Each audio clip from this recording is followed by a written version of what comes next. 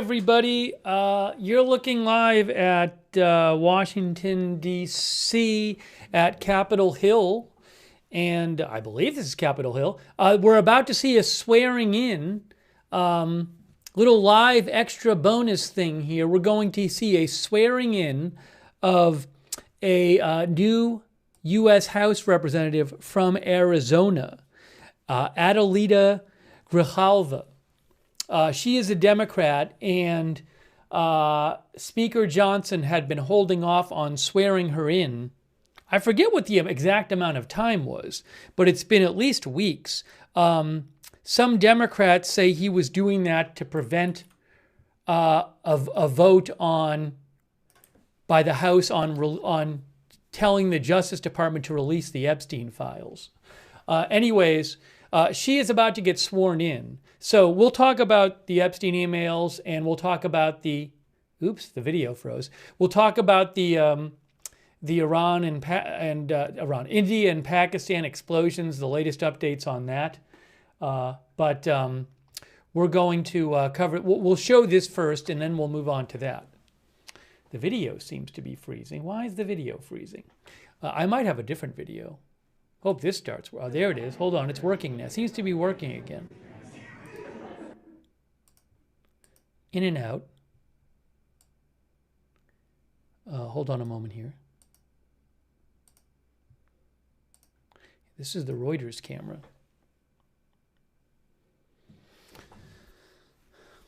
It's coming back. It's coming back.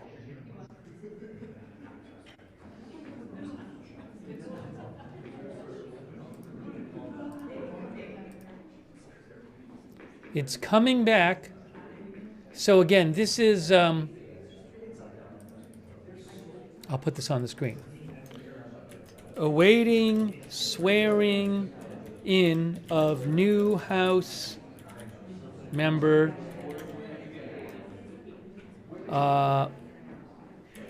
Adelita Grijalva, D. Arizona.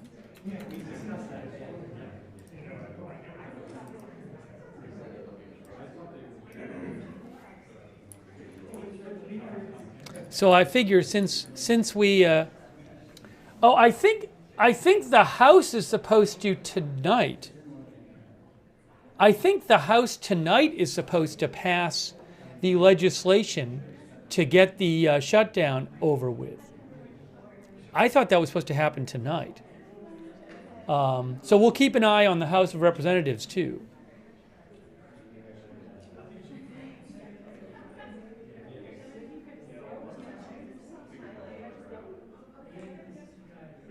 Oh, did they just do something? Now I'm confused. Was it just in the House itself? This is the feed, but I think that they didn't show the House. Did they actually do something in the House? Now I'm confused. It says Johnson swears in Grijalva. Yeah, I thought did it already? I didn't see it happen unless it already happened, but I was keeping an eye on it. Did I miss it? Did they do it already? Maybe they already did it. I'll have to replay it if they did it. I'm looking here. I'm looking here the last few minutes. I don't see it.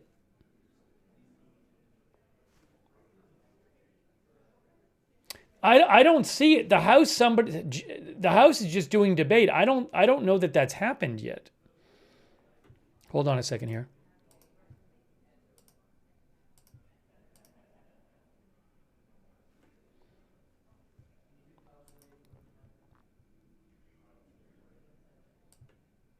Yeah, literally both AFP and Reuters have streams saying this is going to happen. And I've been looking at this live shot, and it hasn't been on this live shot. So if it did happen somewhere, it wasn't. So I see. So it's actually in the House. It's very strange that I don't know why they're not showing it on this feed. I'm going to pull it up in the actual House It's kind of strange how this is all going.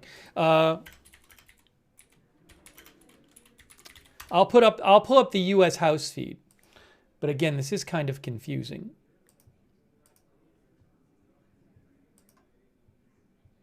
Here, I have it. Oh, hold on. Thank you. Muchas gracias.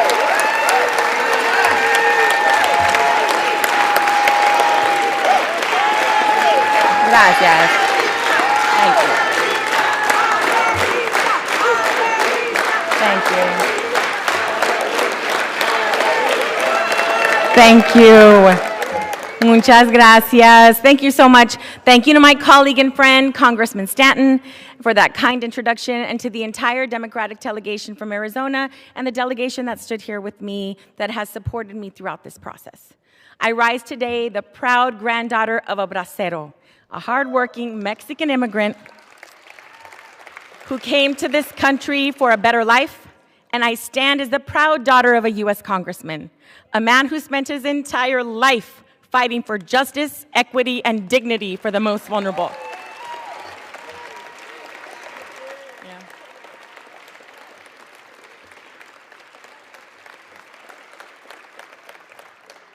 From working as a vaquero to serving in Congress in just a single generation, that is the promise of this country. That is the America I want to raise my 3 beautiful children in, Adelina, Raul, and Joaquin. Stand up, baby. Look at them.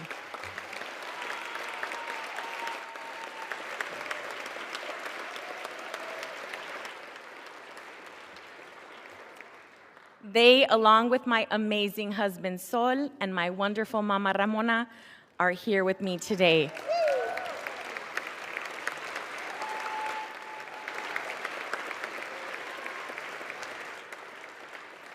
Muchas gracias por su apoyo y tu amor.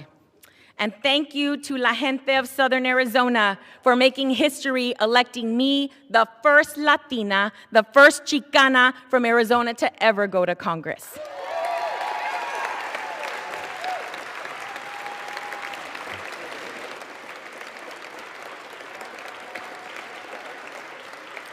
Este momento es histórico para nuestra comunidad.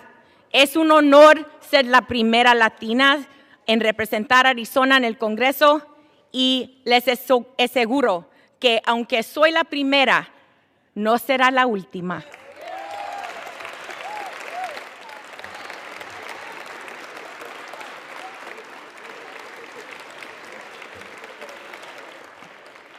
And while we celebrate this moment today, our American promise is under serious threat. Basic freedoms are under attack. Healthcare premiums are skyrocketing. Babies are being ripped away from their parents by masked agents. We can and must do better. What is most concerning is not what this administration has done, but what the majority in this body has failed to do. Hold Trump accountable as a co-equal branch of government that we are.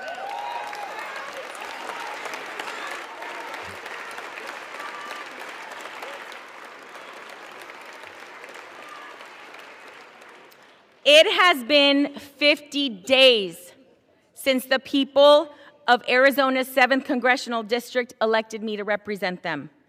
50 days that over 800,000 Arizonans have been left without access to the basic services that every constituent deserves. This is an abuse of power. One individual should not be able to unilaterally obstruct the swearing in of a duly elected member of Congress for political reasons.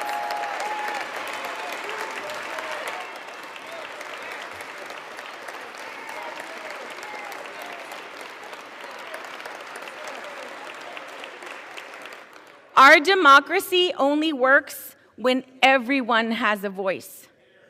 This includes the millions of people across the country who have experienced violence and exploitation, including Liz Stein and Jessica Michaels, both survivors of Jeffrey Epstein's abuse.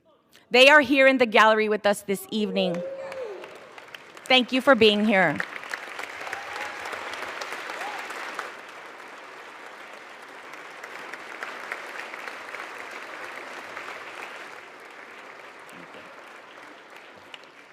Just this morning, House Democrats released more emails showing that Trump knew more about Epstein's abuses than he previously acknowledged.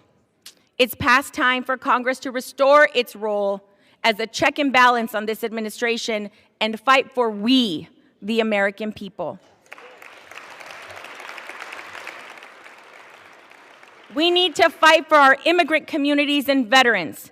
We need to stand up for our public schools, children, and educators. We need to respect tribal sovereignty in our environment. We need to stand up for LGBTQ+ rights, because that's what the American people expect us to do. Fight for them. That is why I will sign the discharge petition right now to release the Epstein files.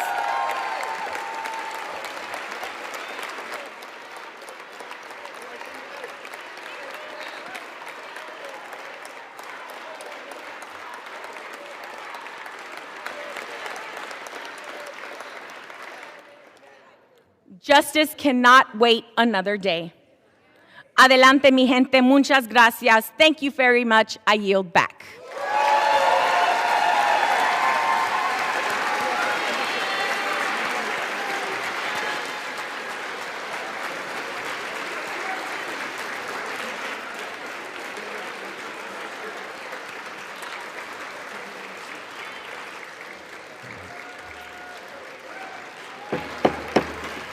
Under Clause 5 of Rule 20, the chair announces to the House that in light of the administration of the oath of the gentleman from Arizona, the whole number of the House is now 433.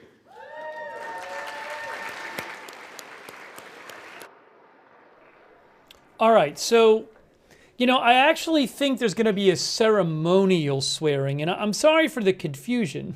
A couple of the news agencies that I pay for video, they had the swearing in video, but we were looking at it before, but it's this one here. Right there. So I think actually there might be another swearing in after the one in the House. I apologize. I didn't know they were doing it on the House floor because I was looking at this video. But I think this might be a second one. That's what it says on Reuters right now. So I apologize if that's incorrect. Anyways, we got to hear her speak. What's going to happen, she mentioned this petition. So basically what's going to happen is with her vote, there will be enough signatures, I believe, enough signatures on the petition to force a vote on the House floor. I believe it's on a bill that would require the Justice Department to release the Epstein files. The thing is, though, the Senate is not going to pass that bill, the GOP-controlled Senate. So it might pass the House, but even if it passes the House, the House can't just make a law themselves. The Senate would have to pass it, and then Trump would have to sign it. But it would be like a big political development if the House passed that. So we'll have to keep an eye on all of that.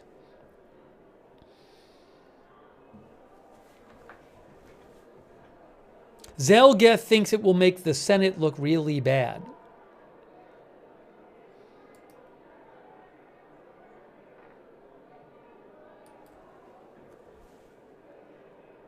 Okay, hold on a second here. So we'll keep an eye on that, and I'm going to get you more on that too. But hold on a moment. Wait a moment here. I'm hearing some things.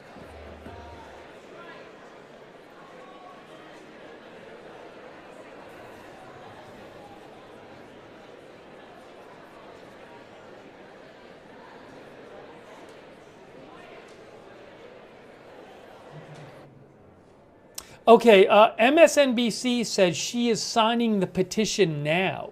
That's what MSNBC says. They say she's actually signing it now. Give me a moment here. Let me just switch something here. Oops, that's not what I wanted to do. One moment, please. Let me switch to this real quick. I'm just switching something up here, if you give me a second.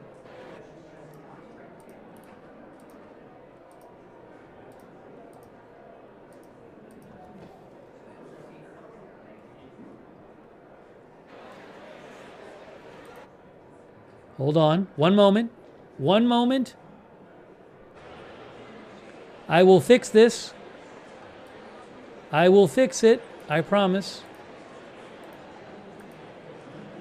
I was trying to fix it. Oh, we want to get this off. There we go. There we go. Okay.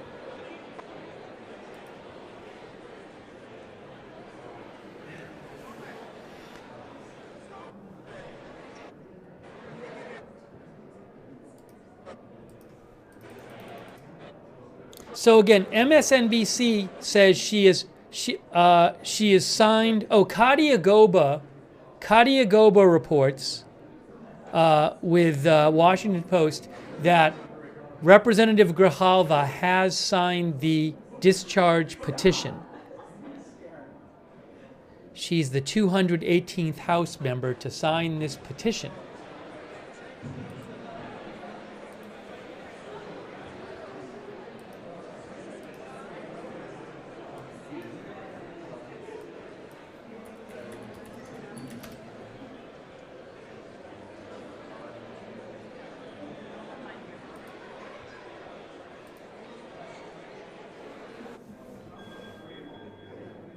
Let me give you a little background here.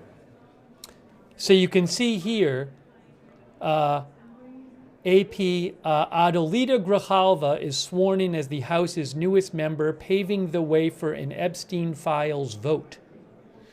Democrat Adelita Grijalva was sworn in as the newest member of Congress today, just moments ago, more than 7 weeks after she won a special election in Arizona to fill a House seat.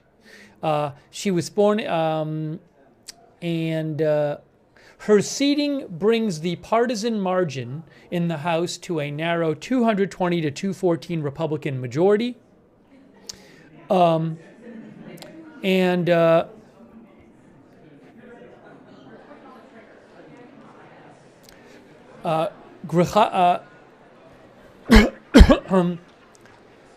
She has signed a petition that has also been signed by 217 others in the House, giving it the 218 needed.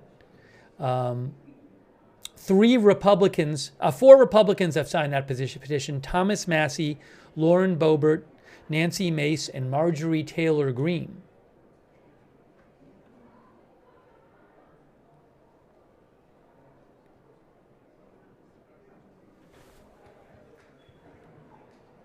Hang on one moment.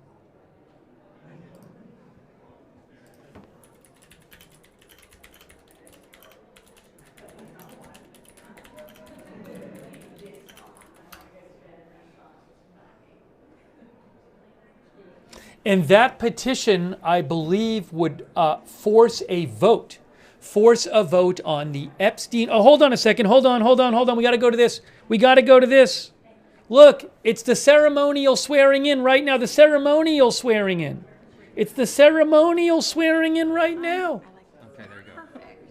Yeah, okay, sir. Okay, so we'll do this, and we're going to raise your right Oh, hand. just a little bit. Thank you. Okay, so we pose. Proposing.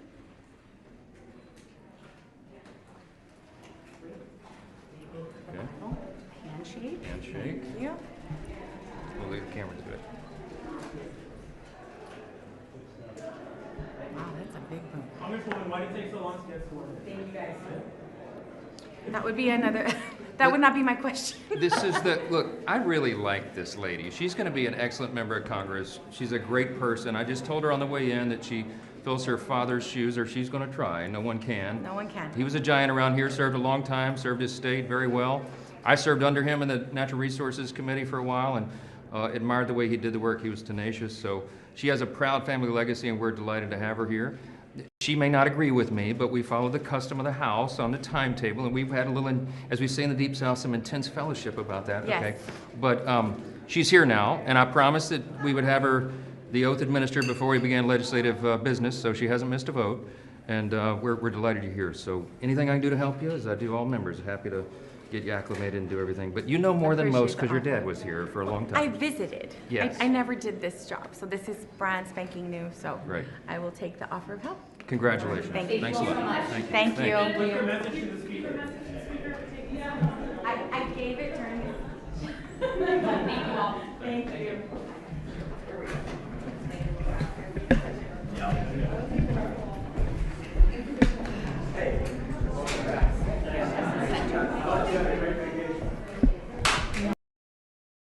All right, so that's that. Okay, we got to see Speaker Johnson speak with the new Democratic representative in Congress. There had been this big controversy because she was elected in the late September, but Speaker Johnson had refused to swear her in until now. And some Democrats accused Johnson of waiting because they thought he was trying to delay the signing of the petition to force a vote on the Epstein Files Transparency Act that would require the Department of Justice to release the Epstein files. Now, even if the House passes that bill, it is not anticipated that the Senate will pass the bill, so it won't become law. But there could be a vote on it. I think there's going to be a vote on it because she signed the petition. Not woke says they won't. D.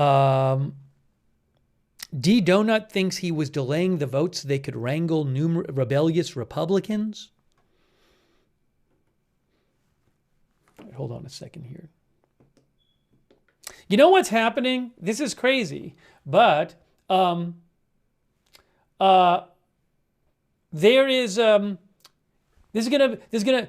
so right when we came on the air, I started hearing this beeping, and I believe somewhere where I am, there is a smoke detector with a low battery. Literally just started happening. I may know which one it is, but I'm not sure.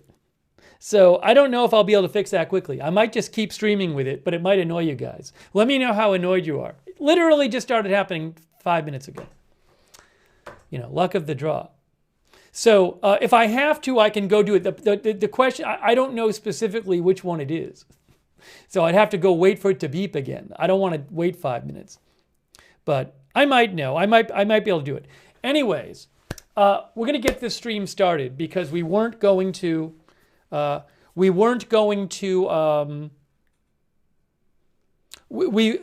was just the showing the swearing in was not the main point of the stream, but it's related. It's related to one of the stories we're going to be covering, which is the several newly released emails by Jeffrey Epstein, which mention President Trump. So we're going to talk about that. We're definitely going to do an update on the explosions, the recent explosions. The last several days. Deadly explosion in Islamabad, Pakistan, deadly explosion in New Delhi, India. So we want to talk about that. And also, we're going to keep an eye on, I believe the House might vote tonight to reopen the government, but I'm not positive. So we need to keep an eye on that too. All right? So, by the way, are people hearing the beep every once in a while? Let's see if people are hearing it. Can you hear the beep? Is it annoying you? It's every few minutes, I think it beeps once. So again, it might not be something I can fix that fast. I don't even know if you can hear it. People are saying generally no. So I'm not going to worry about it as long as you guys are okay. All right, here's the first thing. Here's what we got to do. First of all, I appreciate you joining the stream. We're gonna get into everything, but the first thing we got to do quickly is we are going to get a quick word about our sponsor. We are sponsored again today. Our video is sponsored, so I'm going to do a quick word from our sponsor, then a quick word about our sponsor, and then we will get into everything for you. You know, a number of people these days are investing in gold, silver, and other precious metals as a way of diversifying their portfolio. If you're interested in purchasing some precious metals, one way you can do that is with a precious metals IRA. This is an IRS-approved type of IRA in which your savings are invested into gold or other precious metals. If that kind of thing sounds interesting to you, if you want to know more, you can reach out to the folks at Gold Safe Exchange. They specialize in gold IRAs and other precious metals IRAs. Gold Safe Exchange puts a priority on customer service and transparency. They've got an A+ rating from the Better Business Bureau. They have a price match guarantee. If you find a lower quote, they'll beat it. And they explain their processes in clear language so their clients know what's happening with their money. Also, they abide by all government security and safety standards. So if you're even a little interested in opening a gold IRA or other precious metals IRA, call Gold Safe Exchange at 800-341-6727 for a no-pressure chat. Or visit them on the web at goldsafeexchange.com/agenda-free. And mention Agenda-Free TV when you reach out to access a special offer where you could get free gold or silver with qualifying purchases. Okay, thanks to our sponsor, Gold Safe Exchange.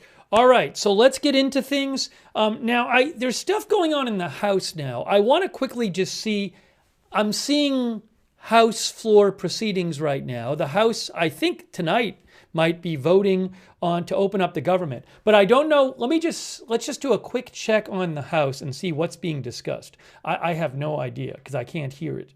So I'm gonna pull that up right now. Give me a moment. I'm pulling it up on the screen right now.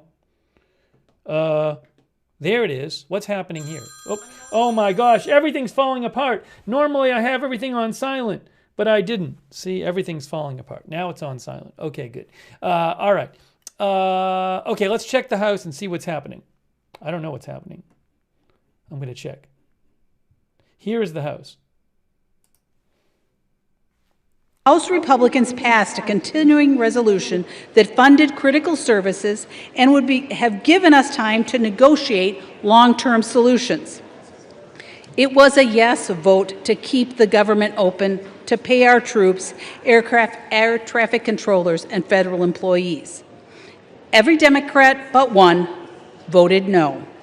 Every Democrat but one voted to shut the government down. This is not opinion. This is not messaging like Democrats keep trying to spin it. It is a fact that anyone can check the record. Democrats voted against a nonpartisan, clean CR, free of poison pills, and would have continued that would have continued Biden-level funding and kept the government open for negotiations. Democrats chose politics over people. They refused to support a common-sense measure, and American families paid the price. This bill restores stability to our national nutritional programs, which were put under unnecessary strain during the shutdown. It will fund WIC and SNAP, ensuring that low-income mothers and their babies have access to healthy and nutritious foods. These programs should not have been used as a bargaining chip during the shutdown. Republicans are stepping up to protect Americans and ensure these programs remain stable and funded. That is what responsible governance looks like. There are 3 appropriations bills included in this CR, put here to jumpstart our appropriations process.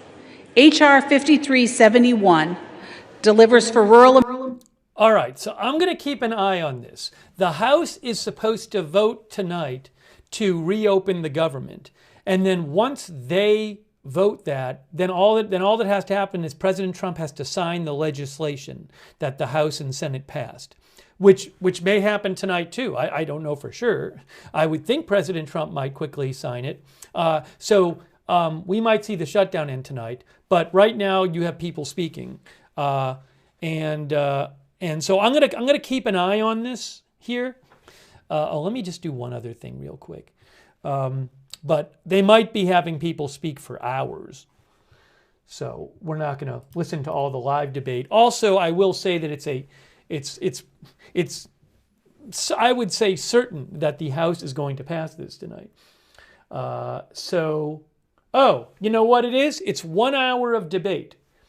It's 1 hour debate. I believe it's 1 hour debate. If I have this, I know it's 1 hour of debate. They're going to debate for an hour. But I assume they're debating on the legislation to open the government. But I'm not totally positive about that. I'll try to get a firm answer for you on that. So we'll have to keep an eye on that. Oh, Kim Staying Tuned said the press briefing said Trump would sign tonight. Sorry, I haven't even seen that. I've only seen a bit of the press briefing. We might watch some of that too in a little bit. So we'll keep an eye on what's going on in the House. Oh, okay. Hold on a second, guys. Jake Sherman says, an hour of debate on the rule. Okay, here's what Jake Sherman says. He's with Punchbowl. He knows what he's talking about. There's going to be an hour of debate on the rule, an hour of debate on the funding package, and 45 or so minutes to vote. So it sounds like, there might be something else I can show you too. It sounds like in about an hour and 45 minutes or so, they're going to vote in the House. Okay, so we'll have to keep an eye on that. And also, what am I looking at here?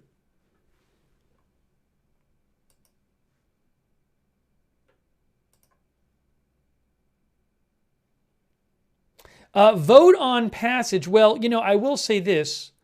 It might be later than that. Well, according to Reuters, thinks that the first votes will be in about an hour and a half or so. Oh, there's also going to be a news conference, some sort of House of Representatives news conference coming up too. Look at this. Hang on a moment.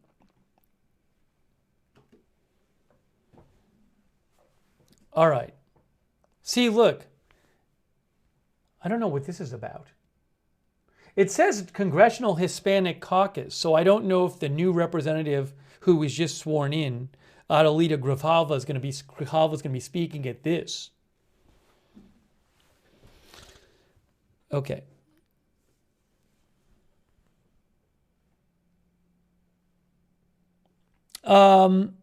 By the way, thank you to, let me thank a couple people. Sorry, because we want to get to the emails, but I want to keep you updated on what's going on with the government reopening. By the way, a quick thanks to 21 for your support, and Gabriel Morrow, also Lady Butterfly, the Zulgrunt, our member, Jojo777, Violet Rocks, The Fiend 83, our member, Space Fraggle, thanks, our member, Black Knight Rider, JP Villu, our member, who says, open the government already, some of us need money. And also Aaron S., our member. And I want to thank our mods, which I didn't have a chance to do because we had to show that video right away of the swearing in going on. So we'll keep an eye on this as well.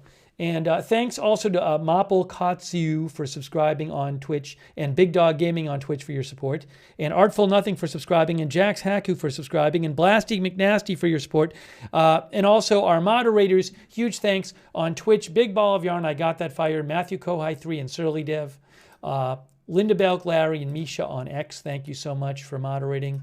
On YouTube, thanks to our moderators.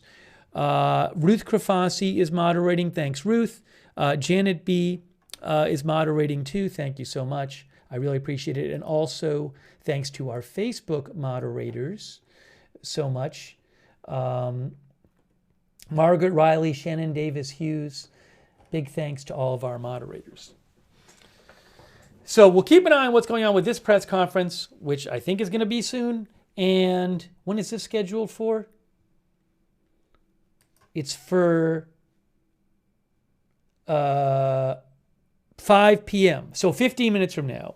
And we'll also keep an eye on the House of Representatives, where there's debate going on. which is going to happen for another hour and a half, I believe, or so. And then eventually they're going to vote to reopen the government, and then President Trump, I guess, will sign it. Because, yes, the government is supposed to reopen tonight. So we'll cover that live for you, too. All right. Oh, thank you, Sean Clancy, for your support. Sean says it's definitely interesting times. All right, I'm assuming so my assumption is, I'm assuming that you guys are okay with me talking about like the emails and some other stuff rather than just watching the hour and a half of debate in the House, because the House is going to end up approving it anyway. But we'll check back in the House. Okay, so let's talk about this email story. Let's talk about that first. So House Democrats today on the Oversight Committee released 3 Jeffrey Epstein emails that refer to Donald Trump. So we're going to talk about this. And I think the best place to begin is to literally just show you the Oversight Democrats post about this. This is where this started today. Okay, so it says, hold on a moment here. Oversight Democrats. They said, breaking. Oversight Democrats have received new emails from Jeffrey Epstein's estate that raise serious questions about Donald Trump and his knowledge of Epstein's horrific crimes. Read them for yourself. It's time to end this cover-up and release the files. So email number 1 is here. I'm literally just showing you the emails. Hold on a second here. Let me do it this way. And these emails were released without context. So, one thing I'll say about these things is that there's no explanation of what are the other emails, what is this discussion all about, and it's 3 emails with no context. So this is an email from, I assume, Ghislaine Maxwell, GMax, to Jeffrey Epstein. It says, I've been thinking about that. And Jeffrey Epstein to Ghislaine Maxwell, I believe. I want you to realize that that dog that hasn't barked is Trump. Victim, who the Republicans say is Virginia Giuffre, spent hours at my house with him. He has never once been mentioned, police chief, etc. I'm 75% there. Now, you can read into this however you want, but from just looking at this, I can't tell you what Jeffrey Epstein means in 2011 when he said that dog that hasn't barked is Trump. Is also when he said victim spent hours at my house with him. Now, again, I believe it's the oversight Republicans say this is Virginia Giuffre, but but it doesn't say that anything illegal happened here. So I just want to be clear about what these emails say and don't say. Now, you can draw whatever conclusions you want, but I just want to be careful here. So again, that's one email. Okay, here's the second one they posted. The second one the House Democrats posted is this one. This is from Jeffrey Epstein to author Michael Wolff in 2019.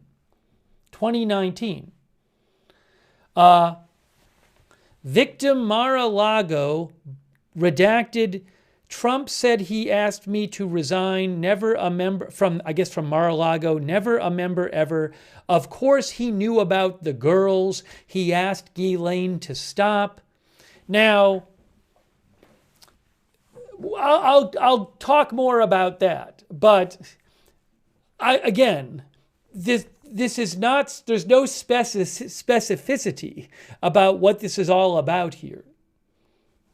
So I would be careful about drawing conclusions from no context emails. So we'll talk about that as well. Some think that might be related to this allegation about I believe, about Epstein recruiting women, I think maybe at Mar-a-Lago, but I have to look that up. So let me look that up and get you the more detailed account of that. So that's the second email, okay? Hang on a second here.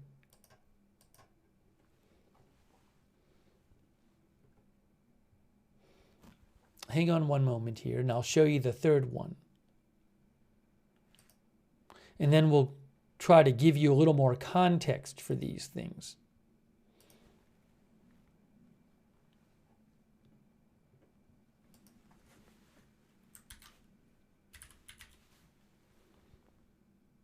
Yeah, so for example, the New York Times says that Virginia Giuffre has said that Ghislaine Maxwell recruited her into Epstein's sex ring while she was working at Mar-a-Lago.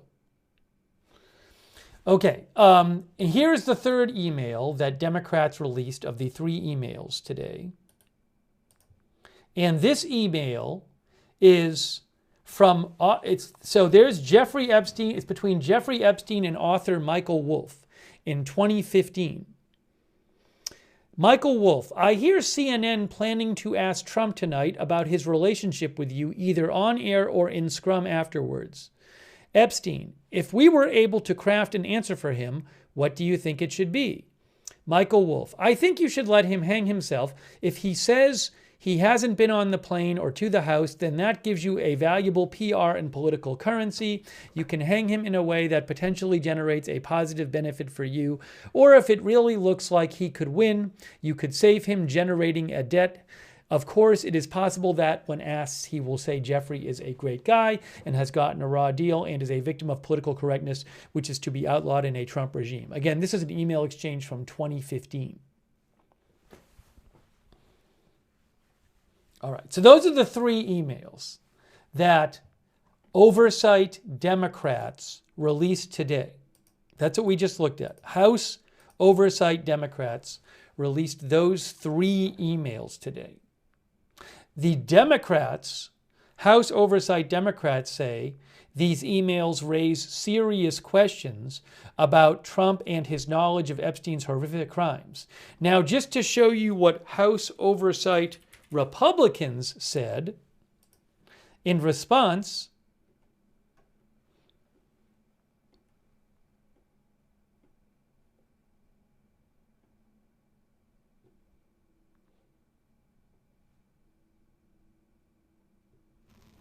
hold on, I want to find it here.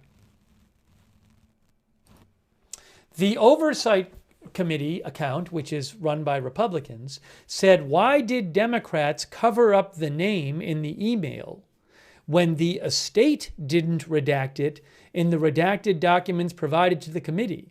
It's because the victim in one of the emails that says that, one of the emails says that Trump, victim spent hours at my house with him. So Epstein in one of the emails today from 2011 said a victim spent hours at his house with Trump. The Oversight Committee Republicans say, why did Democrats cover up the name of the victim when the estate of Epstein did not redact it in the redacted documents provided to the committee? It's because this victim, Virginia Giuffre, publicly said she never witnessed wrongdoing by President Trump. The Oversight Republicans think Democrats are trying to create a fake narrative to slander President Trump. Shame on them.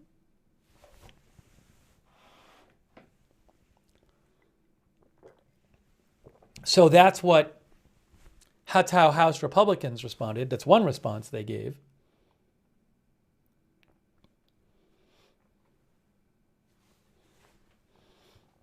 That's what they said. All right, now let me just show you an article to give you a little more background on this. Epstein email says Trump, quote, knew about the girls. Again, I would be careful what you're drawing from that phrase, from one email with no context, as White House calls its release a Democratic smear.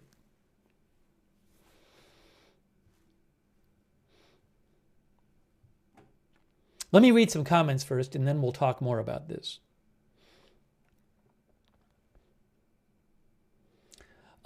Squid says, what was he doing with the victim in Epstein's house? Come on, LMAO. Gen Xer says, this feels like a very cheap deflection attempt by the Democrats. Not surprised.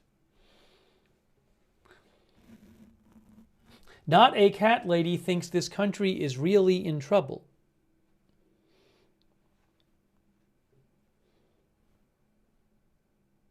Fweeky Beats says, doesn't make sense. Sharkingly says, why doesn't Trump admit he spent hours with this person then?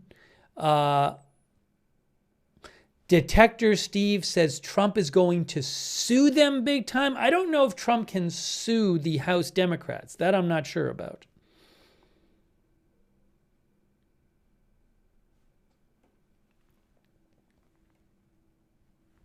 Waltham says, then release all the files. Jan's Creation says, this is not anything or proves anything, in my opinion.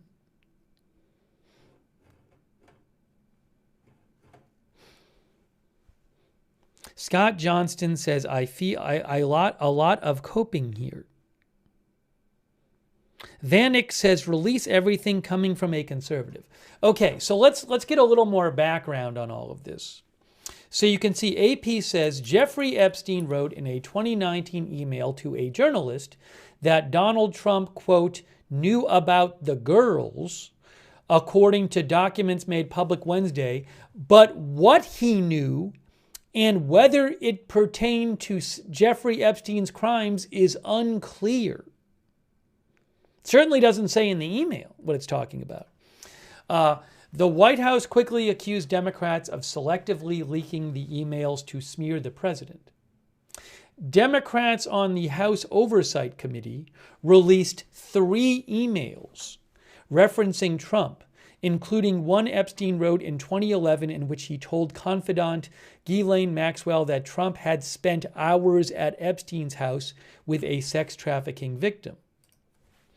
The disclosures seemed designed to raise new questions about Trump's friendship with Epstein and about what knowledge he may have had regarding what prosecutors call a years-long effort by Epstein to exploit underage girls.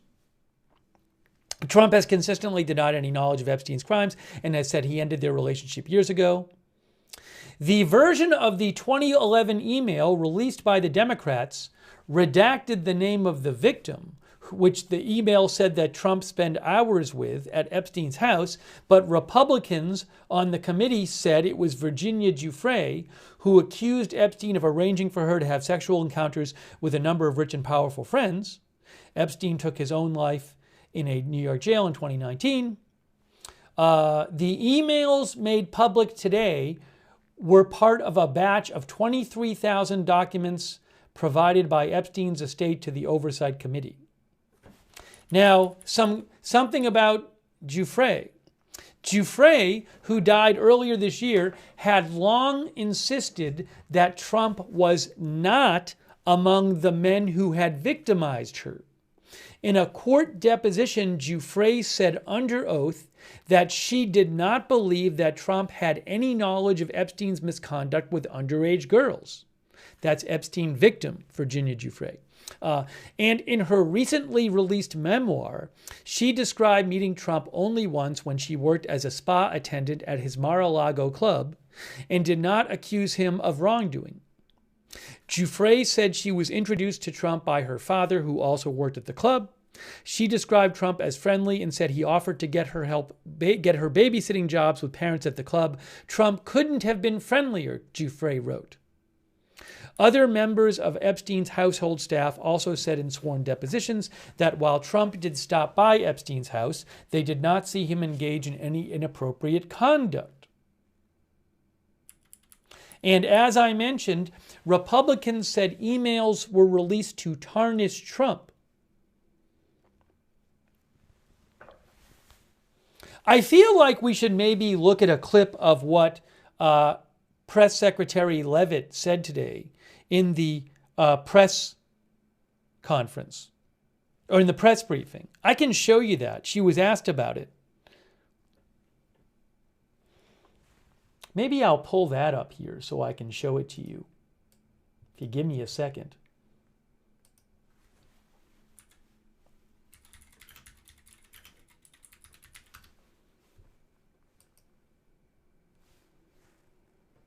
Hang on. One moment here.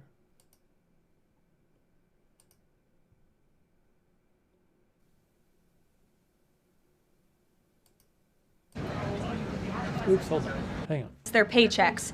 Tens of billions in wages and benefits were withheld. Extraordinary is that President Trump and his administration Americans, and he has done so on a higher questions to. Does this strain the relationship between the president and the prime minister? And given that the organization.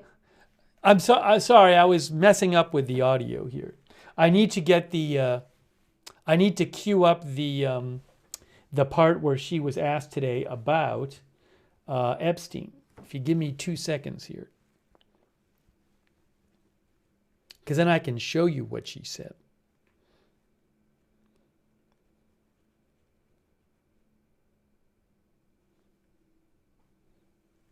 Let me do it this way. I just have to find the exact spot.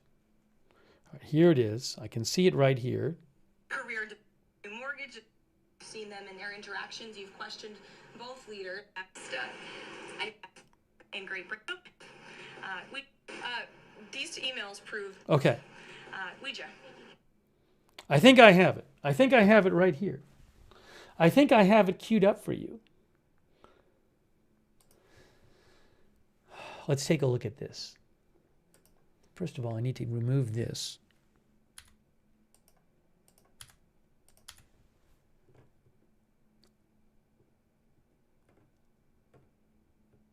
I am getting it on the screen for you right now. Thanks for your patience.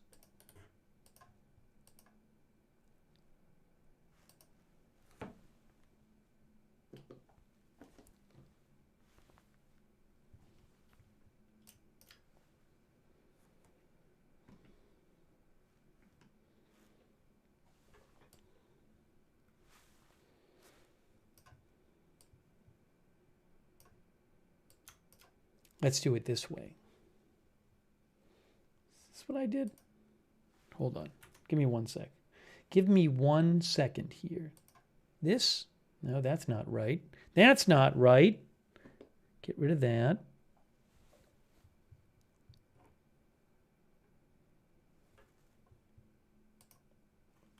Oh, I know what I did. I apologize. I see what's going on here. I was so confused. I was like, why is this not working?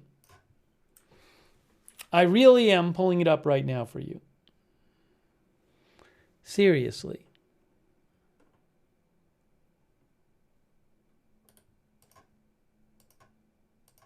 I got it. There it is. Look. See? We did it. So this was earlier today. Hold on.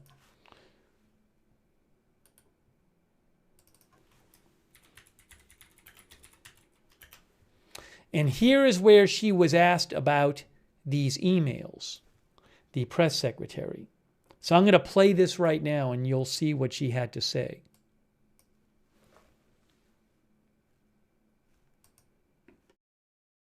The president's external legal counsel has filed a lawsuit against the BBC.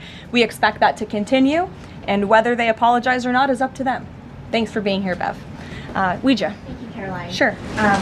I have your statement about the new Epstein emails that have been released by House Democrats. Separate from why you believe the emails were made public, can you address their substance? Did the president ever spend hours at Jeffrey Epstein's house with a victim? These emails prove absolutely nothing other than the fact that President Trump did nothing wrong. And what President Trump has always said is that he was from Palm Beach, and so was Jeffrey Epstein. Jeffrey Epstein was a member at Mar-a-Lago until President Trump kicked him out because Jeffrey... I need to interrupt because there's a House Democrats press conference of some sort happening now with the new House member. They might talk about Epstein stuff. Let me just jump to that. Hold on a second. Let me put that on the screen for you. Just wait here. This is live. This is live. hold on. Espaillat, Chair of the Congressional Hispanic Caucus. Today, nearly 1 million Arizonians finally regain their voice that has been illegally denied to them for far too long. 2 months of delay was not just unprecedented. It was unacceptable. I think it was illegal.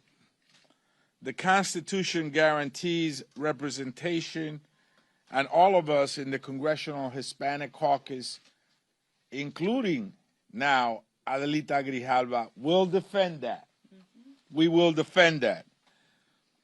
Adelita Grijalva swearing in 50 days after she won an election strengthens our fight for the environment, for environmental justice, for Latinos across America as they face an assault like no one has ever seen before. It strengthens working class families, affordable health care, and of course, it will bring transparency on the Epstein files. Every vote counts in America. Cada voto cuenta. Republican excuses have run dry. It's time to bring a vote on the Epstein files to the floor and stop hiding the truth to the American people. That's all they want, the truth. The American people deserve the truth. With this vote, we are closer and even will hold those in power accountable that are hiding from the American people. The era of obstructionism and secrecy ends today. And it ends with a name, Adelita Grijalva. And we will not rest until justice prevails. With that, I want to quiero presentar the Democratic Caucus Chair, Pete Aguilar. Thank you. Thank you, Chairman Espaillat. It's an honor to be with my Congressional Hispanic colleagues, as well as members of the Democratic Caucus, and to welcome Adelita Grijalva to our ranks. Let's be clear. This moment should have happened 2 months ago. But Speaker Johnson and Republican leadership seem to use their special election to set a new record. The longest time a member-elect has had to wait to be sworn in. There is no justification to deny Arizonans of their representation, and Speaker Johnson literally twisted himself into knots trying to explain it. But we all know the real reason. Donald Trump and Republican leadership are hell-bent on keeping the Epstein files hidden from the American people. As Leader Jeffrey says, they're running a pedophile protection program. Today, the House Oversight Committee obtained more damning emails from Jeffrey Epstein's estate that raised serious questions about Donald Trump's involvement in Mr. Epstein's crimes. As recently as today, the White House was trying to switch GOP votes on the petition to continue these cover-up efforts. Now, with Representative Grijalva in Congress, we will have the votes necessary to force transparency and accountability. And importantly, Arizonans will finally have a member who's able to carry out their work to represent their interests and to be their voice in Congress.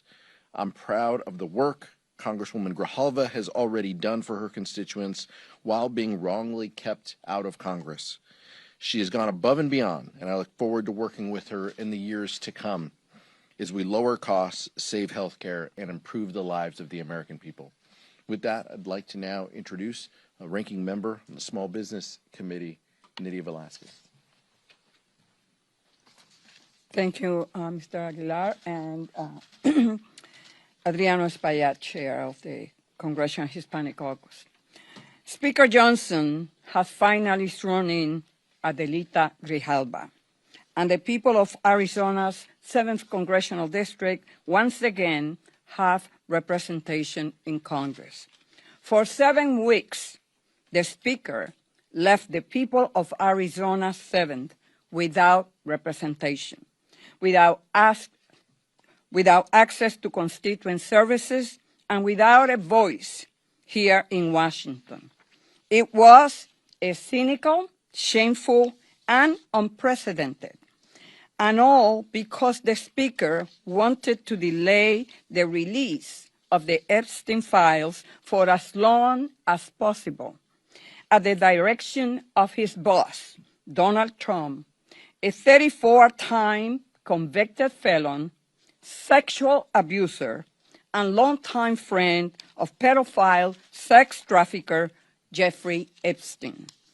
If there was any doubt, just look at what happened today. As Adelita prepared to be sworn in, the White House was working the phones, desperately trying to get a Republican to remove their name from the discharge petition. But they cannot stop the truth from coming out. Now that Adelita is here, we will ensure these files see the light of day and that justice is served. And let me close by saying how excited I am to work with Adelita. She is a strong voice for working people and will be an invaluable member of Congress. Me siento sumamente orgullosa de darle la bienvenida a Adelita Grijalva aquí y sobre todo exponer la conducta a lo mejor ilegal del Speaker de la Cámara de no haberla juramentado simplemente porque el presidente Donald Trump se lo ha pedido, porque él sabe que esa firma de Adelita hoy en el discharge petition le va a crear problemas y va a revelar la verdad. El pueblo de los Estados Unidos se merece la verdad y tener acceso a ese informe como él se había comprometido. And now it is my pleasure to invite CAC Whip Sylvia Garcia. Thank you, and thank you to the chair, thank you to our caucus chair, and thank you, muchísimas gracias to the people of Arizona in sending us Adelita to Congress. You know, you said it in your remarks, which were excellent remarks, that eres la primera, pero no eres la última. And you're absolutely correct, because I know that there will be many others to follow you, because your record is there, your father's legacy is there, and we know the good people that come from Arizona. So muchísimas gracias. Thank you for joining us. You know, when I think about it, I mean, who would really want to mess with somebody named Adelita? I mean, not only is it a great name, but it stands for warriors and fighters. And that's what she is. I looked at her when she was getting sworn in. I mean, imagine the courage that she has, the determination, the patience, the stamina, the grace. I've watched her. She's been doing all this with all this pressure, with great grace. And 7 weeks is a long time to have to wait. And it is just shameful that the Speaker wouldn't do his job, because that's what it boils down to. He had no respect for the voters of Arizona. He was about bending the knee to the wishes of the felon in the White House to protect that felon and other felons and pedophiles that may be implicated through the Epstein files. But you know what? It took a Latina con cojones to do it. Because she is not only making history, as she said, la primera pero no la última. That's history. She's the first Latina coming from Arizona. As one of two first Latinas coming from Texas, welcome, girl. So that's history already. And now she's waited for 50 days. Again, history, the longest that someone's had to ever wait. in the United States Congress to be sworn in. That's shameful history on the part of Speaker Johnson, but it's history nonetheless. Now she's making history again because her first action was to go there and sign that petition. And if we force that vote, it will be a historic vote because we will be making something that many people try to hide, many people wanted to avoid, many excuses were made, but for this one strong Latina with courage, it would not have happened. So today we, as our caucus chair mentioned, the Oversight Committee has given us more emails that implicate the felon in the White House even more. And I'm very hopeful that we will get a vote and that we will get justice for all those victims and that we will put an end to some of the predatory practices of not only all those implicated in the Epstein files, but others who may have also exhibited that conduct because it's just wrong. But let's all remember that it took our Adelita to ensure that justice would be done for all those victims. With that, I yield back, and we ask our Comms Vice Chair, Norma Torres from California, to come up next. Thank you. Thank you. Thank you, Chairman Espaillat. Thank you, Caucus Chairman Pete Aguilar, for your leadership in bringing all of us together here. Today is a very powerful day for democracy, for representation, but most of all for me, it's a powerful day for Latinas in Congress. Latinas who have to fight twice as hard to simply be heard. Since the 19th Amendment, women have had to fight to keep our seat at the table. For Latinas, that fight is relentless. We work twice as hard, we push twice as far, and they will stop at nothing to take what is ours. Under this administration and Republican majority, those attacks have only doubled down. They want power over everything, and they target women without shame. After more than 7 weeks of delay, Congresswoman Adelita Grijalva has finally taken the seat that she rightfully earned on the floor of the United States Congress, representing the people of Arizona's 7th District. But we will not forget that for all of these weeks, she has had to work without staff, without the office equipment, without the security support that is afforded to every other member of Congress. Her swearing in, she becomes the 218th signatory on the Epstein, the e-file petition, a fight for both transparency and women's voices. She will never back down, and neither are we. She brings roots, courage, and the fearlessness to stand her ground even though her position had been denied. We are so honored to welcome Adelita to the rank and file membership of the Congressional Hispanic Caucus and the big and powerful Democratic Caucus. We will too earn our majority in the next election. Hoy es un día muy importante e histórico para la democracia, para la representación y para cada latina que ha tenido que luchar el doble para ser escuchada. Después de más de 7 semanas de demora, la congresista Adelita Grijalva finalmente ocupa el escaño que le pertenece.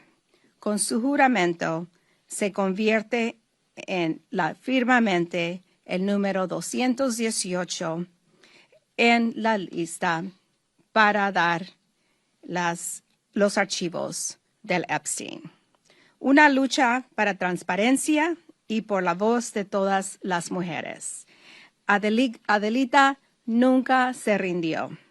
Bienvenida al Congreso, congresista Grijalva, y estamos muy contentos con tu decisión de seguir trabajando y luchando. Muchas gracias. And now I would like to welcome, Vice Chair Andrea Salinas. Good afternoon, and I want to thank the Congressional Hispanic Caucus and our chair, Congressman Aguilar. And first off, felicidades to Congresswoman Adelita Grijalva, familia, sus hijos. For more than 2 months, Mike Johnson delayed, denied, and lied to avoid swearing in Congresswoman Grijalva. For Speaker Johnson, it was about silence. This was about silencing Congresswoman Grijalva. This was about silencing hundreds of thousands of Arizonans, robbing them of their voice in Congress. And this was about silencing the victims of Jeffrey Epstein, all to protect Donald Trump. However, let Congresswoman Grijalva's swearing in be a lesson to all of us. She, her, constituents, and the victims will not be silenced. Ultimately, justice will prevail, and the truth will come to light. That is what today is about. But this victory also serves as a warning. What lengths will Mike Johnson and Republicans go to deny the people their voice and strip Democrats of their power? So while we should celebrate today as a victory for the Congresswoman, her constituents, her family, and the victims, we must not ignore what Republicans are willing to do to cling to power and to hide from inconvenient truths. Again, felicidades y bienvenidos. And next, I would like to welcome Congresswoman Emily Randall from the great state of Washington.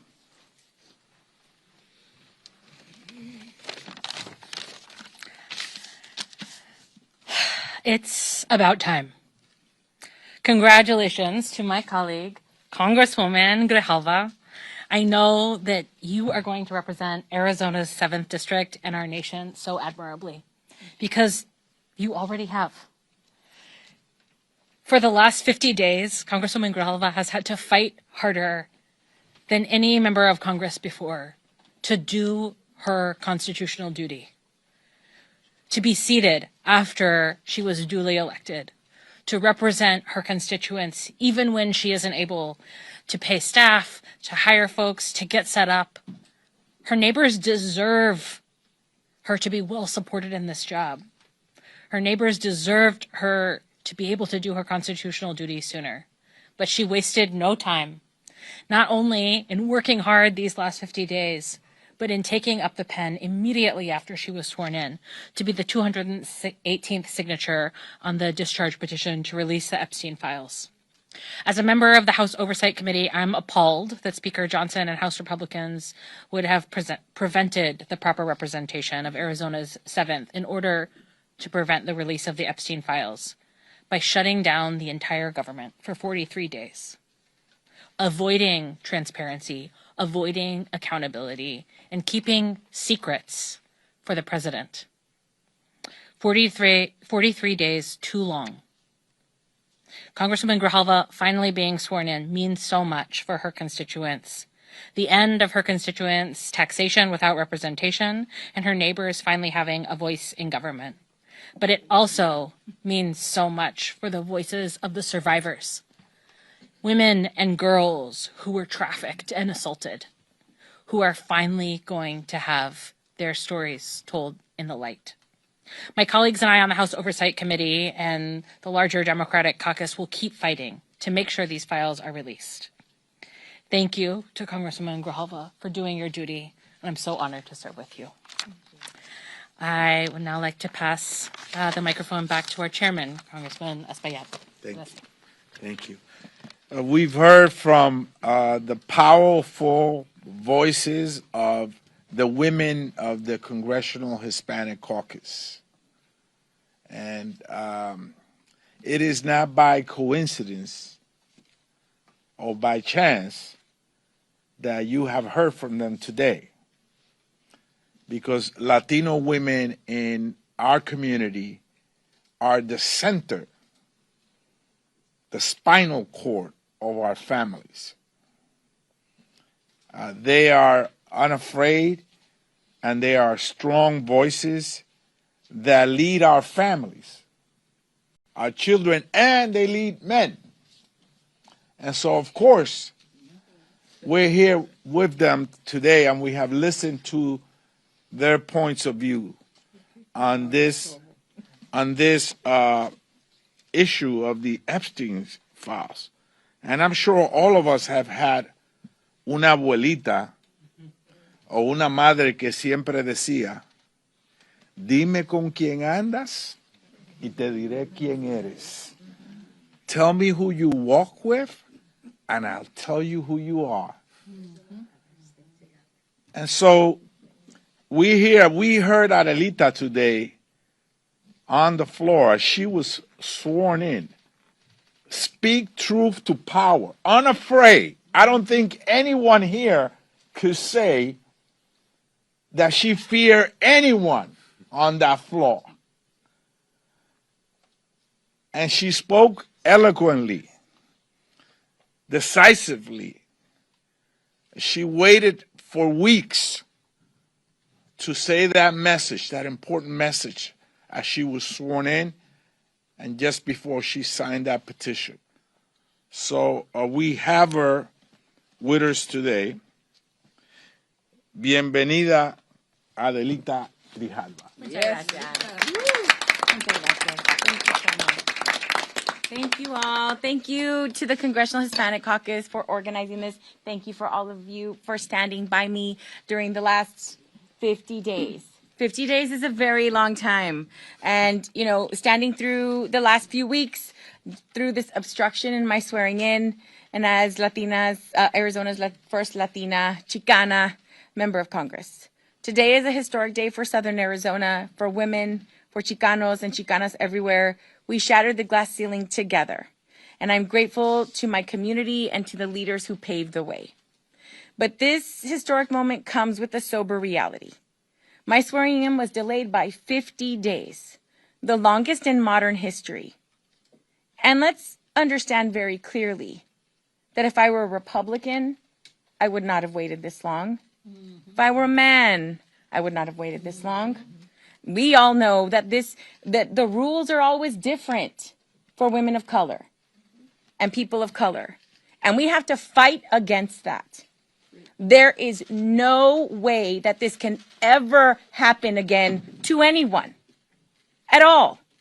We're going to push forward bipartisan legislation to ensure it, because we cannot allow this to happen to anybody again. For one individual to be able to silence 800,000 people, it's unconscionable. It's grosero. It's just not okay. And so, you know, but this representation is so important. It's important to me as the daughter of Congressman Grijalva, who served our community for 50 years total, 22 years in Congress. People in our community know what it's like to depend on a Grijalva. And for us to not have that representation was painful. But worse, and adding insult to injury, is when Speaker Johnson would placate and make misogynistic comments about what I should and should not be doing. They all know better than I do. If you don't have a budget, you can't do anything. And that's the situation that I've been in for the last 50 days. And so Speaker Johnson purposefully obstructed my swearing in by canceling vote after vote. And the Epstein files discharge petition sat one signature short. With my signing, we move one step closer to the truth that they will try to deny, but that survivors deserve their day of justice, and the American people demand it. We also stand on the eve of another vote that shows how little Republicans understand working families. They've already passed a bill stripping health insurance from more than 15 million people. Now they're pushing one that will send premiums skyrocketing for 22 million more. These attacks fall hardest on vulnerable communities, especially Latino children, who rely on Medicaid and CHIP because their parents work jobs without employer-provided coverage. But the Congressional Hispanic Caucus understands what's at stake, and we will stand together to defend families, protect our democracy, and demand accountability from those who abuse power. And finally, my overwhelming election in Arizona sends a clear message. This nation, built by immigrants, strengthened by diversity, will choose hope over hate and leadership over chaos every time. That's right. We are here to build, not tear down, our shared future. Muchas gracias. Thank you so much. Preguntas, questions? Yes?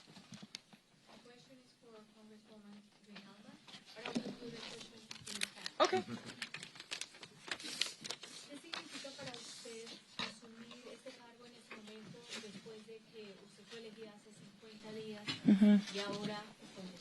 Es una responsabilidad muy grande y lo voy a hacer con todo mi poder, mi corazón y ganas de hacer trabajo muy bien por el sur de Arizona.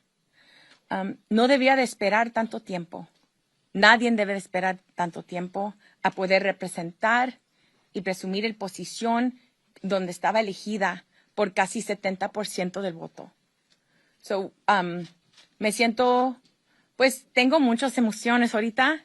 Más que nada, me siento muy emocionada a poder al fin representar el sur de Arizona. Any other questions? Yes? Thank you so much. Democrats continue to say that it's Republicans who are keeping the Epstein files hidden, but Congressman Tim Burchett is just reporting that he tried to bring a release of the Epstein files to the floor immediately, and Democrats blocked it. Do you have any insight as to what happened there and why? When? What was that? Yeah. Look, I think it's incredibly clear that Republicans will stop at nothing to avoid the disclosure of this information. So what that means is 218 signatures were reached despite White House efforts, even at the 11th hour, to summon people down to the White House to try to get them to remove their signatures. Those members said no. And so our rules indicate at 218, members get a vote. And so that's what we're looking forward to. We're not looking for people to avoid taking a vote on this, and that's what that effort was.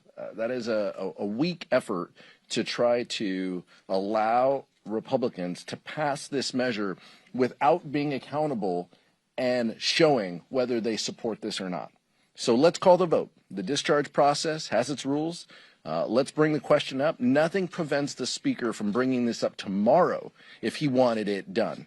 But if he drags it out, and if the will of those that bipartisan coalition holds, we will have this before us in a couple weeks.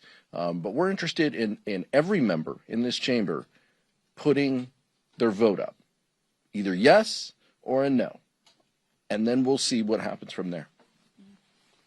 The back.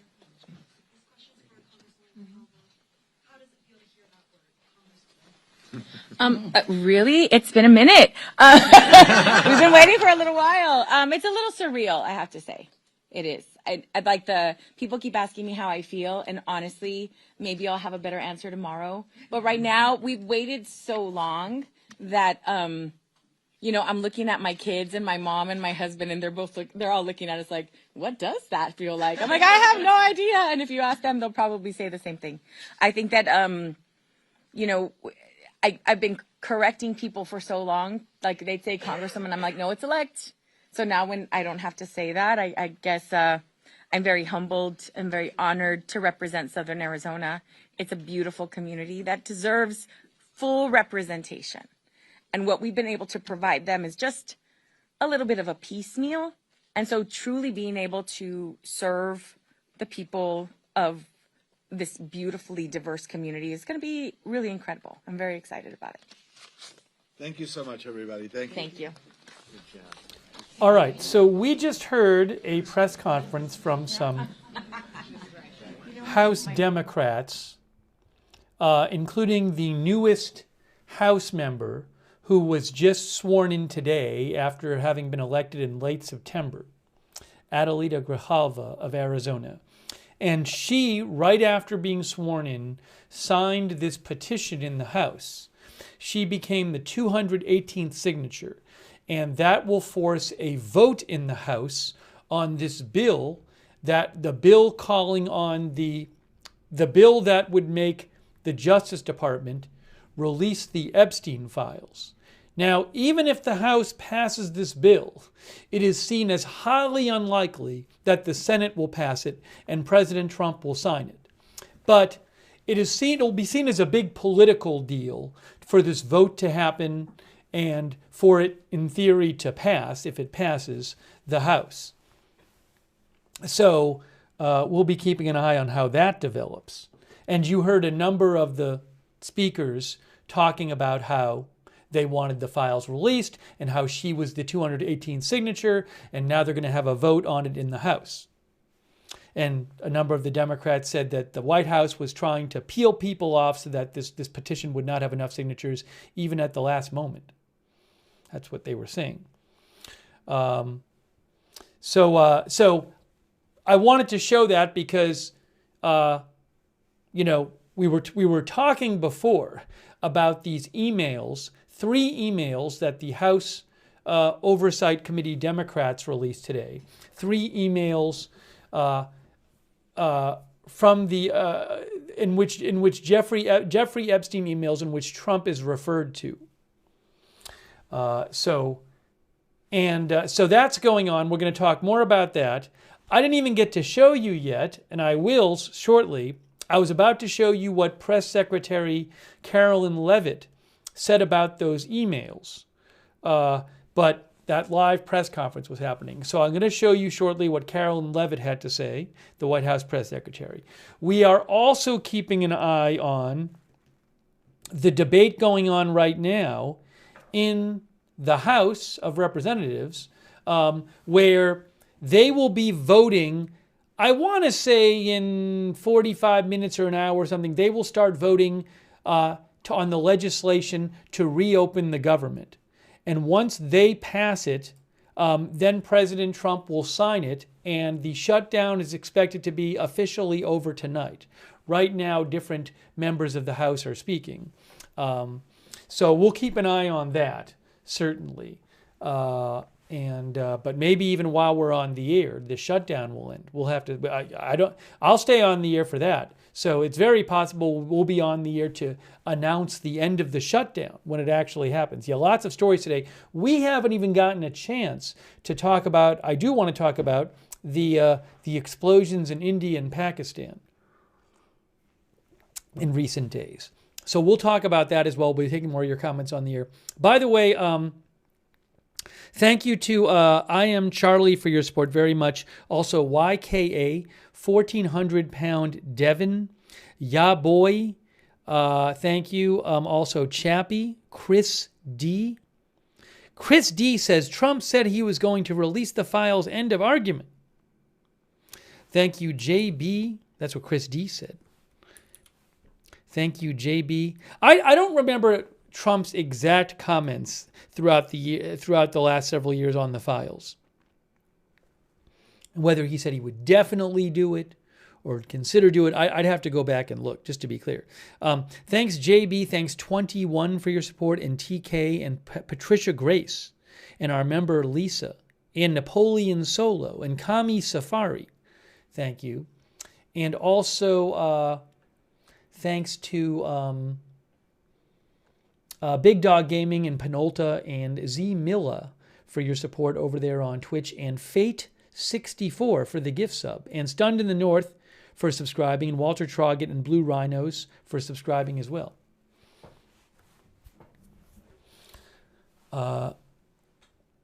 Linda F says, give me the files, I will release them. Now, let me ask you guys, do you guys want to... I can play some of what these House members are saying. They're talking about shutdown stuff. Again, this bill is going to pass the House. But if you want to hear it, I was going to talk some more about the emails. But let me know your thoughts on this in the chat. I can play some of what the speakers are saying as well. We just haven't had much time to talk about the emails. Let's see. Let me just see what the chat has to say about this. We can listen to a little bit of it. I think more people want to talk about the emails right now. Let's talk about the emails. Let's talk about the emails. We can check back in on this. Hold on. Let's take a few seconds. I think this is Ayanna Presley from Massachusetts. Let's just listen in for a second. Oh, she finished already. You get it. Well, there you go. Gentleman from...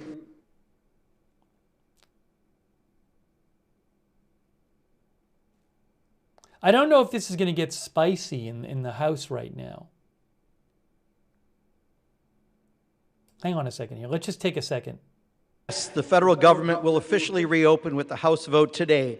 But here's what won't happen. We won't protect the 22 million people paying more for the Affordable Care Act, or the 15 million people losing their health care outright due to Republican actions in the big ugly law. Nor will we stop the health care rate increases for everyone in this country. And we won't be restoring food assistance today for millions of Americans who benefit from SNAP because House Republicans voted to cut the #1 program that keeps kids and seniors out of poverty by over $180 billion. Nor will we be able to roll back the tax cuts for billionaires and your GOP donors that you funded by gutting those health care and food programs. But I sure hope you're tanned and rested after your 8-week paid vacation, because you're going to need it. Democrats are going to continue fighting every single day for people's health care and food benefits, and we're going to be on you day after day until we get it done. Vote no. I yield back. Let's see if Gentleman yields back his time. Will Republicans speak next? Gentlelady from Minnesota. I'm prepared to close, Mr. Speaker. So the Republicans are not, the Republicans just want to have the vote. I yield 1 minute to the gentleman from Maryland, Mr. Olszewski. Gentleman from Maryland is recognized for 1 minute. Mr. Speaker, this funding deal is why Americans have lost faith in Congress. It does absolutely nothing to address the crushing cost of health care and what amounts to a massive tax hike on working families. It does absolutely nothing to stop President Trump from canceling the very funding we would provide, something he's already done again and again. But here's what it does. It allows senators to write themselves, and only themselves, million-dollar checks because their phone records were legally subpoenaed, checks paid for by American taxpayers. It's corruption at a whole new level. With bribery and insider trading, someone breaks the law. Here, Congress is writing a law that protects and funds corruption. It's brazen and disgusting in an effort to legalize corruption. And anyone who votes for this CR is complicit in that corruption. If government still belongs to the people and not the powerful, we must reject this self-serving scam. I yield. Gentleman yields back his time. Gentlelady from Minnesota still prepared to close. Gentleman from Massachusetts with 2.5 minutes remaining. So I'll close, Mr. Speaker, for our side. This is the end of the debate. Mr. Speaker, I don't have enough time to rebut all the absurd claims made by the other side. Suddenly, they all have an opinion on health care. They had a decade to come up with a plan, and they came up with nothing. But I'm glad they finally acknowledged that this is a dirty CR that shovels millions of dollars into the pockets of Republican politicians. They hate this bill so much that they're all going to vote for it. They say that we shut the government down. Really? The last time I checked, Republicans are in charge around here. We heard for months about their mandate. They control the House, the Senate, and the White House. They have a duty to keep the government open, and they failed. They did not have the votes. They refused to negotiate with us because we wanted to help regular people instead of billionaires. And now they want to blame us for the consequences of their own actions? What the hell is wrong with them? Give me a frigging break. America is the richest country in the history of the world. We are blessed with an abundance of so much. There should not be an affordability crisis. Every single person in this country should be able to have a good job, a living wage, affordable food and health care, and have a shot at a better future. That's what I'm fighting for. That's what we're fighting for. That's how I want to make America great. That's the Democratic vision for what this country could be. And from a moral perspective, from a set of values, we believe it is immoral to have a system that gives so much to just a few billionaires while depriving so many of the basic things they need to live a good life. And it is clear to me after this debate that Republicans do not share those same values. And I'm going to fight like hell. We are going to fight like hell because I believe in America. We believe in America. And we believe that the hopes and the dreams of the American people will prevail. And with that, I yield back. Gentleman yields back his time. Gentlelady from Minnesota with 4 minutes remaining to close.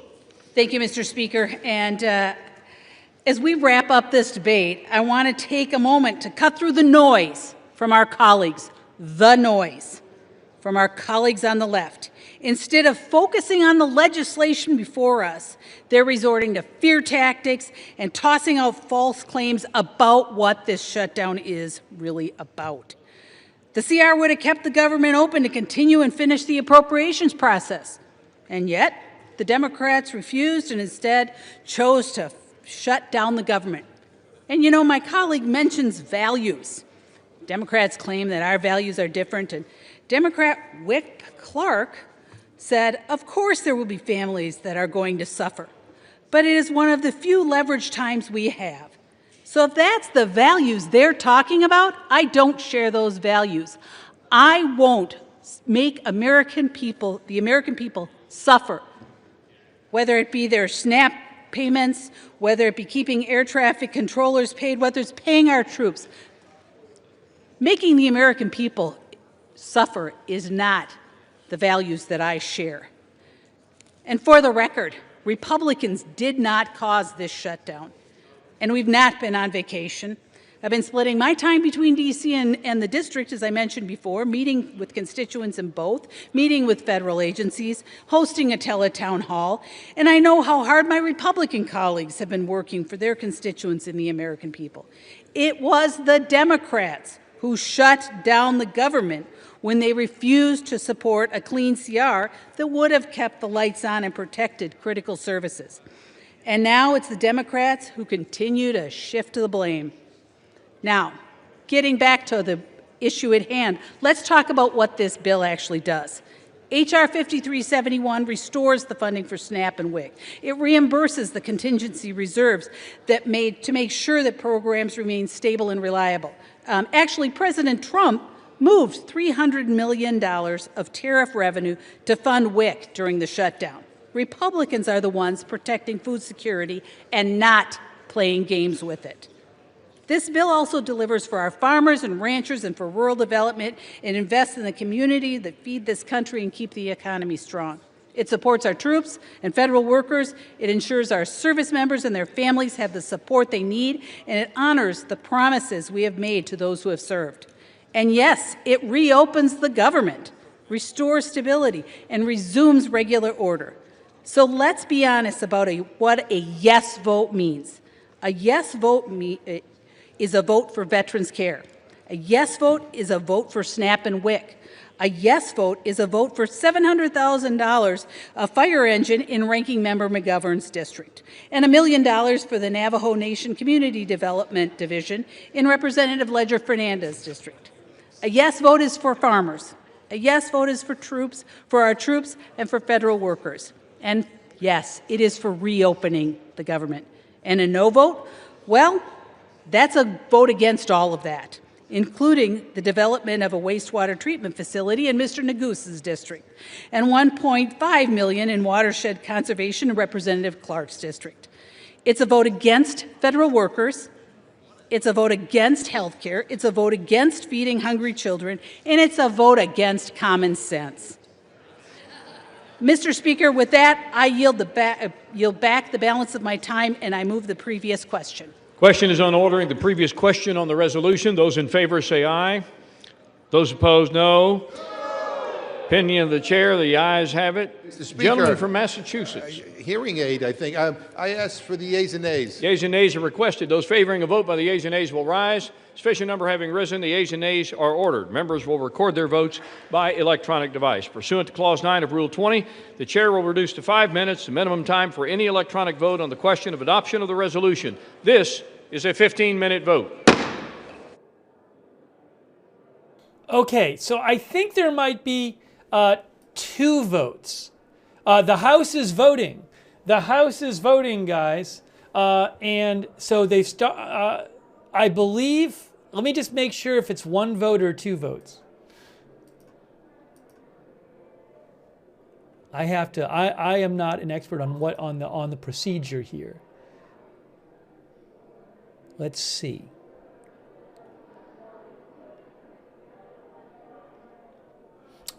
So this is an initial vote. And then there's going to be, Manu Raju of CNN says there's this vote, and then final passage is expected around 8 p.m. So this is an initial vote, but oopsie, hold on a second here. I got to pause for a second. Oh, I think I know what I have to do. Give me a moment. Give me 1 moment. Let me just fix something here. I got to fix something. So I can get the video going again. Give me 1 moment.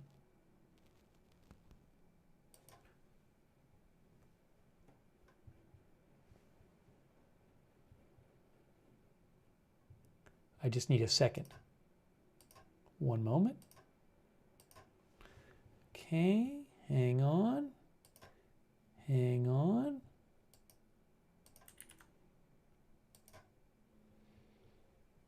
Let's see. We want to do. We're moving. Hold on. I'll fix it. I just need a second. I know it's on part of the screen. I know it's on part of the screen. Let me just fix it for you.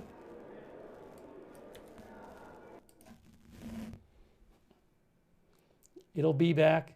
Give me a moment. There. Okay. There we go.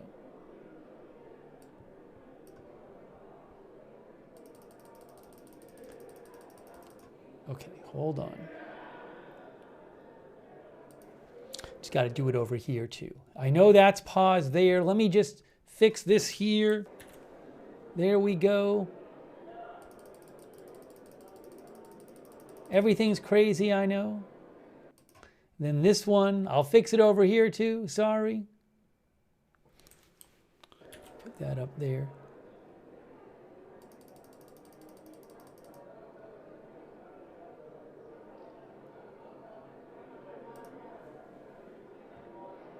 Okay, we did it, we fixed it. All right, so, again, according to Manu Raju from CNN, this is an initial vote. But there's going to be more debate, and then he believes the final passage will be around 8 o'clock. So we'll go back to the email stuff, and we'll come back to this. Because there's going to be more debate, I guess, and then again, maybe in like 2 hours will be final passage. So this is not the final. This is not the final vote.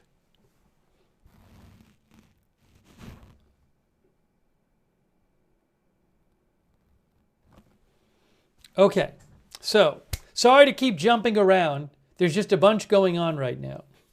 It's a big story that the government shutdown is going to end tonight. Officially, it'll be over. So we'll be keeping up with that definitely. All right. No, that vote that was going on was not the vote. That was like a.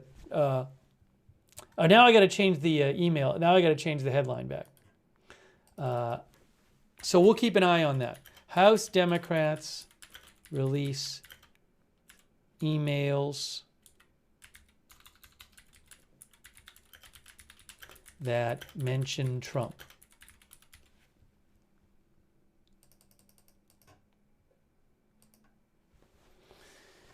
Okay. By the way, a quick thank you to a couple people. But I want to get back to the emails. I'm sorry, we've just had a bunch to do. I am Charlie. Hey, I am Charlie. Thank you so much. That's really nice of you. Also, Zamilla over there on Twitch. And our moderators, I Got That Fire, Matthew Kohai 3, and Surly Dev on Twitch. Leslie Ladyhawk is moderating. Janet B on YouTube. Ruth Krafasi, thank you.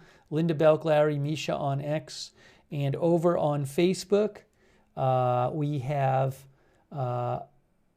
Kayla Aribadi, Margaret Riley, Shannon Davis Hughes, thank you. Also, all of our subscribers on Facebook, like Robert Rial II and Chuck Mosca. Also, thanks to Amy Cluck for the Facebook stars. Thanks, Amy.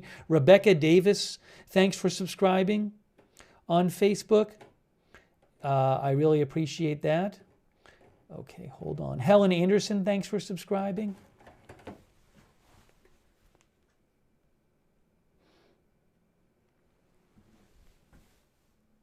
Okay, so, and thank you, Hudson Valley Vinyl.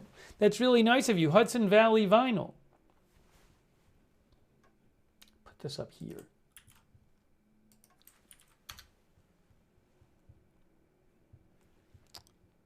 Give me 1 second. Just getting organized here. Just getting organized here.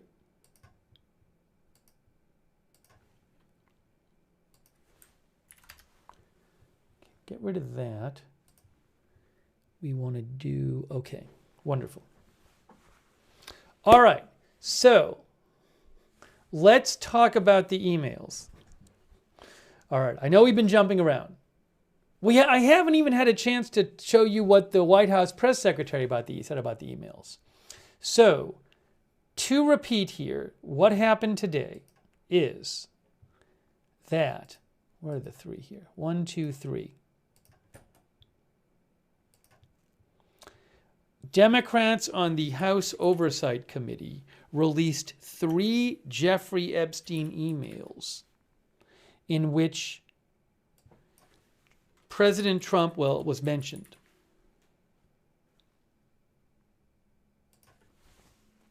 Okay, so, and we talked about this earlier, but just I want to go over it again, what the emails were. Oops, let me turn that down. We don't need that. That is not the final vote. We'll keep an eye on that situation. Okay, so our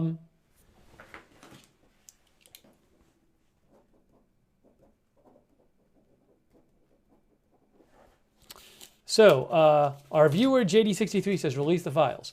Oversight Dems, they posted this morning. They said, Oversight Dems have received new emails from Jeffrey Epstein's estate that raise serious questions about President Trump and his knowledge of Epstein's horrific crimes. Read them for yourself. It's time to end this cover-up and release the files. So the 3 emails, I read them before, but I'm going to read them again. This is one of them. It's from Jeffrey. This one here is from Jeffrey Epstein to Michael Wolff. But I think actually this is the last one, the third one. This is the first one. Which is the first one they have here? This one? Yes. This is the first one. It's from Jeffrey Epstein to Ghislaine Maxwell. It is from 2011. It says, I want you to realize that that dog that hasn't barked is Trump. Victim, name redacted, spent hours at my house with him. He has never once been mentioned. Police chief, etc. I'm 75% there. No context given about the email. All right, that was from 2011. The next one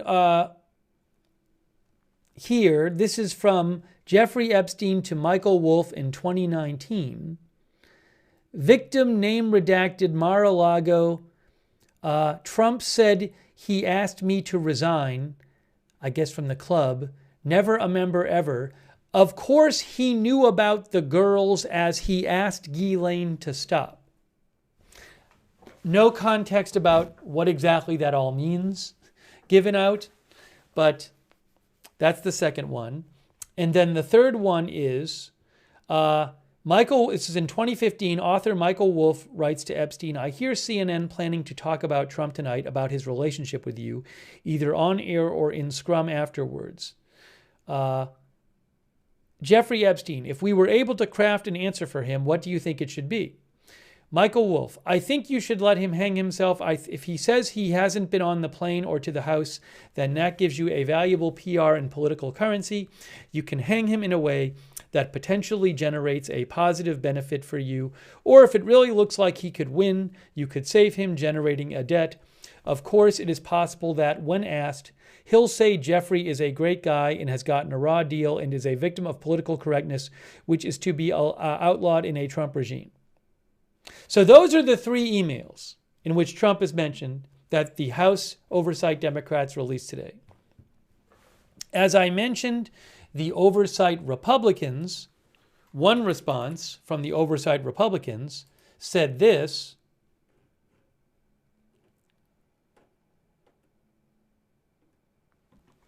why did Democrats cover up the name in the email of a victim when the estate didn't redact it in the redacted documents provided to the committee? It's because this victim, Virginia Giuffre, publicly said that she never witnessed wrongdoing by President Trump. Democrats are trying to create a fake narrative to slander Trump. Shame on them. So the House Republicans there are saying that the victim who Epstein spent hours at his house with Trump is Virginia Giuffre, who House Republicans say publicly said she never witnessed wrongdoing by President Trump. Okay, and I'm going to take some comments from you, but I didn't get a chance before. I was going to show you, but we got interrupted. So let me show you what the White House press secretary today said when she was asked about these emails. I have it queued up for you. Then we'll take some of your comments on this. Okay, I'm putting it on the screen right now. It's right here, and this is not live. This was earlier today.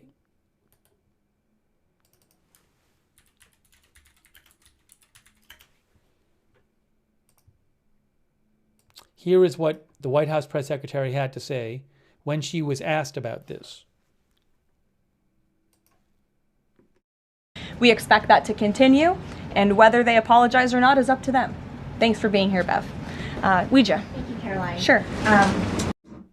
Give me one moment. I just need to fix, there's a little bit of an issue with the sync, audio-video sync. I think this is going to fix it, what I do right here, and then I will play the video for you right here. I have... Thanks for being here, Bev.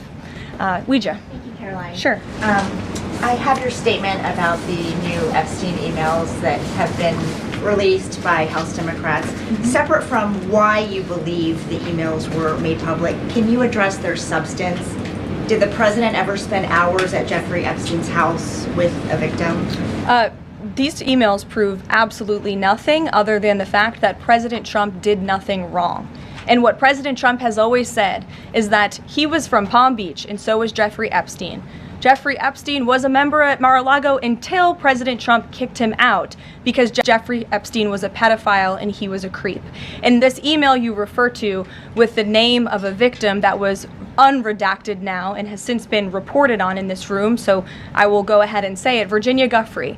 And it was CBS's own reporting, Ouija, that recently wrote that Miss Giuffre maintained, and God rest her soul, that she maintained that there was nothing inappropriate she ever witnessed, that President Trump was always extremely professional and friendly to her. And so I think it's a question worth asking the Democrat Party, and you should all go ask them after this briefing, of why they chose to redact that name of a victim who has already publicly made statements about her relationship with Jeffrey Epstein and is unfortunately no longer with us. Mary. Thank you, Galen. 2 questions on this. In the interest of transparency, why not just go ahead, release the full files on Epstein, get this all over with? This administration has done more with respect to transparency when it comes to Jeffrey Epstein than any administration ever. In fact, This administration, the Department of Justice, has turned over tens of thousands of documents to the American people. We are cooperating and showing support for the House Oversight Committee. That's part of the reason you are seeing these documents that were released today, because of the House Oversight Committee's and Republicans' efforts to get these out to the public. This administration also moved, the Department of Justice also moved to unseal grand jury testimony, which we know, unfortunately, a judge declined those requests. So this administration has done more than any, and it just shows how this is truly a manufactured hoax by the Democrat Party. For now, they're talking about it all of a sudden because President Trump is in the Oval Office. But when Joe Biden was sitting in there, the Democrats never brought this up. This wasn't an issue that they cared about because they actually don't care about the victims in these cases. They care about trying to score political points against President Trump, as we have, of course, seen with this government shutdown. And this entire thing, again, it's not a coincidence to the American people at home. There are no coincidences in Washington, D.C. And it is not a coincidence that the Democrats leaked these emails to the fake news this morning ahead of Republicans reopening the government. This is another distraction campaign by the Democrat and the liberal media, and it's why I'm being asked questions about Epstein instead of the government reopening because of Republicans and President Trump. But given your interest in transparency, Caroline, why are White House officials then meeting with Representative Boebert in an effort to try and get her to not sign this petition calling for the release of the files? Doesn't it show transparency that members of the Trump administration are willing to brief members of Congress whenever they please? Doesn't that show our level of transparency? Doesn't that show the level of transparency when we are willing to sit down with members of Congress and address their concerns? That's a defining factor of transparency. Having discussions with members of Congress about various issues, and I'm not going to detail conversations that took place in the Situation Room in the press briefing room. Reagan. I have a question about the government shutdown. Thank you. I'm glad someone does. First, on the government shutdown, the shutdown. All right, so that was Carolyn Levitt. I'm going to do a quick check and just make sure. I didn't see the whole press briefing today, so I want to just see if she was maybe asked a little later about stuff. I'm going to forward a little bit here. Give me a moment. Based on a single piece of paper, an inquiry that somebody in the Department of Navy made about that we will be funding the drug interdictions administration's position on our citizens expected $2,000 benefits because the Democrats Give me shut the 1 second here. which is what this judge was trying to fund. And then I'm not initially seeing anything. This is a relationship that will be critical. The names of the CEOs are going to be to make clear they were not going to negotiate health care. That's why the president said that's a completely to continue to pour in. Okay. I do, and I'm glad you asked. As examination. All right. I didn't see anything else in that briefing about the emails. So, anyways, you got to see what she said, and I want to take some comments from you guys on all of this, on these emails. And if you hold on a second here.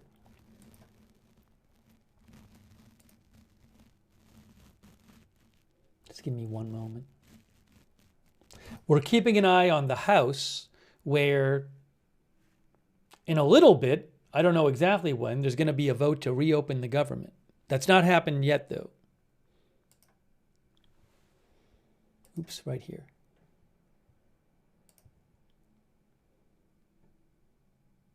I'm going to try to get you a little more background on these emails, too. I'm just pulling something up here. Where is this? Okay.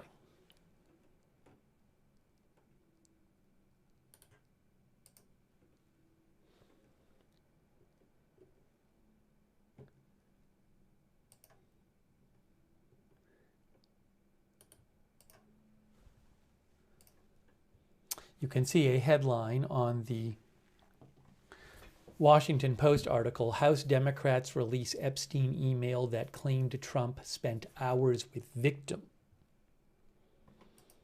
The AP headline is Epstein email says Trump knew about the girls as White House calls its release a Democratic smear.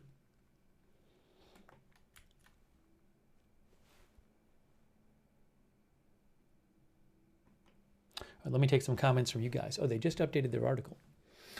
Let's see. Our viewer, Our viewer Voltage says they are never transparent with us. They just release it instead of getting upset when asked about it, pointing fingers, and when we got CCTV of the jail, they said it wasn't edited and that was a lie. Yes, there is a vote going on right now in the House, but it's not the final vote to reopen the government. There's more debate and voting to happen in the House tonight. Jan Biv thinks it's a smear campaign by the Dems. DM says those emails are all hearsay.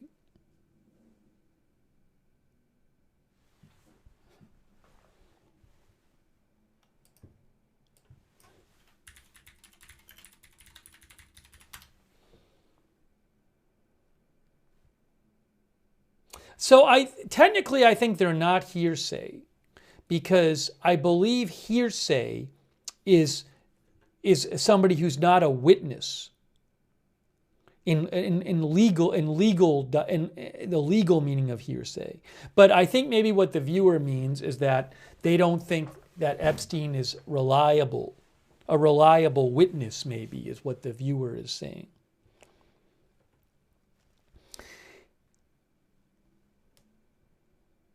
Hearsay is, I'm looking at a definition from the New York courts. It says it's an out-of-court statement offered in evidence. It's a statement of a person who is not a witness at the proceeding. I'll take it back. It says it can be hearsay if it's a statement from a witness who is not testifying. So maybe it does count as hearsay legally, even if it's a witness, if the witness is not actually under oath and testifying. Anyways, I don't want to get into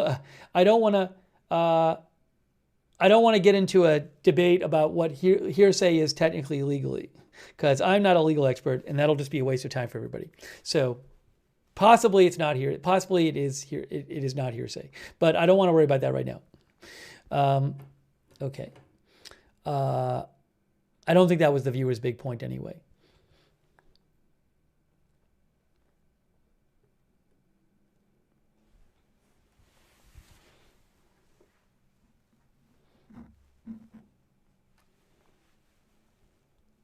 Renee Simone says it's different when the witness is dead.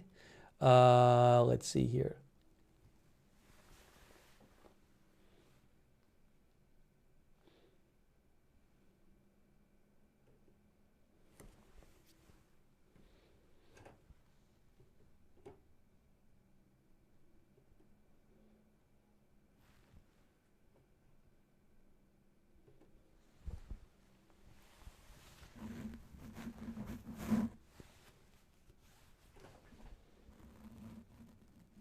I have to check some other comments people are making too.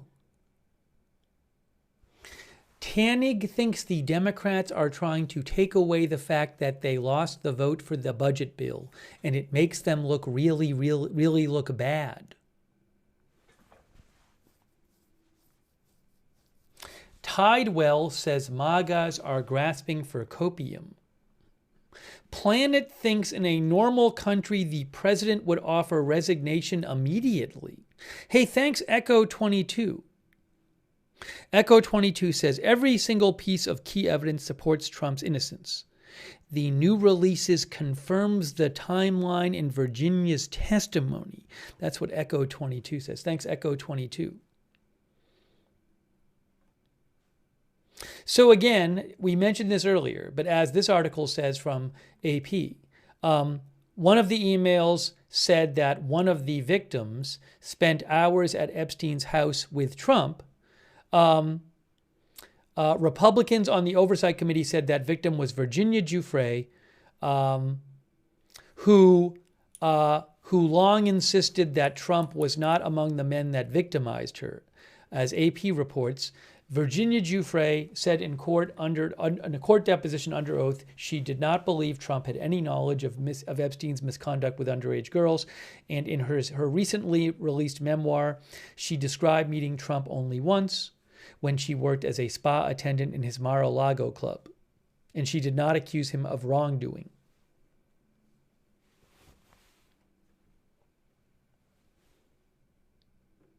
By the way, shortly after Democrats today released the Trump-related emails, committee Republicans countered by disclosing what they said was an additional 20,000 pages of documents from Epstein's estate. Among them were a trove of emails written over several years by Epstein, including many where he commented often unfavorably on Trump's rise in politics and corresponded with journalists.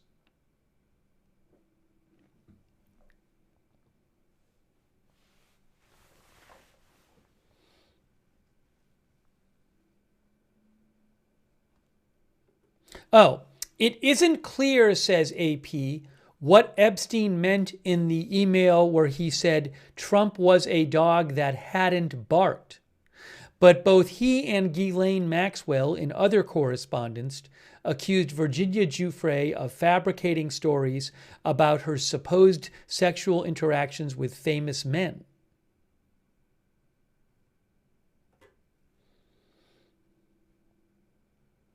And then how about the one about the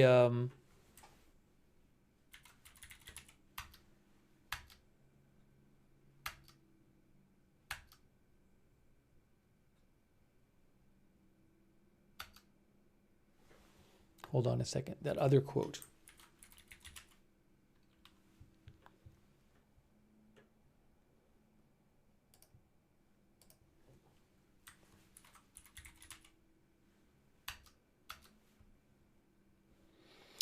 Yeah, it's not immediately clear from the email what exactly it meant when Epstein wrote in 2019 to Michael Wolff that Trump, quote, knew about the girls as he asked Ghislaine to stop.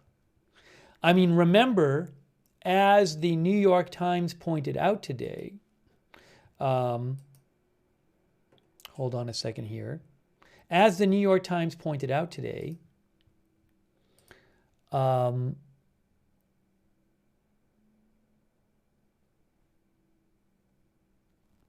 that Virginia Giuffre had said that Ghislaine Maxwell recruited her into Epstein's sex ring while she was working at Mar-a-Lago. So is when Epstein says Trump knew about the girls and he told Ghislaine to stop, is that what it said? As he asked Ghislaine to stop, is that about Mar-a-Lago? Is that about Epstein's behavior in general? I have no idea. It doesn't specify when you see the email, which was from 2019.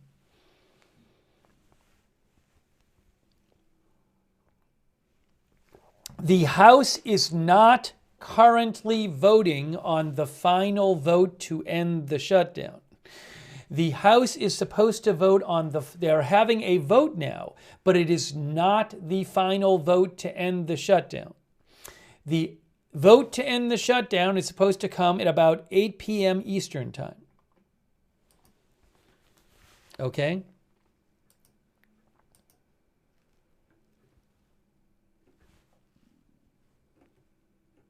We will be covering that. We will be covering that. But it is not it's a procedural vote right now. This is a procedural vote going on right now. It is not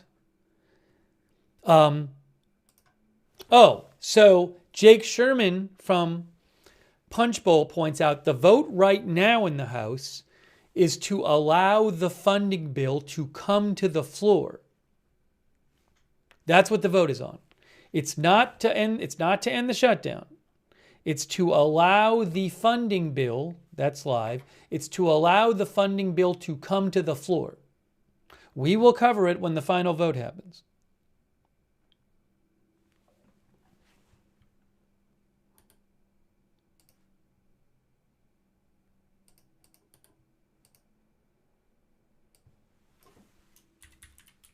We also need to talk about, before that, we also need to talk about, we haven't said a peep about India and Pakistan, and I do want to talk about that.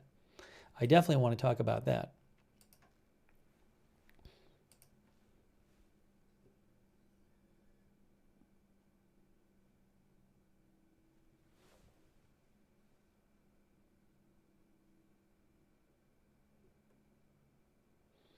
By the way, if you're wondering why was it that the author Michael Wolff was exchanging emails with Jeffrey Epstein?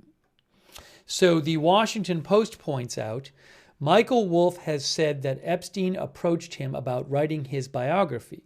The author has said he declined the request, but nevertheless began interviewing Epstein and conducted about 100 hours of interviews with Epstein. He told Washington Monthly earlier this year that Epstein became a source as he was writing his books on Trump, which began with the 2018 tell-all Fire and Fury.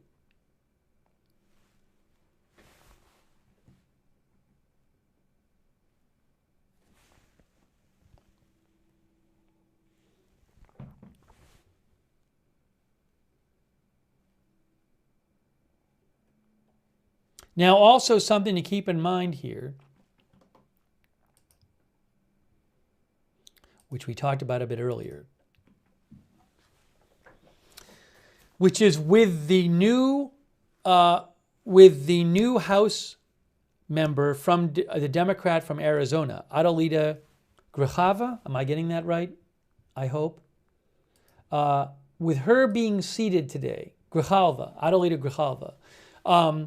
What can happen now is, oops, hold on a second.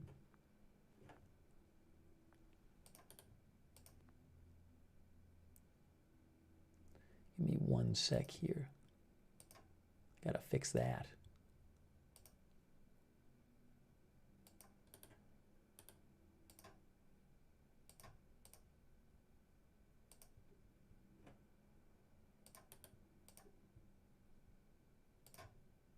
What can happen now is she was the 218th signature on a petition to bring a vote in the House. The House is going to vote on a bill that would force the Justice Department to release the Epstein files. But the Senate's not, even if the House passes it, the Senate's not expected to pass it. But you can see here from the Washington Post, a bipartisan House effort to force a vote on releasing more files related to the federal government's investigation into convicted sex offender Jeffrey Epstein can now move forward. A discharge petition, a mechanism by which House lawmakers can circumvent the normal legislative process to compel votes, received the 218th signature needed to force a vote on the Epstein files today. The newly sworn-in Representative Adelita Grijalva from Arizona provided the final signature. Adding her name to a list of lawmakers that includes all 214 Democrats in the House and 4 Republicans, Marjorie Taylor Greene, Lauren Boebert, Nancy Mace, and Thomas Massie. Now that the petition has 218 signatures, Speaker Mike Johnson is required by House rules to bring the Epstein-related measure to the floor after a period of 7 legislative days, setting up a politically fraught vote that some Republican members have been trying to avoid since before the August recess. If enacted, the measure would require the Attorney General to release all documents and records in possession of the Department of Justice relating to Jeffrey Epstein, minus identifiable information of the victims, within 30 days of the bill's enactment. However, even if the legislation succeeds in the House, there is no guarantee of it leading to the full release of the Epstein files. The bill would need to pass the Senate and be signed into law by President Trump. Senate Majority Leader Thune, Republican, and Trump have not expressed interest in advancing that legislation. So that's a little summary of where we're at with that.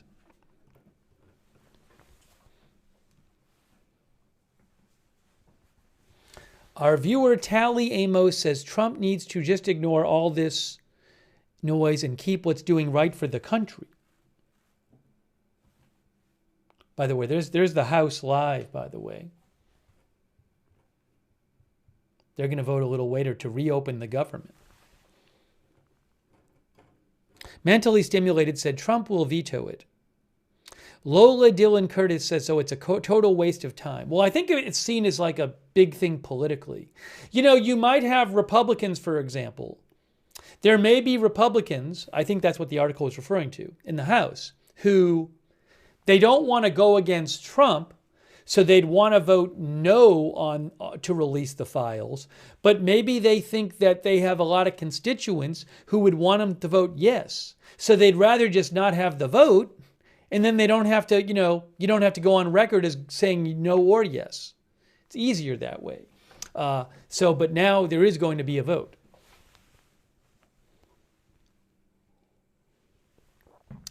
Oh, hold on. Let's just see something. What's happening now? The House will be in order. For what purpose does the gentlelady from Washington seek recognition? Mr. Speaker, pursuant to Clause 2A1 of Rule 9, I seek recognition to give notice of my intent to raise a question of the privileges of the House. The form of the resolution is as follows. Whereas on October 27, 2025, Representative Chuy Garcia filed nominating petitions to be on the Democratic primary ballot in March 2026. All right, so we'll keep an eye on this. But again, we'll go back there and we'll see the final vote to reopen the government. And I'd like to be on the air to cover President Trump signing it so we could announce on the air when the government is officially open again. That would be nice. I don't know what the timing on that's going to be. But supposedly, in about 90 minutes, I think they're going to be voting on taking the final vote. So we'll keep an eye on that.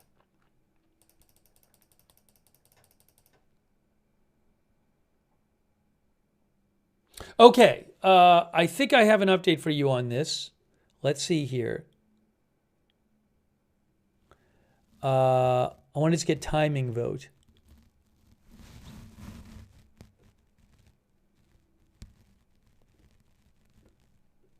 I think there's one more debate, and then, yes, the funding bill.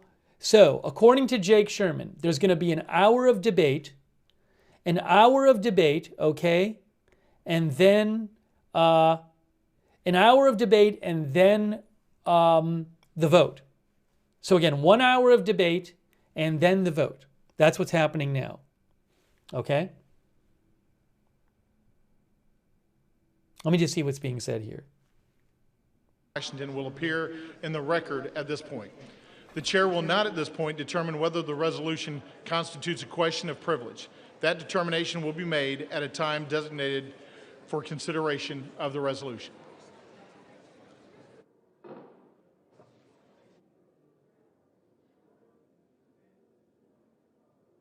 The House will be in order. I'm assuming they'll start the debate soon. Members are instructed to clear the well.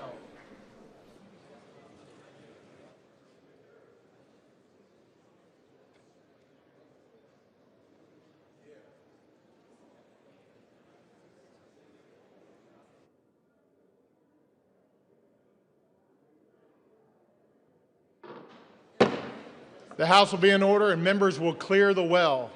For what purpose does the gentleman from Illinois seek recognition? Mr. Speaker, pursuant to House Resolution, I'm sorry? Who did?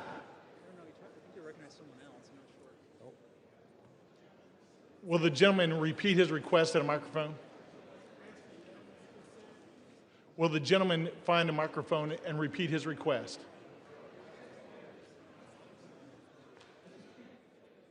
Mr. Speaker, I would like to ask unanimous consent to address the body, the world. Not recognized for that purpose. Thank you, Mr. Speaker. I'd like to thank. Recognized. I'd like to thank the Honorable. Hello. The House will be in order. The well will be cleared. All members will clear the well.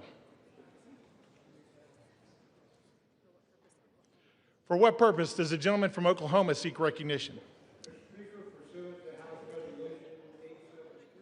Up the bill H.R. 5371, the Continuing Appropriations, Agriculture, Legislative Branch, Military Construction, and Veterans Affairs and Extension Act of 2026, with the Senate amendment thereto, and I have a motion at the desk. The clerk will report the title of the bill, designate the Senate amendment, and designate the motion. H.R. 5371, an act making continuing appropriations and extensions for fiscal year 2026 and for other purposes. Senate amendment. Mr. Cole of Oklahoma moves that the House concur in the Senate amendment to H.R. 5371.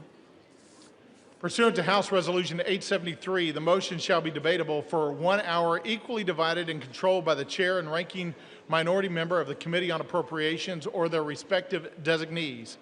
The gentleman from Oklahoma, Mr. Cole, and the gentlelady from Connecticut, Ms. DeLauro, each will control 30 minutes. The chair now recognizes the gentleman from Oklahoma. The House will be in order. The gentleman is recognized. Thank you, Mr. Speaker. Mr. Speaker, I ask unanimous consent that all members have 5 legislative days to revise and extend their remarks and include extraneous material. All right, here's what we're going to do. So there's basically an hour of debate coming up, and then they're going to vote to reopen the government, which we want to see. And we'll probably check out some of that debate too, because the debate before was kind of interesting. A bunch of members just went up and gave like short speeches on both sides. So what I'm going to do, the one thing we have to do though now is, as the last broadcast we did here 2 days ago, I explained this. So tonight we have a sponsor for the episode, Gold Safe Exchange, and it's something we're trying out, and I appreciate it. But the way we're doing it is we have it once towards the beginning and then once in the latter part of the stream because people are coming in and out. So right now, going to do a quick word about Gold Safe Exchange, and then I'll come back, and then we will continue the rest of the broadcast, including the vote, and we'll talk about it. I guarantee we'll talk about India and Pakistan at some point. So let's just hear a word from about the sponsor right now, and I will talk to you right after that. You know, a number of people these days are investing in gold, silver, and other precious metals as a way of diversifying their portfolio. If you're interested in purchasing some precious metals, one way you can do that is with a precious metals IRA. This is an IRS-approved type of IRA in which your savings are invested into gold or other precious metals. If that kind of thing sounds interesting to you, if you want to know more, you can reach out to the folks at Gold Safe Exchange. They specialize in gold IRAs and other precious metals IRAs. Gold Safe Exchange puts a priority on customer service and transparency. They've got an A+ rating from the Better Business Bureau. They have a price match guarantee. If you find a lower quote, they'll beat it. And they explain their processes in clear language so their clients know what's happening with their money. Also, they abide by all government security and safety standards. So if you're even a little interested in opening a gold IRA or other precious metals IRA, call Gold Safe Exchange at 800-341-6727 for a no-pressure chat. Or visit them on the web at goldsafeexchange.com/agenda-free. And mention Agenda-Free TV when you reach out to access a special offer where you could get free gold or silver with qualifying purchases. All right, we are back. What I want to do is the House is debating right now. It's one more hour of debate. And then they're going to have the vote. Oops, hold on. Have to 3 full-year appropriations bills for. So the House is going to have. They're in a debate, an hour from what I understand, and then they're going to have the vote to end the shutdown. So we're definitely going to watch when they vote. I kind of would like to check out some of the debate because, as I mentioned, there was a debate we were watching before, and it was pretty quick. Different House members from both sides got up to speak, and they don't get that long to speak, so it kind of it goes like that. It can be a little spicy too. So once that starts, I think we'll check that out a little bit, and we can always talk about other things. But I want to just, you'll see, it'll be pretty obvious. What happens, I think, is there's like a lead Republican and a lead Democrat, and then they each speak, but they basically yield their time to other ones, and you'll see they start coming up one by one. So I am interested in seeing what is said there, yeah, I mean, maybe soon we'll be able to announce on the air that the government is open. Let's see here. Let me just see if I see any other reporting on this.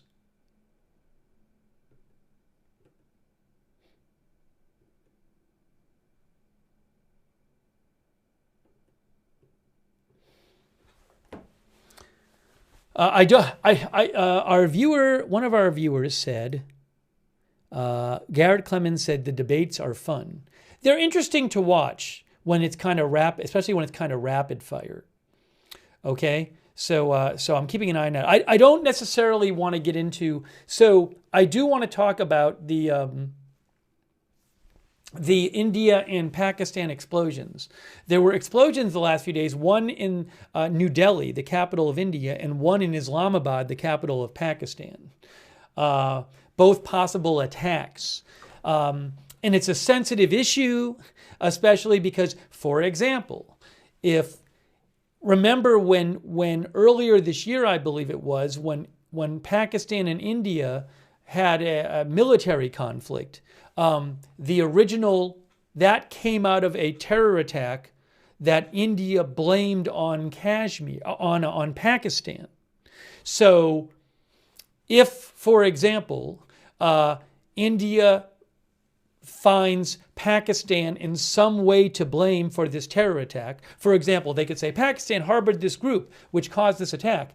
Well, what's that going to lead to? I don't know if it'll lead to anything in any kind of escalation, but certainly something to keep an eye on. Oh, okay. So let's listen in for a bit. I think the debate might be starting here.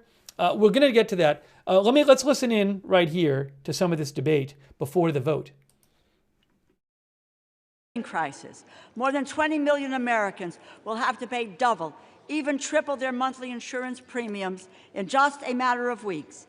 And this bill leaves families without even a glimmer of hope that their costs might go down. Energy prices are up, grocery prices are up, housing costs are up. When 2/3 of American workers are living paycheck to paycheck, you can understand why the most important issue on their minds is affordability. What does President Trump say? And I quote, "Affordability is a con job," end quote. How out of touch can you be? Mr. President, start to listen to the American people, not your millionaire, billionaire friends. President Trump and my Republican colleagues refuse to address this issue. They continue to avoid it. They were so intent on avoiding it that they shut down the government instead of dealing with it.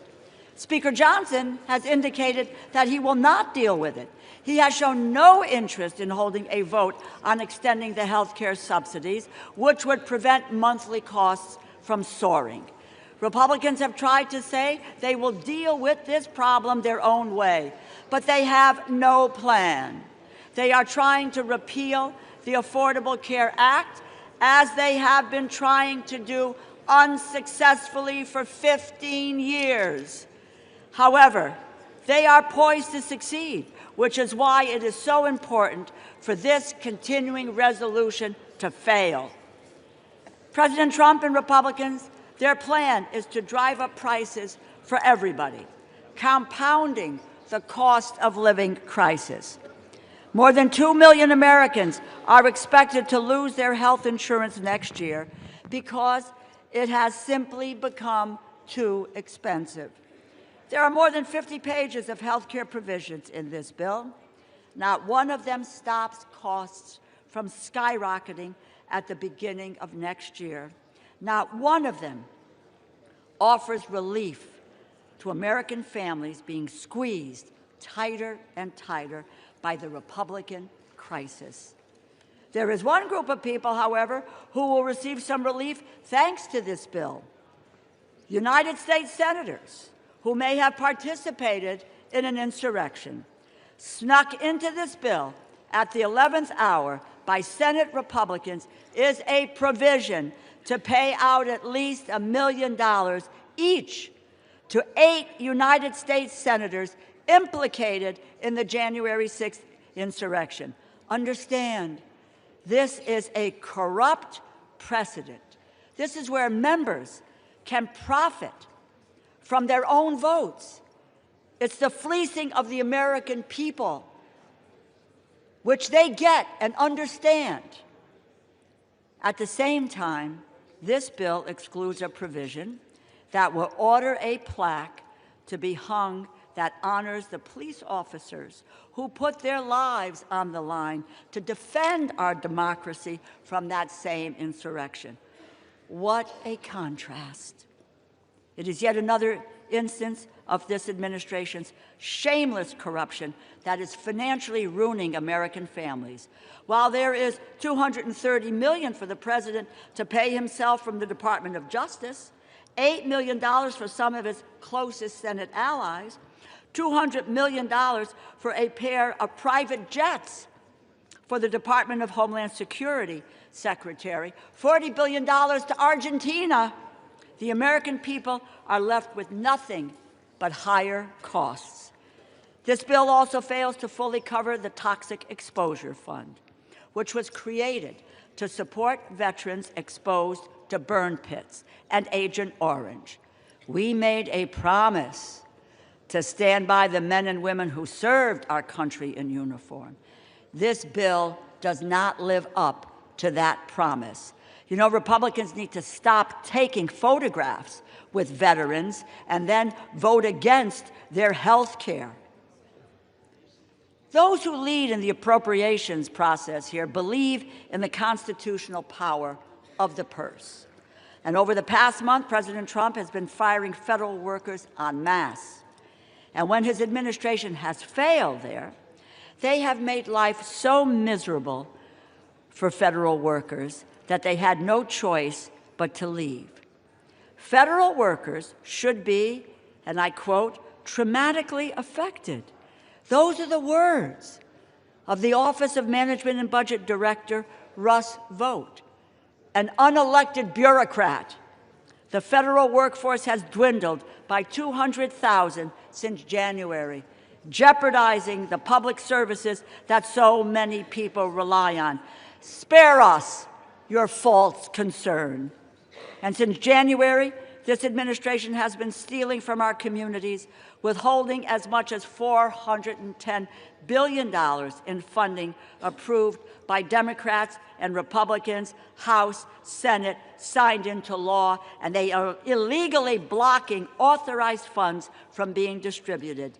Even now, as we debate this bill, the Trump administration is arguing to the Supreme Court that they should be allowed to withhold food stamp funding that Congress lawfully approved. They were ordered by 3 separate courts to distribute food assistance and are still fighting to withhold it. It is not connected to opening this government. They have the money. They have it now for food stamps. They just refuse to use it. Imagine using food as a political weapon, unspeakable and immoral. It seems like their only plan is to strip children of food assistance while kicking their parents off their health insurance. They have demonstrated that that is who they are. These are their true colors. You cannot expect Democrats to go along with any bipartisan funding deal if that agreement can be undone with a party line vote. Congress must assert its authority over the power of the purse. I encourage my colleagues to vote no, and I reserve the balance of my time. The gentlelady reserves. The gentleman from Oklahoma is recognized. Thank you, Mr. Speaker. Mr. Speaker, I yield one. Hey, really quick, I want to say a quick thanks to I Am Charlie and Mark Partis and CC and 495-8201 Steppenwolf and Bill Jack and CC for your support. I really appreciate it. Also, Big Dog Gaming and Enlightening Fart on Twitch. Thank you. So listening to, it's Steve Scalise. Let's continue to listen to this debate. Shortly, there will be the final vote by the House to open the government and the shutdown, and we're listening to some of the debate right now. This is Republican Steve Scalise. To prevent a government shutdown. We had a vote here on the House floor. 99% of Republicans voted to keep the government open, and 99% of Democrats voted to shut it down. And then that bill went over to the Senate, and we watched for 42 days, where time and time again, Democrats, just to appease their most radical base, continued to vote in unison to shut the government down. And during that shutdown, we saw millions of families experience pain, Mr. Speaker, pain and suffering that Democrats themselves acknowledged that they imposed on the American people. But they said over and over again, we have quote after quote from Democrats during the shutdown, that they needed to impose the suffering to get leverage, Mr. Speaker, to use the American people as pawns to get leverage. For what? For what? They ultimately filed an alternative bill, $1.5 trillion mad spending spree that included things like $200 billion of taxpayer funding for illegals to get taxpayer benefits, while they gutted the $50 billion rural health care fund that we put in place in the Working Families Tax Cut. So, Mr. Speaker, anybody who comes up here and says they care about health care, they were also advocating to gut the $50 billion rural health care fund to provide $200 billion in taxpayer-funded health care benefits for illegals. It's insanity. And if you really want to look at where this all began, as some on the other side, Democrats, want to talk about a health care crisis, the health care law of the land is what many refer to as Obamacare. But let's remember the original name that Democrats gave that bill when they created it. They called it the Affordable Care Act. The Affordable Care Act. Only Democrats voted for it. Republicans knew it was going to be anything but affordable. It was going to interfere with the doctor-patient relationship, and unfortunately it's done that. But if you want to talk about affordable, and maybe the only other bill that's more laughable in its name is the Inflation Reduction Act. Yeah, that's another product brought to you by Democrat-only votes. The Inflation Reduction Act, which ushered in the inflation under Joe Biden that we're still trying to shake today. But the Affordable Care Act, Mr. Speaker, since it started, Americans have seen over 80% increases in their health care costs because of a Democrat-created bill that they want to now blame on Republicans. I understand why they would want to try to now pawn that off on somebody else. But then if you look over time, during COVID, they created a temporary relief fund, not to individuals, Mr. Speaker, but to insurance companies.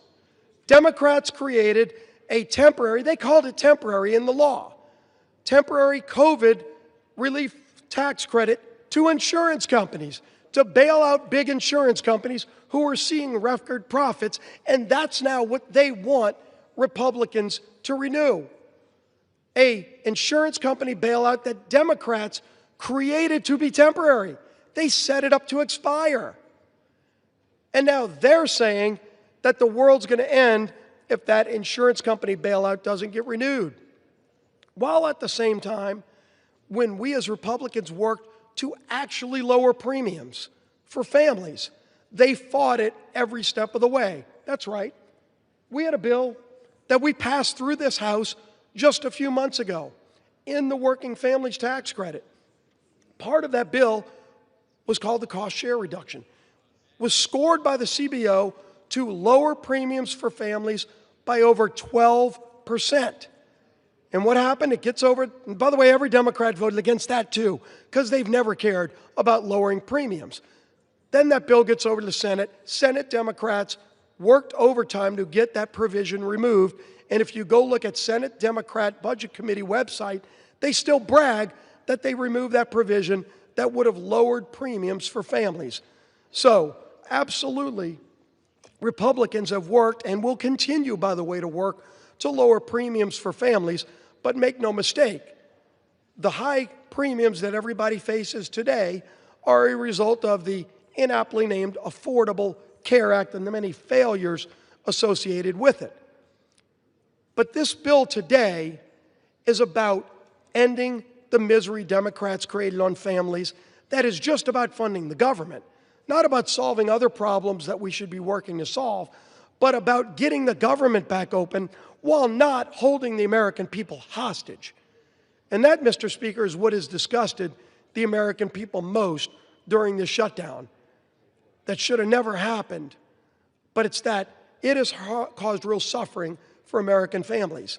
Our men and women in uniform that had to wonder whether or not they're going to get paid. air traffic controllers who already had a highly stressful job and then had to show up for work without getting paid. Multiple paychecks missed. Now you're seeing, because a lot of those air traffic controllers have to go work jobs as Uber drivers. They aren't even being able to show up for work because they still have bills due, their rent's due. They're trying to put food on their table, and Democrats want to vote no tonight to keep denying them food. The 42 million SNAP recipients, those people that are low income that need those food benefits, if you vote no today, you are voting to deny those 42 million low-income families basic food needs. Don't talk about how much you care about low-income people and vote no tonight to deny them food, basic services, basic things that American families need who shouldn't be part of the leverage Democrats want to show their radical base that they're fighting Donald Trump because they're upset with the results of the election from November. It is time to end this madness, Mr. Speaker. Let's get this government back open. Let's go negotiate our differences, which are many, but let's do it while not continuing to hold the American people hostage. I urge my Democrat colleagues who have voted relentlessly to shut this government down and to impose this suffering on the American people to stop. Stop imposing the suffering. Let's open the government. Let's get back to the work of the American people. I yield back the balance of my time. The gentleman from Louisiana yields back. All right, so real quick, we are watching the final debate before the final vote the House will take to end the government shutdown. Once they take that vote, all that has to happen is that President Trump has to sign the legislation and then the government is open again. We're going to get back to the debate in a second. And I just wanted to thank our, thanks to Sevenfold777, by the way. And also thanks to our moderators again. I just want to give them a quick shout out. They are awesome. We have moderating right now LB Prairie Dawn, Matthew Kohai 3, and Surly Dev over there on Twitch. On Facebook, Kay Lowry Body, Margaret Riley, and Shannon Davis Hughes. Thank you so much for moderating over there. Linda Belk, Larry, Misha on X, Ruth Krafasi, and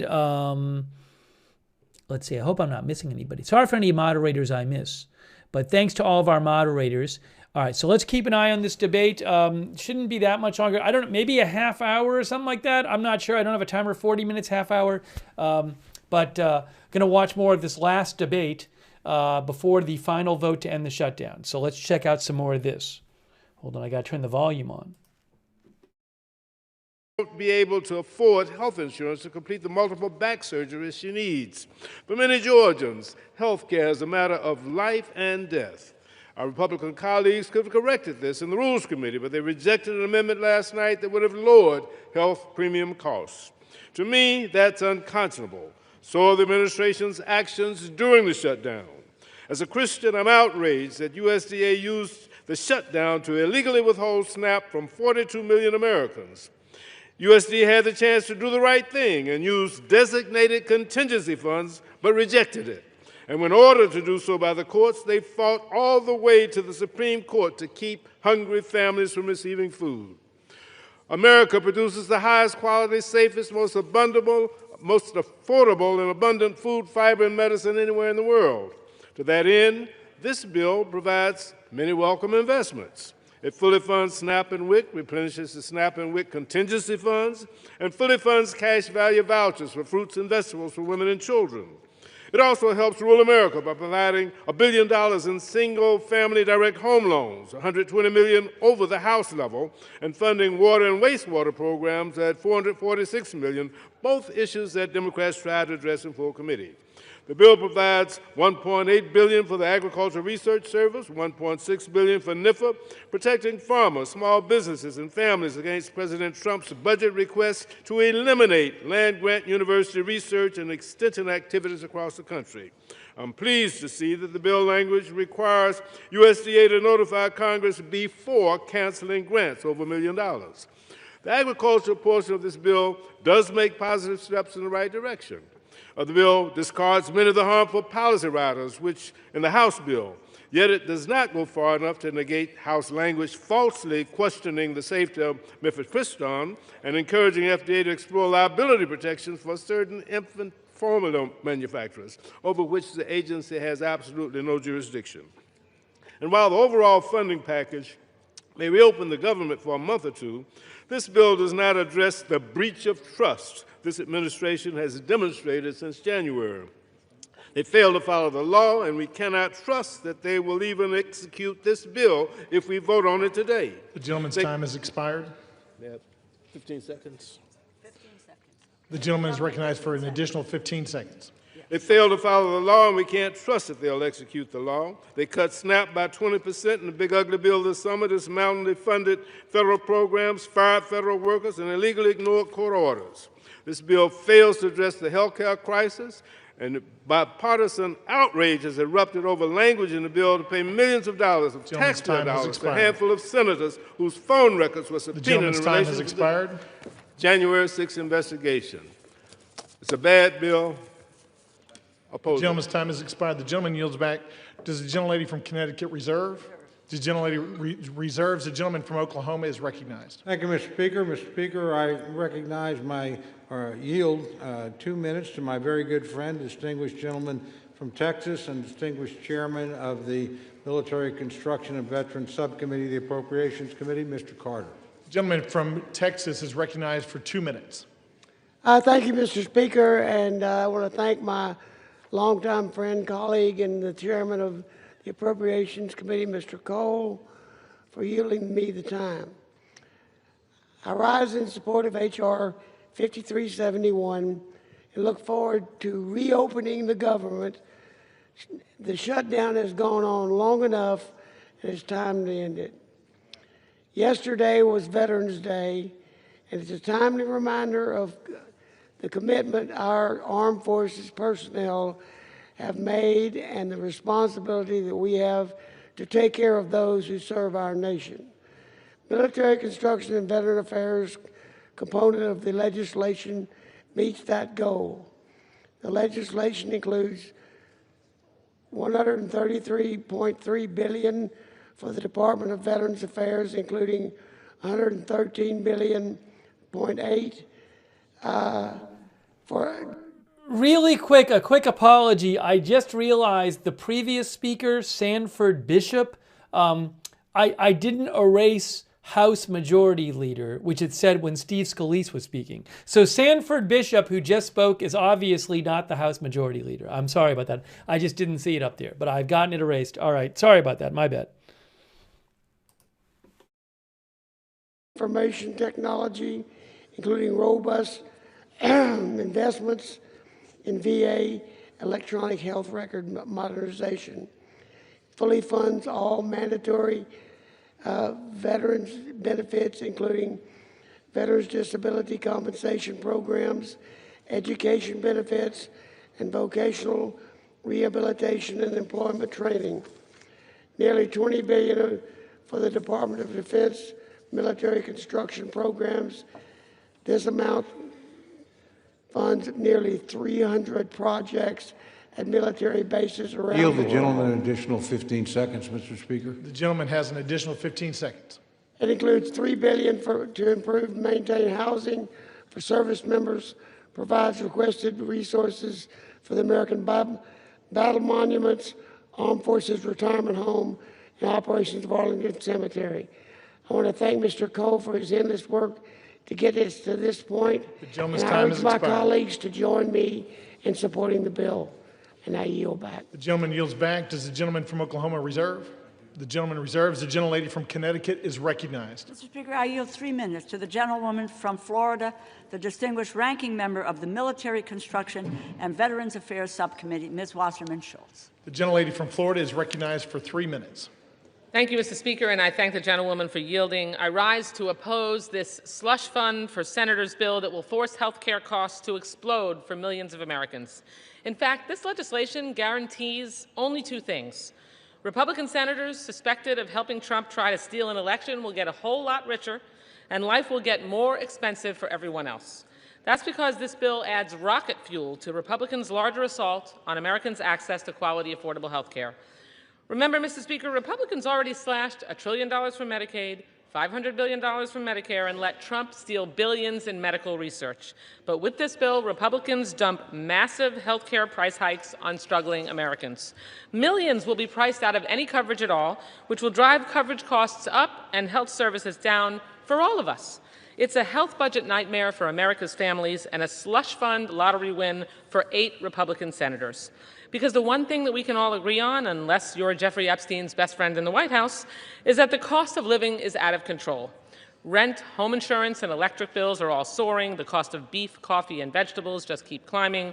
People are really struggling to get by. Yet Donald Trump continues to block SNAP benefits to 42 million struggling seniors, patients, and veterans. How anyone could swipe food from the plates of nearly 20 million children like that is simply disgusting, but that same moral bankruptcy is embedded in this bill. This bill unleashes huge health insurance hikes on 203,000 people in my district alone, and 82,000 people will lose coverage altogether due to the impact of the big ugly law and soaring ACA prices. Worse, this bill also reneges on our commitment to veterans. As the ranking member of the Military Construction and Veterans Affairs Appropriations Subcommittee, I take our promises to veterans personally and seriously. Just this summer, I secured bipartisan support for my amendment to restore $51.7 billion in advance funding for the Toxic Exposures Fund. This is funding, mind you, that President Trump sought in his budget. Yet as Republicans slipped a slush fund for senators into this bill, they gutted a critical funding protection for veterans. Just so we're all clear, average Americans will see their kitchen table budget blow up from the health coverage price hikes, and veterans will see their future health care funding for toxic exposures put in jeopardy. All so billionaires can keep getting huge tax breaks. It's hard to pick between the worst moral outrages behind this bill. Was it covering up for Epstein's best friend for nearly 2 months, just so Republicans could vacation and avoid negotiating a better health care plan for our struggling families? Or is it the slush fund that personally enriches Republican senators and will haunt everyone who votes for this bill? Well, House Democrats will oppose this partisan spending bill that guts America's health care, and we'll keep fighting to extend health care tax credits. Donald Trump and Republicans broke their promise to lower costs, and this bill certainly cements that betrayal. But Democrats will stand by our promise to lower costs, and we'll make sure every American knows Republicans are responsible for this devastating health care crisis. The gentlelady's time I has yield expired. back. The gentlelady yields back. The gentlelady from Connecticut reserves. The gentleman from Oklahoma is recognized. Thank you very much, Mr. Speaker. Mr. Speaker, I yield 2 minutes to my very good friend, distinguished chairman of the Agriculture Subcommittee of the Committee on Appropriation, Dr. Harris of Maryland. The gentleman from Maryland is recognized for 2 minutes. Mr. Speaker, I rise today in support of Senate Amendment to H.R. 5371, which will finally put an end to the Democrat-led government shutdown. Millions of Americans have suffered because they refuse to reopen the government, harming those who depend on SNAP benefits, federal workers, Border Patrol agents, and our troops who are uncertain about their next paycheck. This legislation extends government funding to the end of January 2026, thereby blocking attempts to force a budget-busting omnibus at the last minute before Christmas. It also includes the FY 2026 Agriculture, Rural Development, and Food and Drug Administration Appropriations Act.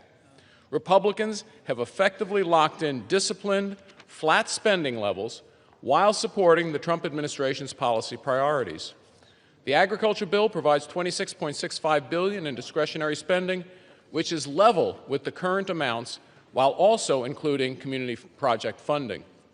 This bill provides critical funding support to America's farmers, ranchers, and rural communities.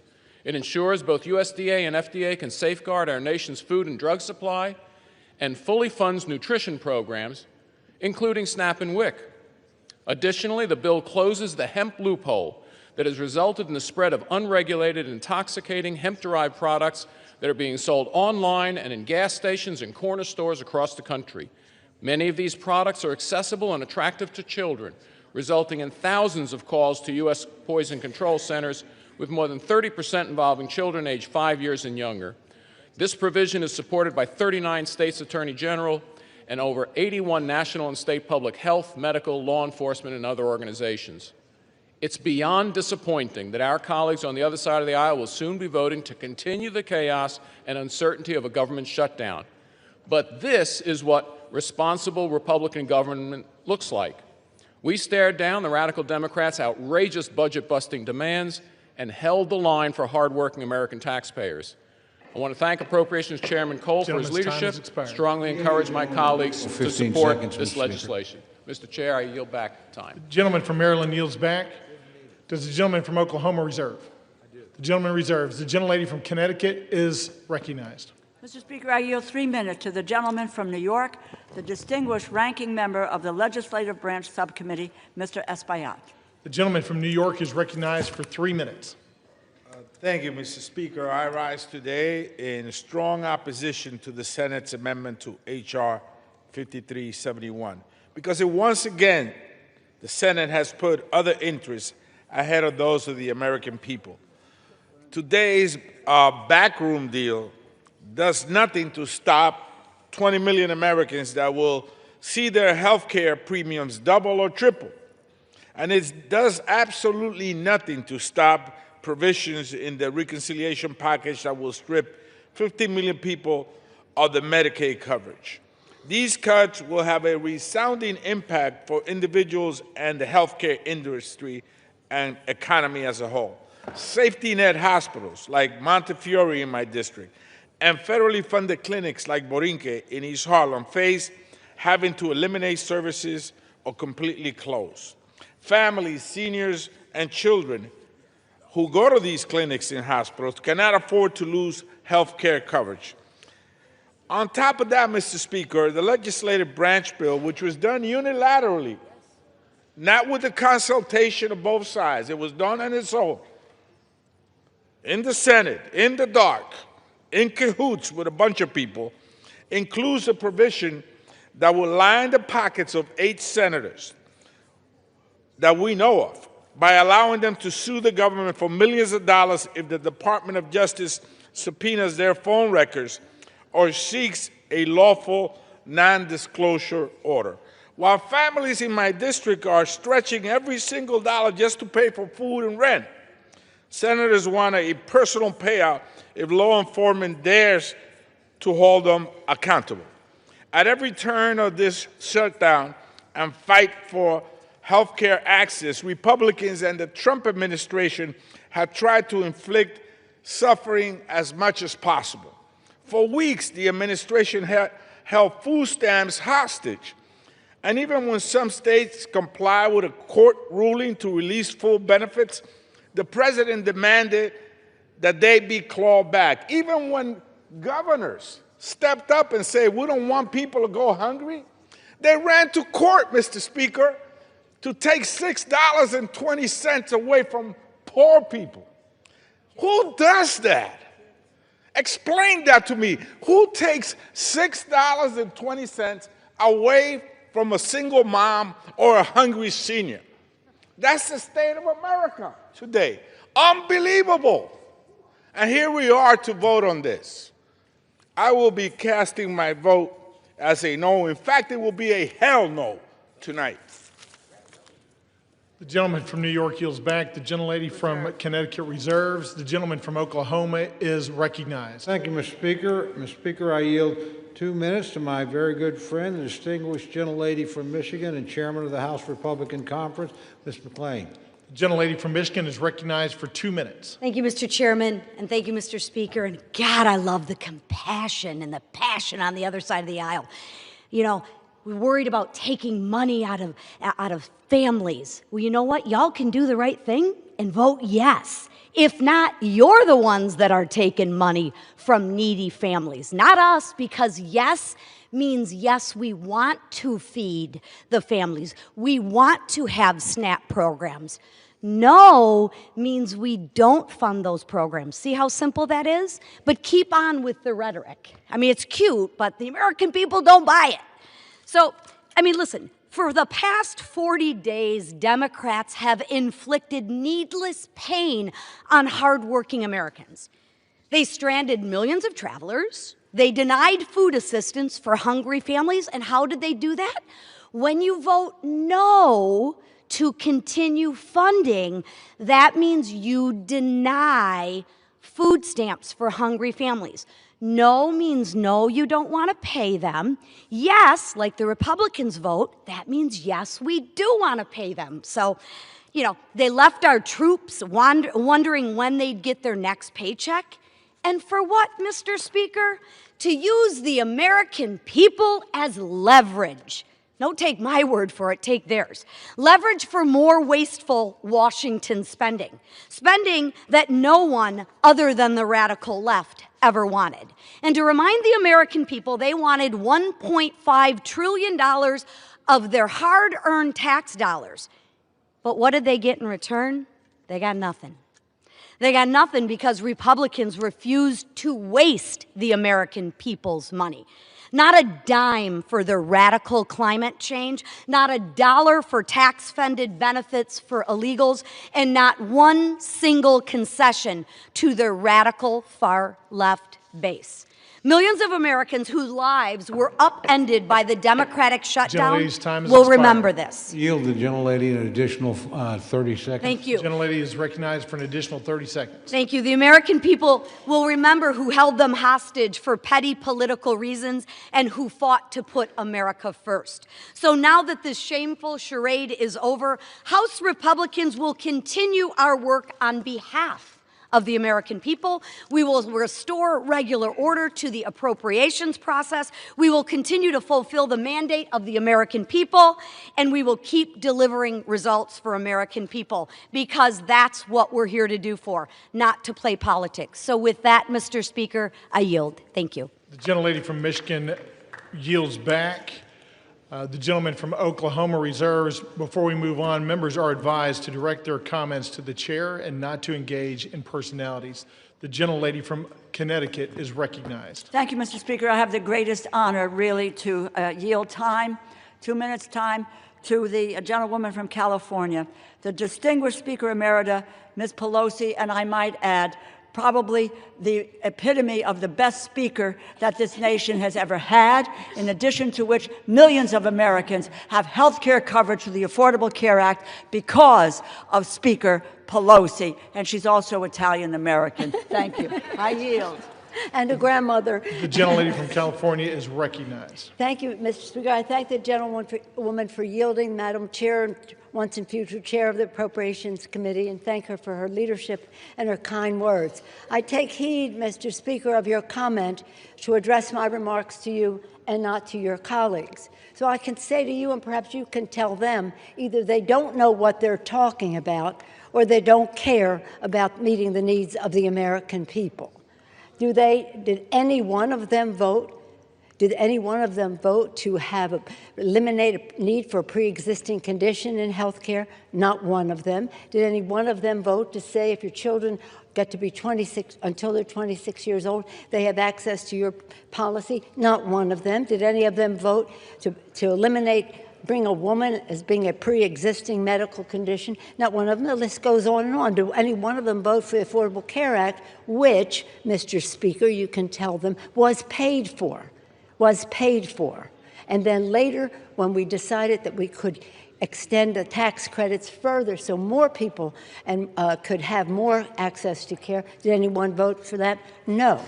So all they have done is try to eliminate access to health care in our country. The public is catching on to them.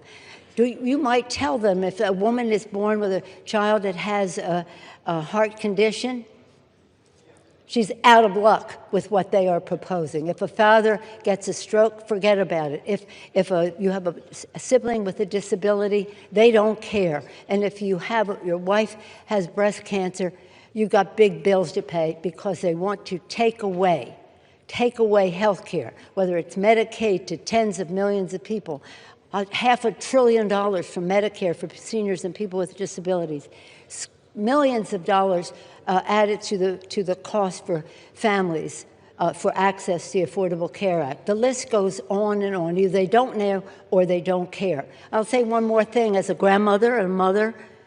How about the President of the United States on Halloween night having a Halloween party?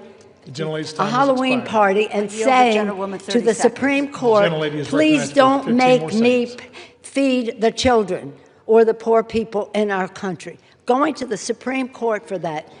that means cruelty is not even comes close to the word that is needed for that kind of behavior. The worst president for children America has ever seen. I yield back. The gentlelady from California yields back. The gentlelady from Connecticut reserves. The gentleman from Oklahoma is recognized. Thank you, Mr. Speaker. Mr. Speaker, I yield 2 minutes to my very good friend, distinguished gentleman from West Virginia and member of the Legislative Branch Subcommittee and Committee of Appropriations, Mr. Moore. The gentleman from West Virginia is recognized for 2 minutes. Thank you, Mr. Speaker. I rise today to support the Senate amendment to H.R. 5371, which includes full funding for the legislative branch. I'm honored to serve as the vice chairman of the Legislative Branch Subcommittee, and I'm grateful to Chairman Valadao for his leadership on that committee. It has been a long road to bring this bill to the floor, a road that was made significantly longer by totally unnecessary Schumer shutdown that we've been living in. The bill before us not only reopens the entire government, but ensures that the House and its supporting agencies remain working for the American people. The bill invests in safety and security. It increases funding for the Capitol Police, provides support for security programs through the House Sergeant at Arms, and is tough on foreign adversaries, including language I wrote, preventing the purchase of technology tied to the Chinese Communist Party. I want to thank Chairman Cole for his leadership and Ranking Member Espaillat and our subcommittee members and their staff and our staff and their work. And I urge my colleagues to vote yes. I yield back. The gentleman from West Virginia yields back. The gentleman from Oklahoma reserves. The gentlelady from Connecticut is recognized. Mr. Speaker, I yield 1 minute to the gentlewoman from Ohio, the distinguished ranking member of the Energy and Water Subcommittee, Ms. Capter. The gentlelady from Ohio is recognized for 1 minute. I thank the ranking member for yielding, Congresswoman DeLauro. Congress today should vote for affordable health insurance for Americans and reduce its rising costs. Instead, in the dead of night, 8 Senate Republicans slipped into this bill a payola for themselves, literally raking millions of dollars to themselves. This payola, it's called corruption. Corruption. Millions of taxpayer dollars now are slated for Senators Graham, Hagerty, Hawley, Sullivan, Tuberville, Johnson, Loomis, and Blackburn.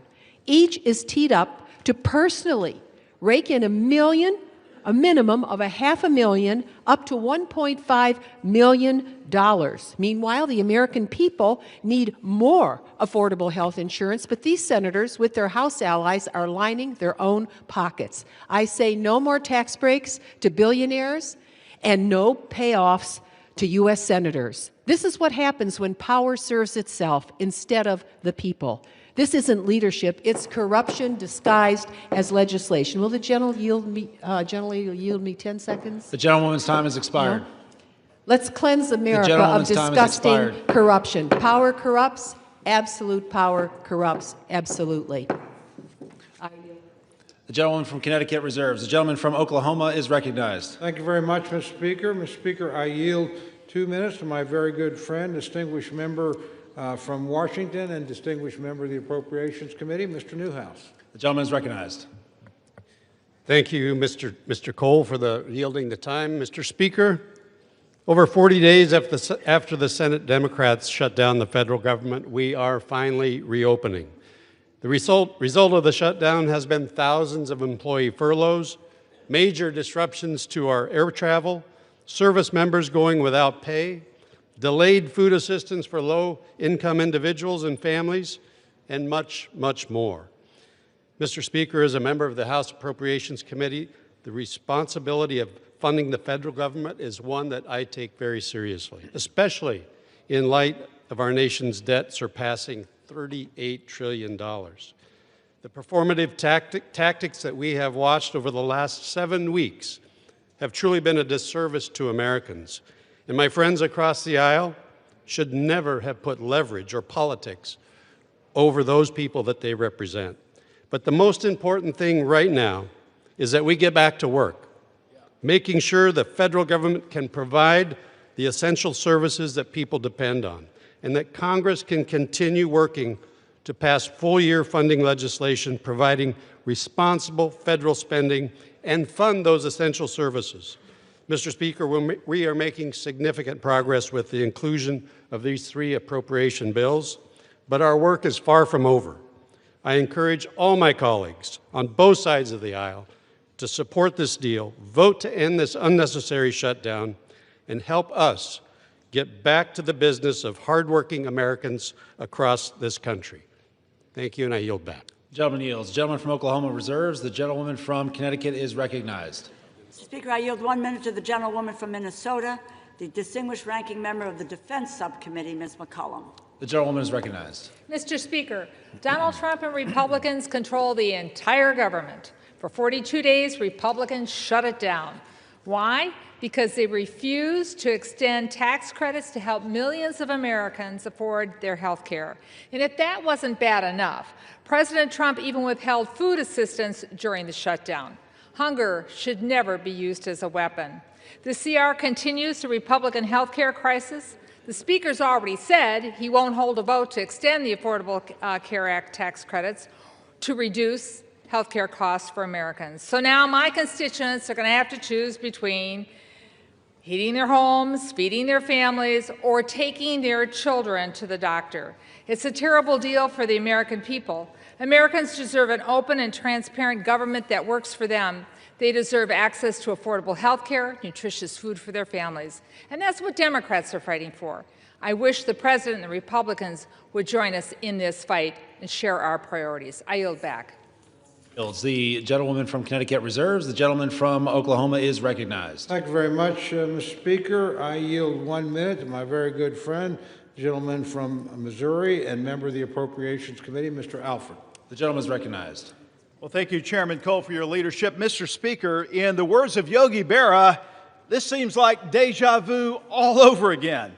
59 days ago, I stood at this very lectern debating the ranking member and a friend of mine over the continuing resolution to keep our government open.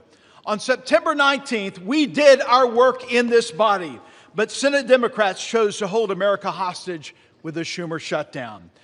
Democrats in Congress, including the minority whip, shamefully admitted they were using the misery they inflicted on the American people as leverage to achieve their leftist wish list of demands, slowly twisting the heads of the American people in a vice.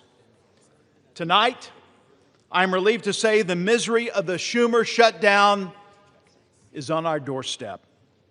Mr. Speaker, this package proves that when Republicans stay united and put America first, we can govern with strength, compassion, and common sense. Tonight, Mr. Speaker, tonight we will reopen the government and liberate the Schumer hostages. And with that, I yield back. The gentleman yields. The gentleman from Oklahoma reserves. The gentlewoman from Connecticut is recognized. Mr. Speaker, I yield 1 minute to the gentlewoman from California, a member of the Appropriations Committee, Mrs. Torres. The gentlewoman is recognized. Mr. Speaker, I rise in strong opposition of this deeply flawed bill because the American people deserve better. Since Trump returned to office, Republicans have created an affordability nightmare, a mass transfer of hard-earned taxpayers' dollars to billionaires. In my district alone, more than 350,000 people are facing skyrocketing health care costs or cuts to critical services.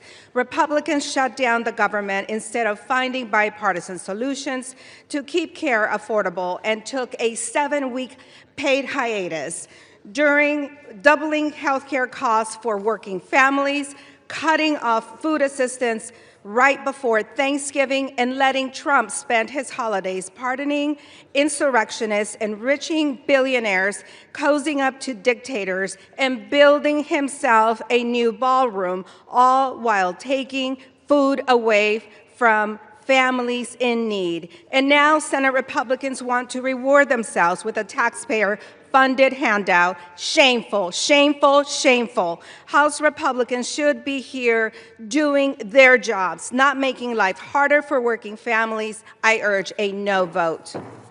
Members are advised to direct their comments to the chair and not to engage in personalities toward the president. The gentlewoman from Connecticut reserves. The gentleman from Oklahoma is recognized. Thank you, Mr. Speaker. Mr. Speaker, I yield 1 minute to my very good friend, distinguished gentleman from Texas and chairman of the House Budget Committee, Mr. Arrington. The gentleman is recognized. Mr. Speaker, the Democrats rejecting a clean CR, shutting the government down, creating all the havoc, the pain and suffering for our fellow Americans is so obviously disingenuous. They never vote against clean CRs. Never.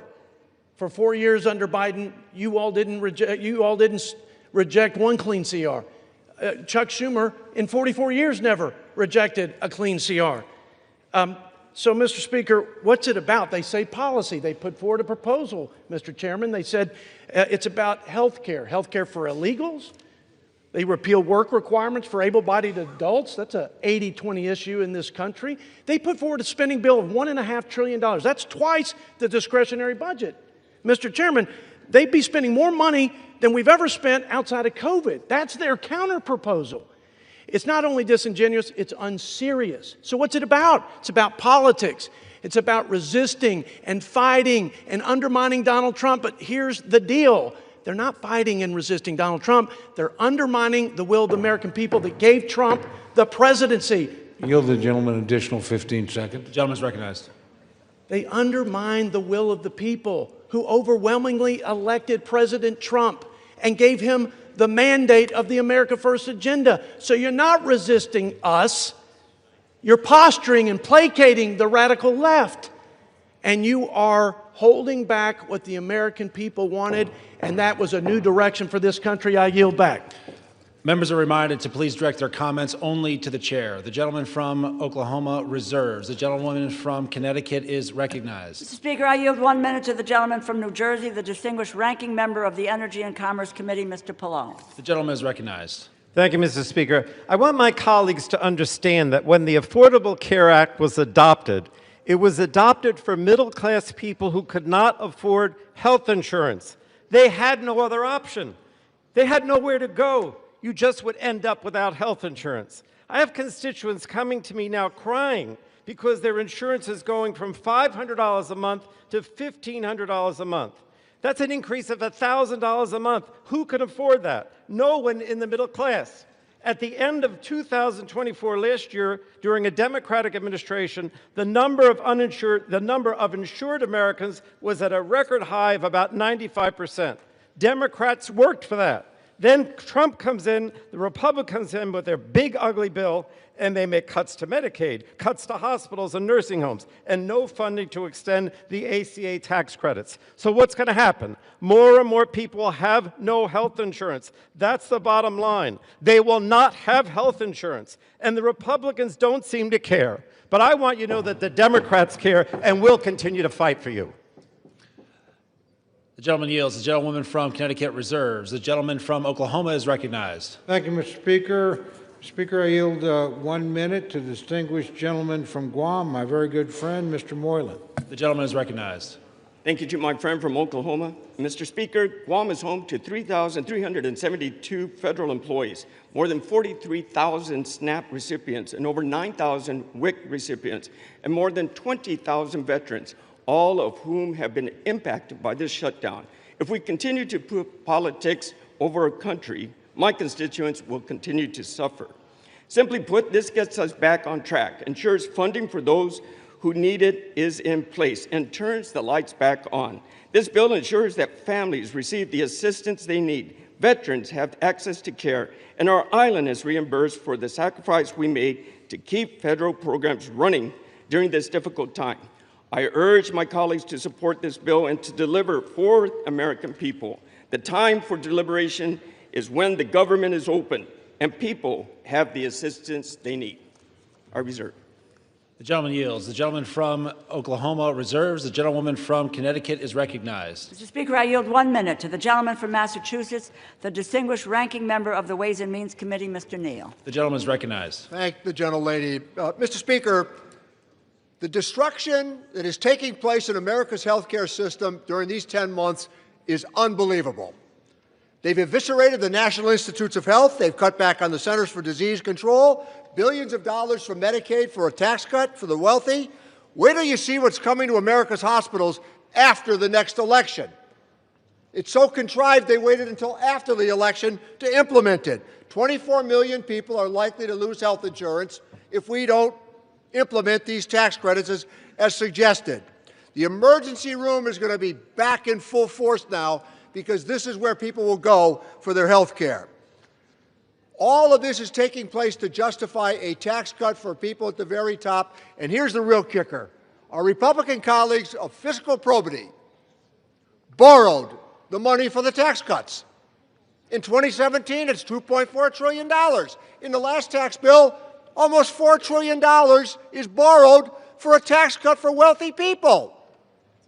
Whatever happened to the fiscal soundness that the Republican Party used to lecture everybody on? And I yield back the balance of my time. The gentleman yields. The gentlewoman from Connecticut reserves. The gentleman from Oklahoma is recognized. Thank you very much, Mr. Speaker. Mr. Speaker, I yield 1 minute to my very good friend, the distinguished gentleman from Pennsylvania, Mr. Muser.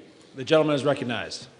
I thank Chairman Cole for his leadership. Mr. Speaker, if this were a library, we would have the fiction side over there and the nonfiction side over here.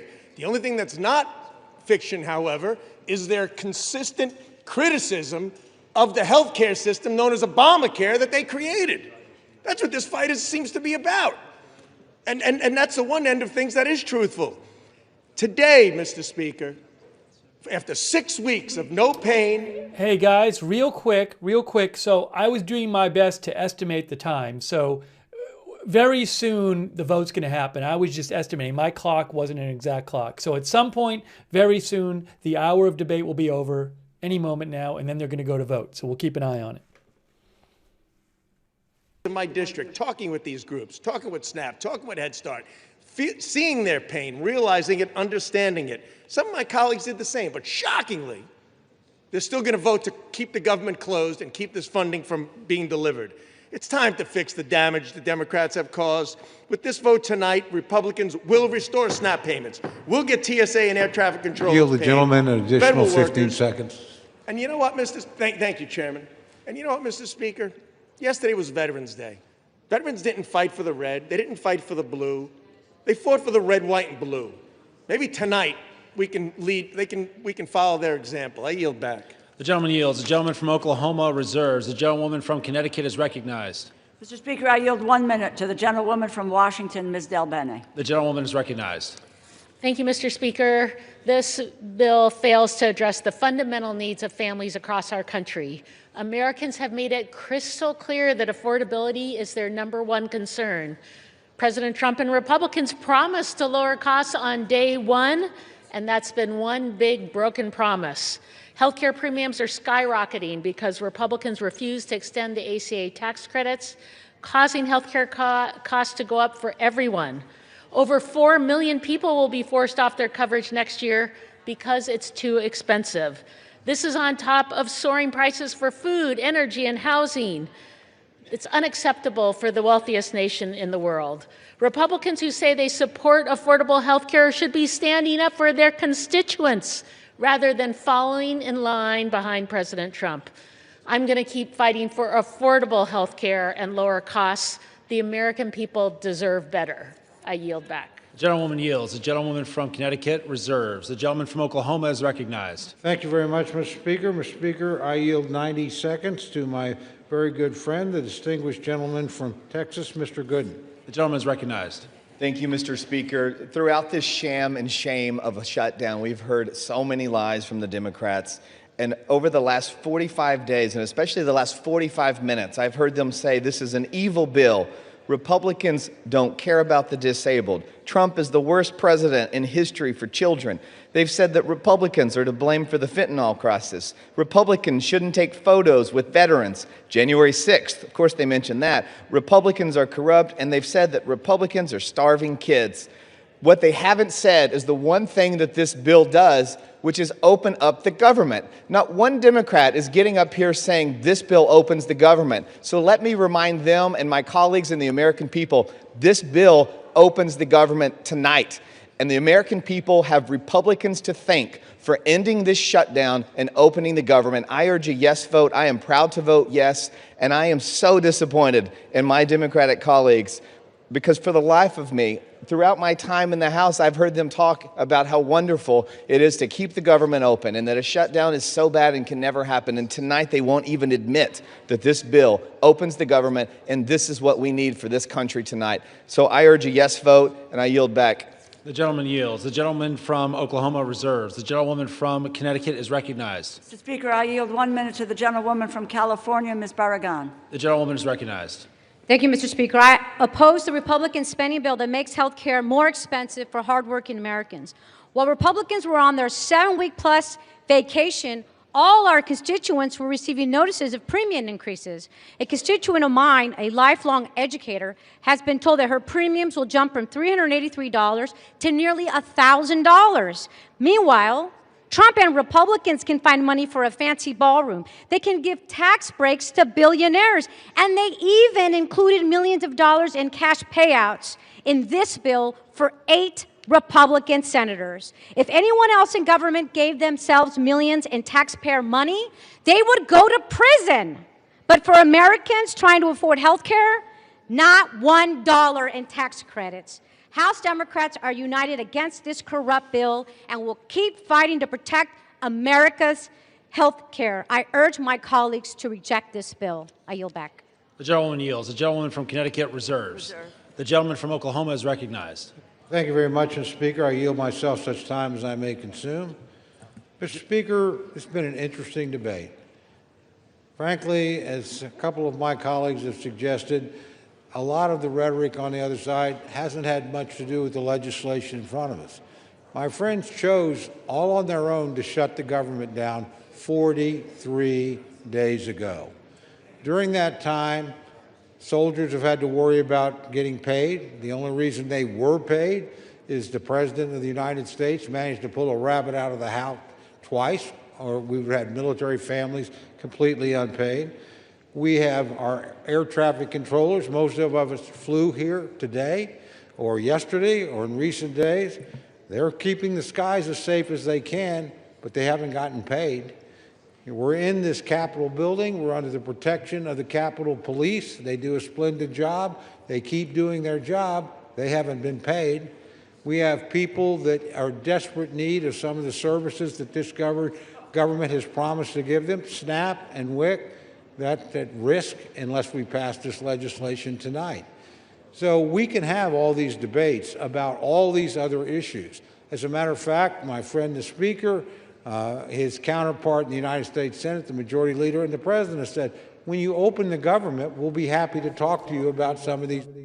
Really quick, my bad. The previous speaker, which I think you figured out, was a Democrat. This is Tom Cole, Republican. Nanette Barragan was a Democrat. I think we might be on the last 2 speakers before the vote right now. We told you 43 days ago, from bitter experience, government shutdowns don't work. They never achieve the objective that you announced. And guess what? You haven't achieved that objective yet, and you're not going to. We did the same thing twice, so I'm not saying that we've got clean hands over here. You guys did it on DACA, didn't work here, not going to work here. Only people that have suffered have been the American people, the people that we're all here to serve. So let's keep the focus on getting the government back open. I would also add, and I appreciate this very much, there have been robust discussions back and forth, and we have 3 appropriations bills attached to this. They're appropriations bills that do important things. The Ag bill will make sure that people that rely on WIC and SNAP don't have to worry about another government shutdown between now and September 30th of next year. The Ledge Branch bill will make sure that the Capitol Police and everybody else at staff that allow this chamber to function don't have to worry about not getting paid until September 30th of next year. And obviously, military construction and, more importantly, veterans rely on benefits commitments we have made. Passage of this bill makes sure that those commitments will be fulfilled between now and September 30th next year. And we buy the time to sit down and rationally and responsibly negotiate other appropriations bills that we can bring, I hope, in a bipartisan basis to this floor to keep the government open. So I would just ask my friends to reflect on that. I hope some of you feel the weight of that decision. I know you do. And I hope you can vote to keep the government open. There's no excuse to shut it down. The United States Senate operated to keep it open in a bipartisan fashion. Now, it took them a long time to do it, but they got there. Let's not follow that example. Let's follow when they finally got the job done, they sent us a product. It's not a perfect product. It's got some things in it I don't like. But frankly, if we kept the government open, we would have never been in this situation in the first place. So I would just ask my friends to remember their constituents. I know they think about them. I know they're serious about the points they make. Reopen the government. Raise your issues. Let's see if we can come to a negotiated settlement. But let's not punish the American people. A no vote on this, again, means soldiers and military families don't get paid. A no vote means that people in need of SNAP and WIC might not get it. A no vote means the people that allow us to come here and debate and work won't get paid either. I can go down the list of horrors. It's pretty simple. This is a vote about two things. Opening the government of the United States, which you willfully tried to shut down, fortunately did not succeed in that in this chamber, but some of your colleagues, using arcane Senate rules, did manage to do it, but finally came to their senses. You ought to pay attention to those people. They said, enough is enough. Let's reopen the government. I would urge my colleagues to do that today, and I hope it's done in a bipartisan way. With that, I reserve the balance of my time, Mr. Speaker. The gentleman reserves, and members are reminded to direct their remarks only to the chair. The gentlewoman from Connecticut is recognized. Mr. Speaker, I yield 3 minutes to the gentlewoman from Massachusetts, the distinguished Democratic whip, Ms. Clark. The gentlewoman is recognized. Thank you. Donald Trump said the cost of living. Hey, I'm just going to cut in for a second. The White House has announced that President Trump will sign the bill that the House is going to pass. He will sign the bill at 9:45 Eastern Time. We will have coverage of that. So it's on the White House schedule now. President Trump will be signing the bill to open the government and end the shutdown at 9:45 p.m. Eastern Time, according to the White House schedule. Is that crisis real? It is a crisis that Republicans promised to solve. Voters believe them. And now, after a 54-day hiatus, what are Republicans doing? They're voting to raise the cost of living. They're voting to make it even harder to get by. Not by some marginal amount. They are doubling, tripling, and quadrupling monthly premiums. And what's the defense? They are looking people in the eye and flat out gaslighting them. Costs aren't up, costs are down. Trump says, I don't want to hear about the affordability. Well, get used to hearing about it. You're going to hear about it a lot because people are feeling it every single day. People can't make rent. They can't afford their prescriptions. They can't afford to take their kid to a doctor. They can't find childcare, and when they find it, they can't afford that either. Grocery and utility bills are spiking. This is the crisis of our time, and it's about to get exponentially worse because the GOP's craven allegiance to billionaires over working people. The cost of living crisis is not fake news. It's not a perception issue. It is daily life for the people that we all represent. So let's do something about it. Let's reject this budget. Let's stop the health care cuts. Let's stop the premium hikes. Let's stop the hospital closures. And let's stop the billionaire giveaways. I yield back.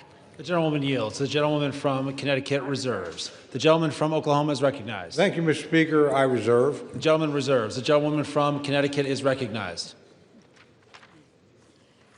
Mr. Speaker, this bill fails to prevent health care costs from skyrocketing. It fails to address the crisis of affordability. It fails to keep our promise to veterans. It provides $1 million jackpot to 8 senators. It fails to protect Congress's power of the purse. I encourage my colleagues to vote no, and I have the honor of yielding 1 minute to the gentleman from New York, our distinguished Democratic leader, Mr. Hakeem Jeffries. The gentleman is recognized. Thank you, Mr. Speaker, and I thank the distinguished gentlelady, the top Democrat on the House Appropriations Committee, for yielding and for her steadfast leadership on behalf of working families, hard-working American taxpayers in the great state of Connecticut and all across America.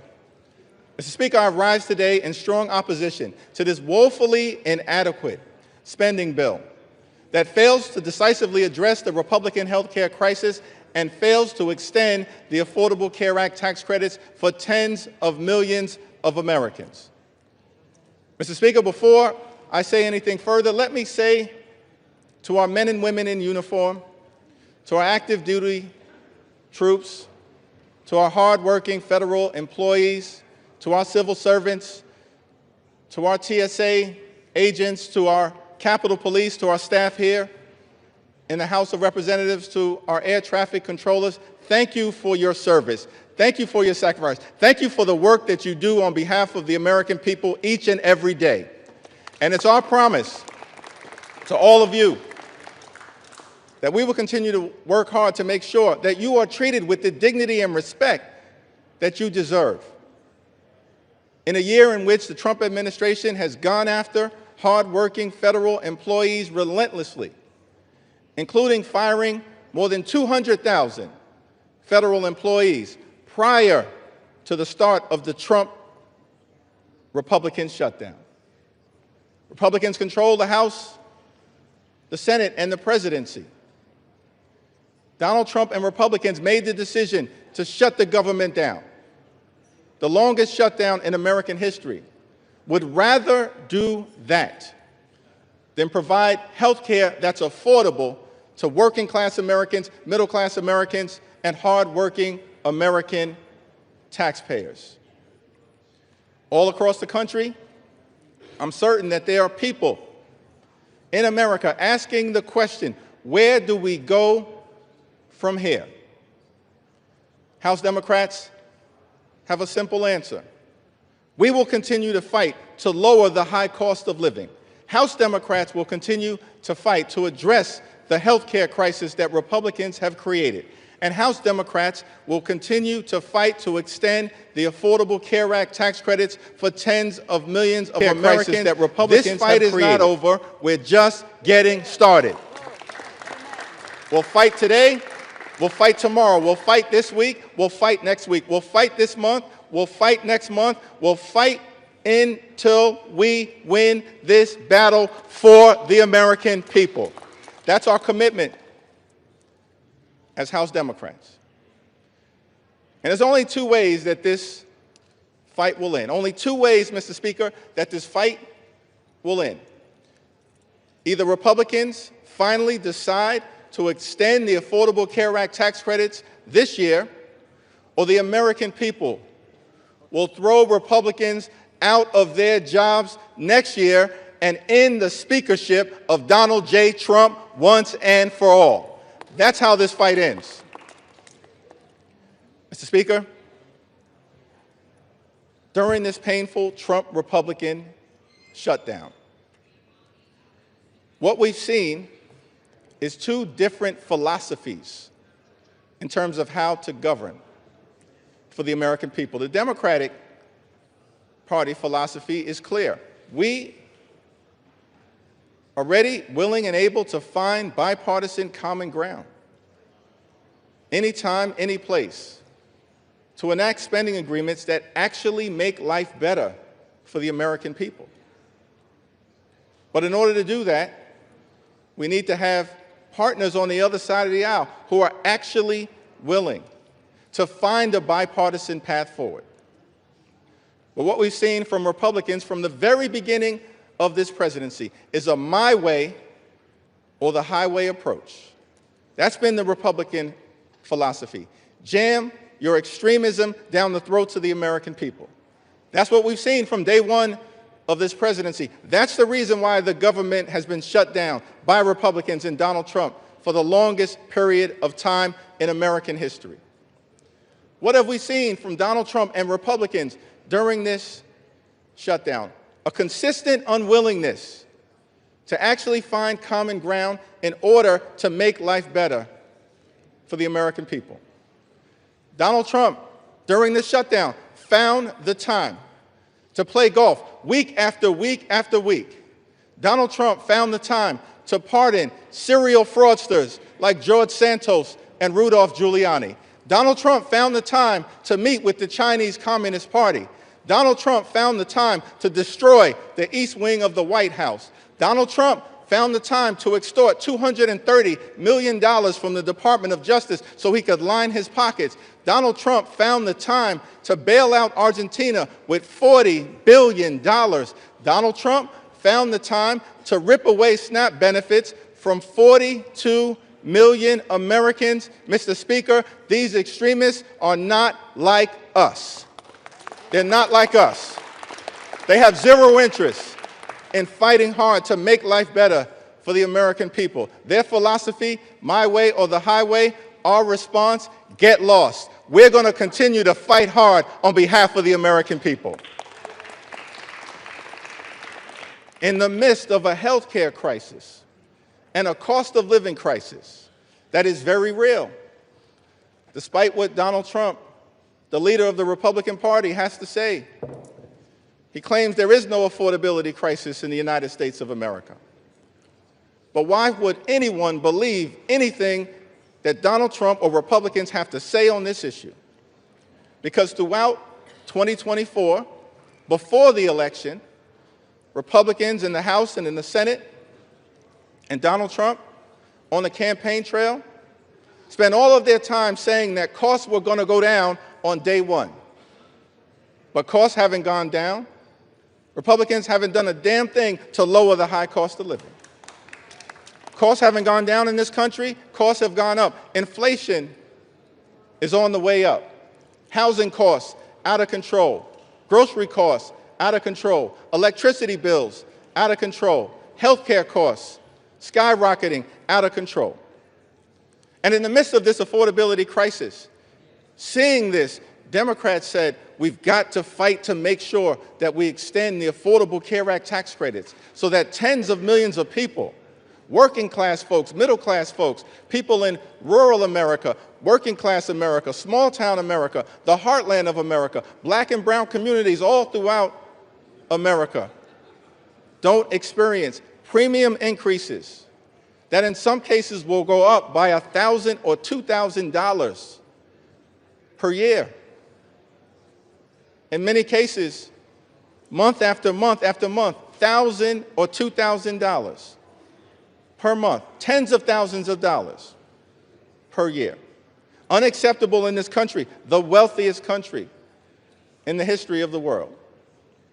And this is in the midst of a Republican health care crisis. Republicans enacted the largest cut to Medicaid in American history, ripped health insurance away from 14 million Americans. As a result of Republican policies, hospitals, nursing homes, and community-based health centers are closing all across America, including in rural parts of this great country of ours. And now, because of Republican refusal to extend the Affordable Care Act tax credits, tens of millions of Americans are at risk of being unable to afford to go see a doctor when they need one.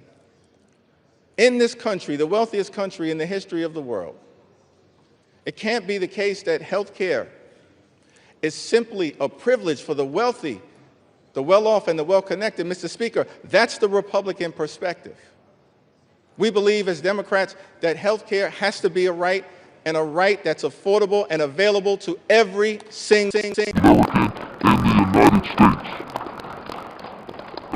States. That's what this fight is all about.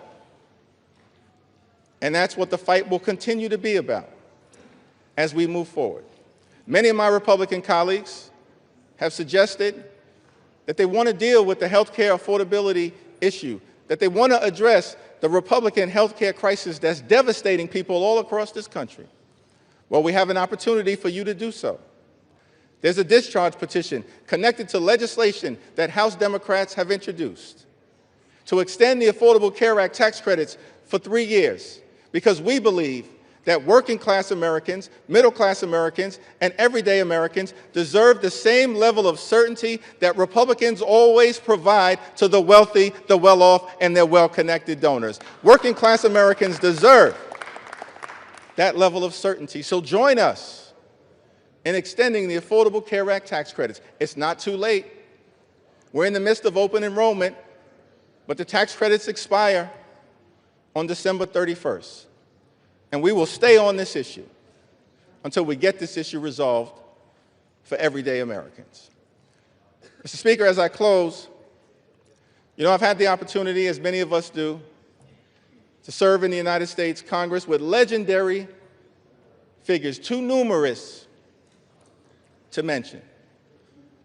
Legendary members, of course, Speaker Emerita Nancy Pelosi, Steny Hoyer, the great Jim Clyburn, Maxine Waters, Elijah Cummings, Charlie Rangel, our own Marcy Kaptur, the longest-serving woman in the history of the United States House of Representatives. We've all had the opportunity to serve with legendary members, John Dingell, too numerous to mention. But one can't call that roll without calling the name of the great John Lewis. I had the distinct honor of serving with John Lewis for several terms. Many of us here in the House of Representatives did. I'll never forget, on my first day in the Congress, I had the opportunity to meet John Lewis for the first time in person. And he called me over to see him on the House floor, and he just asked me a simple question. He said, "Are you the new guy?" And I said, "Yes, sir, Mr. Lewis, I am." And he said, "Well, we're colleagues now. You don't have to call me Mr. Lewis. You can call me John." I said, "Yes, sir, Mr. Lewis, I understand." And then he said to me, "You're from Brooklyn, right?" Now, Mr. Speaker, I got to be honest, I was tempted to say, Brooklyn is always in the house. But instead, since my mother raised me with some sense, Lenita Jeffries, I said, "Yes, sir, I'm from Brooklyn." And then he said something to me that I've never forgotten. He said, "Well, I hear some positive things about you from your predecessor, but Washington, D.C., young man, can be a rough place. So I don't want you to get into any trouble unless it's good trouble." And I just wanted to stop by on the House floor to make sure it was clear to the American people that the spirit of John Lewis lives amongst House Democrats, and we will continue to get into good trouble to make their life better. That's our commitment to every single American all across this country, from this day and for every day moving forward. And it was John Lewis who said to us that ours is not the struggle of one day, 1 week, or 1 year. Ours is the struggle of a lifetime, and maybe even many lifetimes. And each one of us in every generation must do our part. Mr. Lewis, we love you. We were blessed by our opportunity to serve with you, and House Democrats are here to do our part. We're in this fight until we win this fight for the American people. I yield back.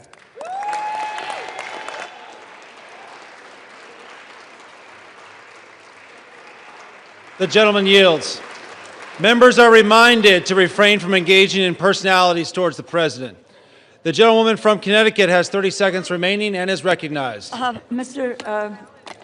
I yield back the balance of my time. The gentlewoman from Connecticut yields. The gentleman from Oklahoma is recognized. Thank you very much, Mr. Speaker. It's my distinct pleasure to yield the balance of our time to the distinguished Speaker of the House, my very good friend and a person I admire greatly. 1 minute. I'm actually just going to hold you to 1 minute, Mr. Okay. Speaker. My good friend, the gentleman from Louisiana, Speaker Mike Johnson. The gentleman from Louisiana is Thank you. recognized.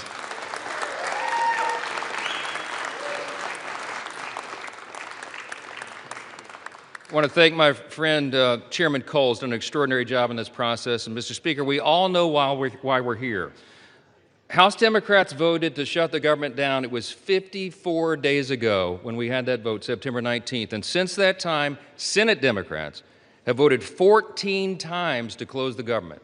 Republicans voted a collective 15 times to open the government for the people, and the Democrats voted that many times to close it. And then they admitted, many of them, and we could name them here, but I'm not going to take the time, they admitted that they were using the American people as leverage in this political game. They knew that it would cause pain, and they did it anyway. The whole exercise was pointless. It was wrong, and it was cruel. In mere moments, I want you to watch the board. They're going to do it again. I'm going to guess for you that most of our Democrat colleagues are going to vote again to close the government, again to take food out of the mouths of families that need it, again to deny pay to federal employees, again to stall flights and cancel airlines and do all the rest that they've done. But we are not going to let them succeed in that gambit. And that's right. While the Democrats keep voting to shut the government down, Republicans are going to vote to open it back up. And with that, we're going to get the American government running again and working for the people as they deserve. I'm going to close with this. You know, as Speaker, you have the ability to talk as long as you want, but I'm not going to do that tonight. We're not going to waste any more time of the people.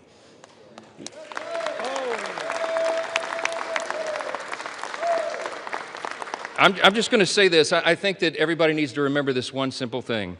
From the very beginning of this whole ordeal, on the Republican side, we operated in good faith. We offered a clean, nonpartisan CR. We were honest and transparent with the American people from the very beginning, and every single day of the shutdown, we went out and looked right into the camera with a press conference and told the American people the simple truth. We have done for the people what has been right and just and truthful. And in the end, that is what God honors always. Don't forget it. We need to get this government open as soon as possible, and I'm going to yield back the remainder of my time so we can do that. The American people demand it and deserve it. My friends, let's get this done. Thank you. I yield back.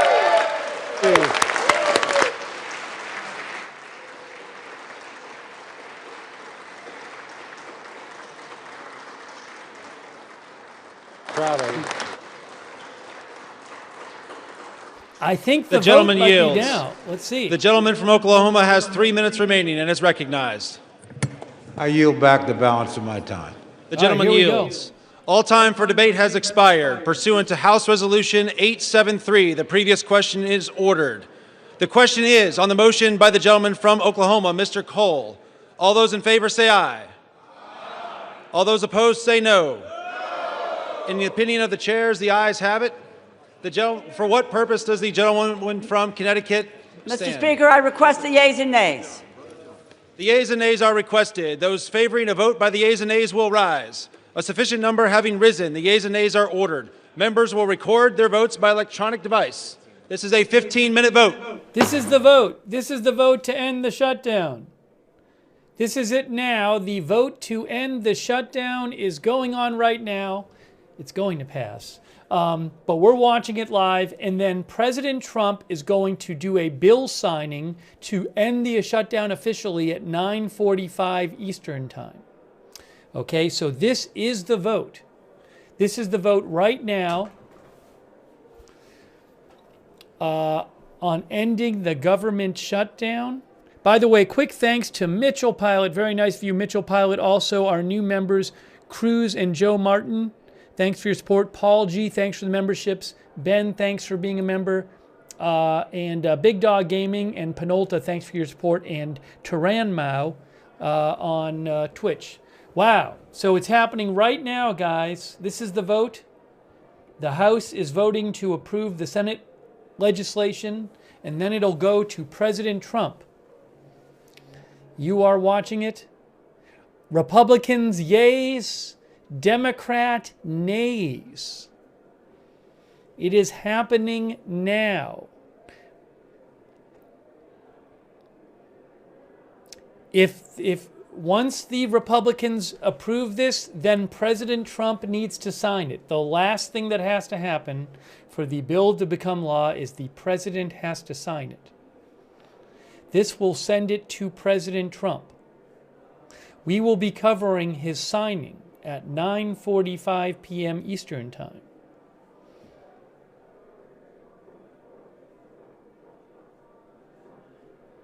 It is happening now. Wow.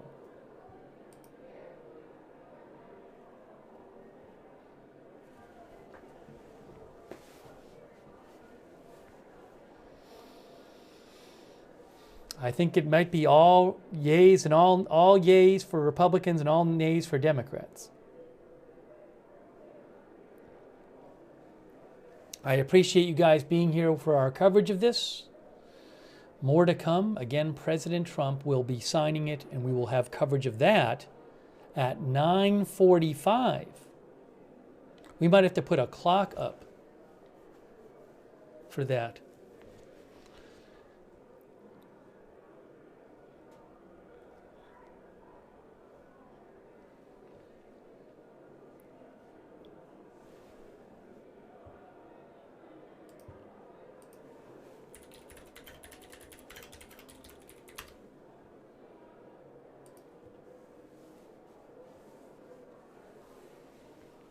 It is currently, the balance of power in the House is 219 Republicans and 214 Democrats.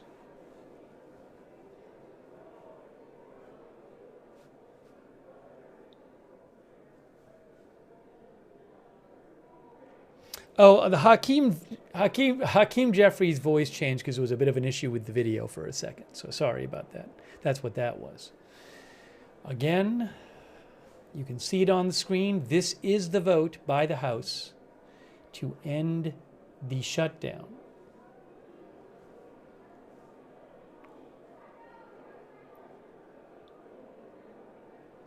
Once there are 215 yays, that's enough because there are only 214 Democrats. I assume that'll be enough.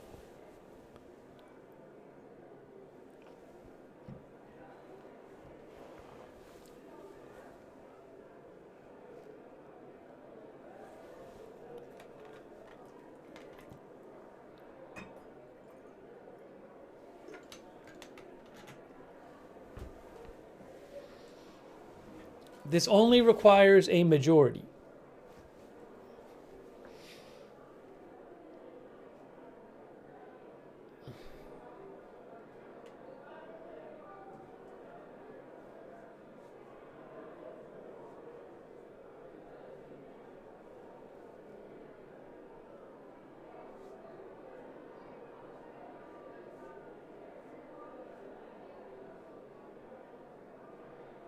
I'll put a timer up after this vote happens. Technically, there are 10 minutes and 13 seconds left in the vote, but they can hold it open for longer if they want to.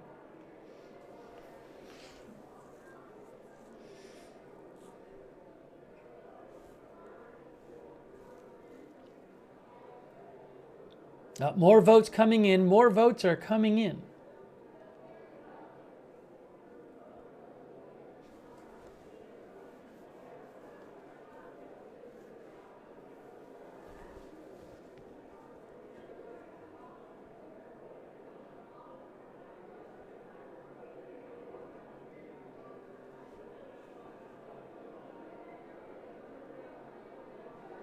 It is happening right now.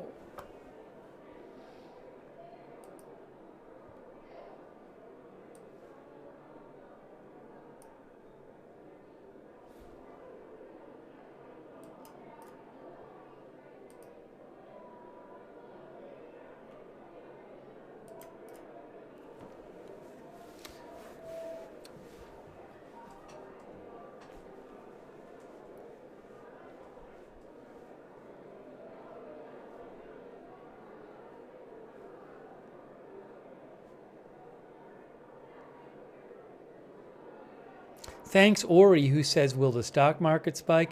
I think this is priced in. I think everyone basically knew that this was going to happen tonight. So I don't think this will make this itself should not make a big difference in the market because it was assumed this was going to happen. Thank you, Ori. All right. More votes coming in, as you can see. Now, there is a Democrat who voted yes. I don't know who that is. One of you might know who it is. But there is a Democrat, as one of our viewers said, one of the Democrats voted yes. Although that could be a mistake. Sometimes there are mistakes and people change it.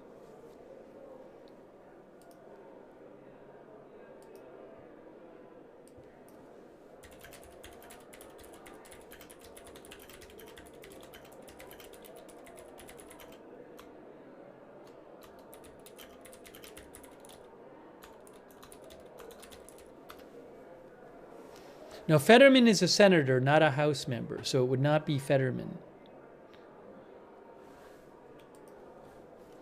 Maybe it's somebody in a purple district.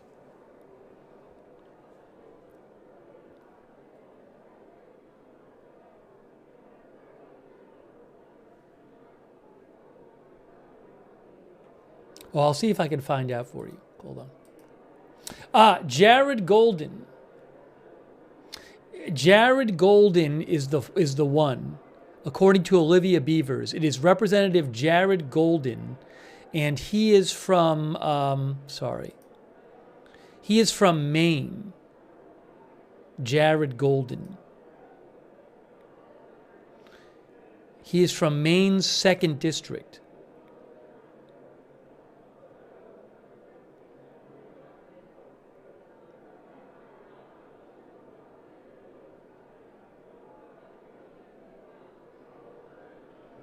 If I have this right.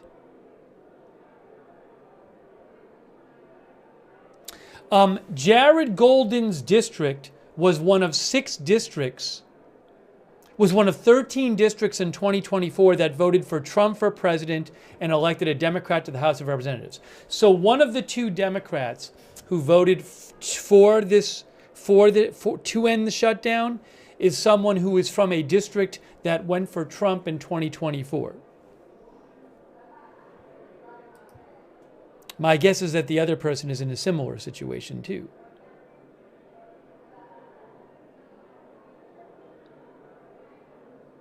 But I don't know for sure.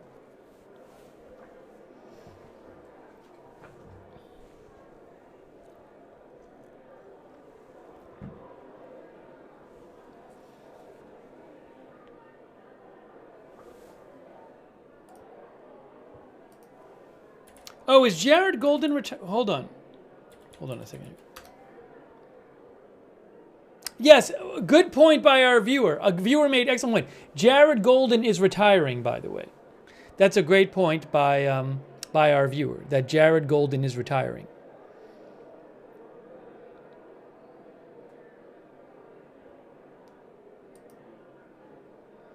Thanks to the viewer for mentioning that.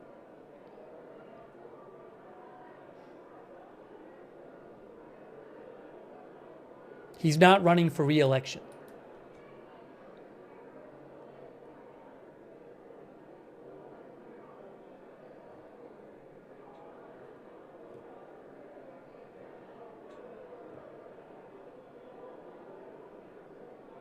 I don't know if retiring is the right word. He's 43 years old, Jared Golden. But he's not running. The second Democrat, according to Olivia Beavers, is Adam Gray. Adam Gray is from the 13th District of California.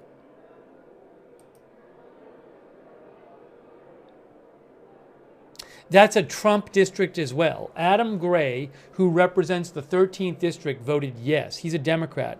His district voted 51-46 for Trump in 2024. It is considered a swing district, says Wikipedia.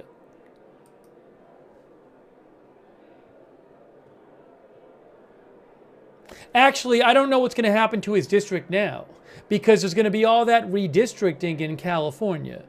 They're going to, right? Because California's going to redraw the districts, and there's going to be 5 more, probably it looks like 5 more Democratic seats. So I don't know enough about his district to know if that's going to be changed. But anyways, both of the Democrats who are voting yes come from districts that voted for Trump in 2024.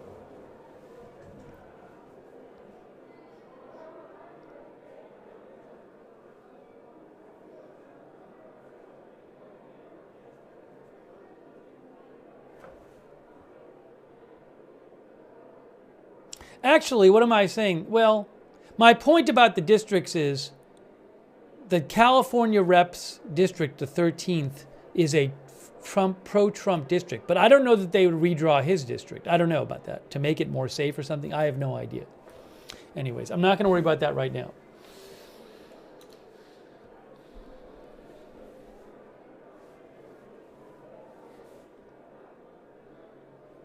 "71 people have not voted now. 70 have not voted. More votes coming in. Again, once the House passes this, President Trump will be signing it at 9:45. We will have live coverage of President Trump signing. Will President Trump make a speech? Will he take questions? I have no idea what it will be like when President Trump signs this. He is going to sign it in the Oval Office. He is going to sign it in the Oval Office tonight. Again, the vote can go longer than the clock. The clock says 1:52, but the Republicans can hold the vote open for longer. So my guess is that it'll just keep going. Thank you, Mitchell Pilot, for all your support. Mitchell, I don't know what hemp-related stuff is in this bill myself.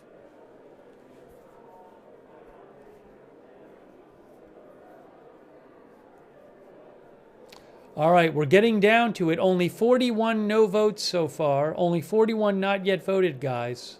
Now 40. Oh, we're really getting close now. Another Democrat, as our viewers point out, a third Democrat has voted for it.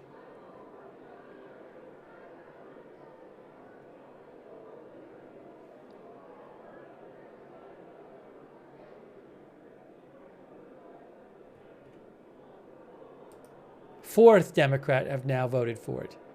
Oh no, now it's back to 3. Now it's back to 3. Jake Sherman says that the third Democrat is Marie Gluesenkamp Perez. In her district, just so you know, her district is... Where is it here? Her district voted for Trump as well in 2024.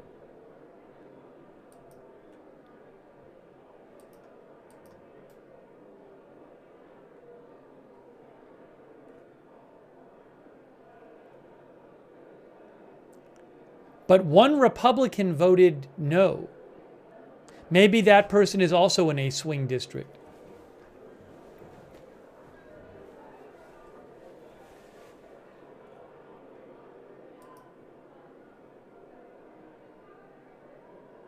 Oh, Thomas Massey. Thomas Massey voted no, according to Olivia Beavers.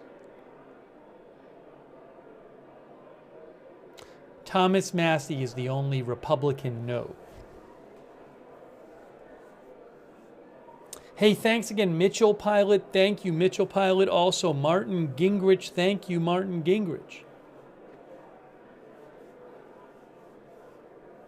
Now we're up to 4 Democrats, yes. The first 3, if I have it right, were all from pro-Trump districts that voted for Trump in 2024.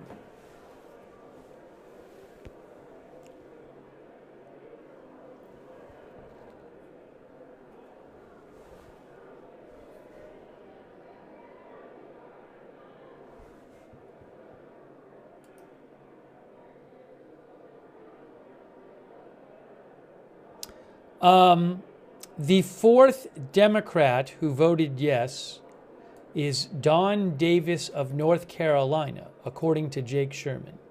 Don Davis of North Carolina.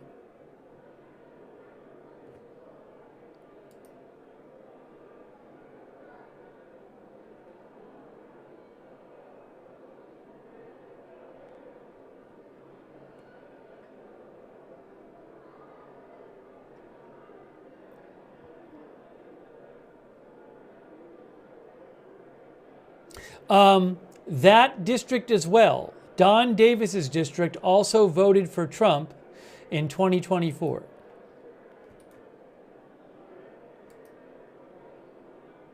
Henry Cuellar of Texas is also a yes Democrat, according to Jake Sherman.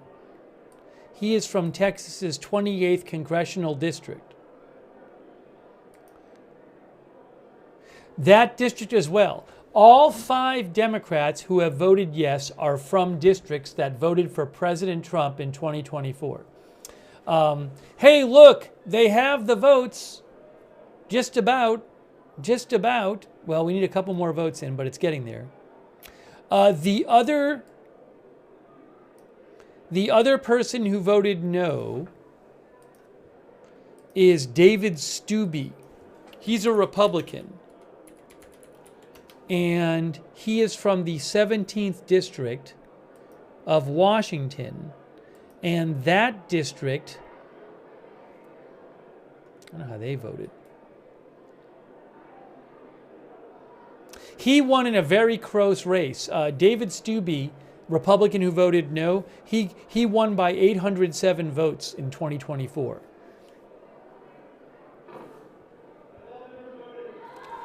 So you can see there's enough votes, enough Republican votes to pass now.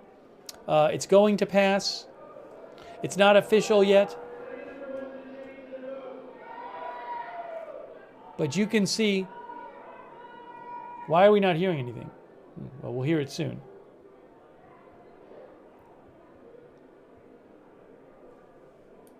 I'm going to change the headline because it's pretty clear this is what's happening.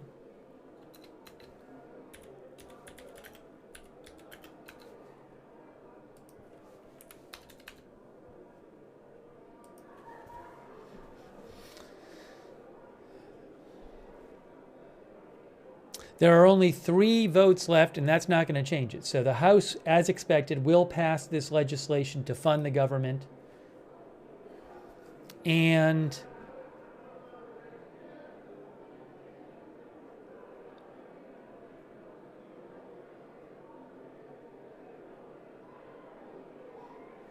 President Trump will be signing it in an hour and 24 minutes.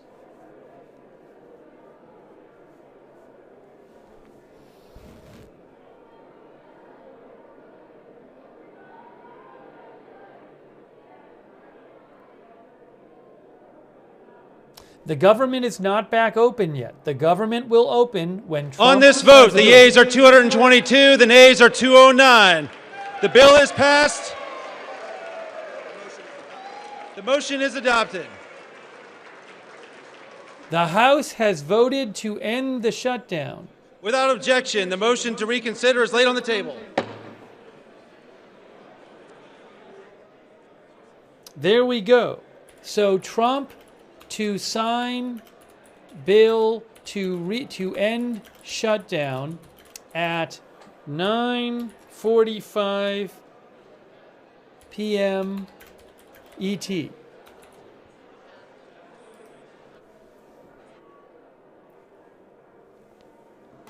Again, the House has passed the bill. Congress has passed the funding bill. When do you get the House in order? The chair lays before the House a communication. The Honorable the Speaker, House of Representatives, sir. I respectfully request to be relieved from assignments to the House Armed Services Committee and the House Select Committee on Competition between the United States and the Chinese Communist Party, effective immediately. It has been an honor and privilege to serve on these committees on behalf of my constituents and the American people. Signed sincerely, Mikey Sherrill, member Nation is accepted.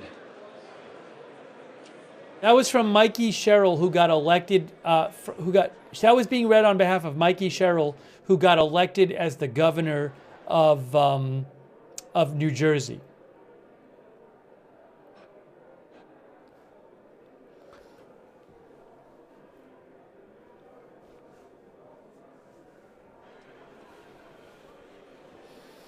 So, we'll see. I don't know if we're going to hear people speak now. But again, President Trump will be signing this bill at 9:45. We're going to have it live.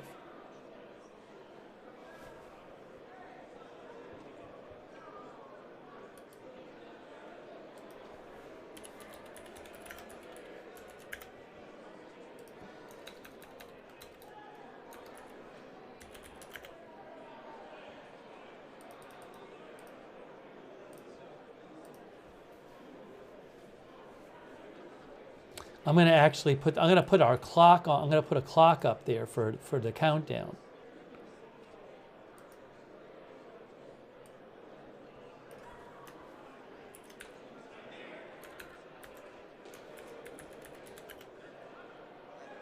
Should I say Trump ends shutdown in... Maybe I'll say it that way. Uh-oh. Uh-oh. Hold on. One moment here. All right. I was going to put the clock up there.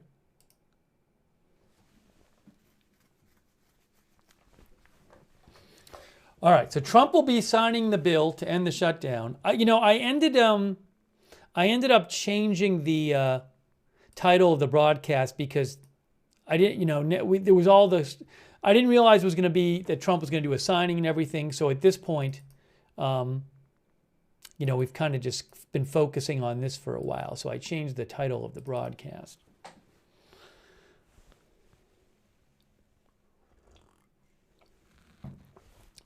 Julie Shields says, I'm sure he'll make a big production of it. So we'll see also. Hold on, guys. We have Speaker Johnson, I think, is going to speak. Speaker Johnson's about to speak. Hold on, we have something else for you. Look at this. Oh my gosh, Speaker Johnson's going to speak. Coming up. There we are in the Capitol.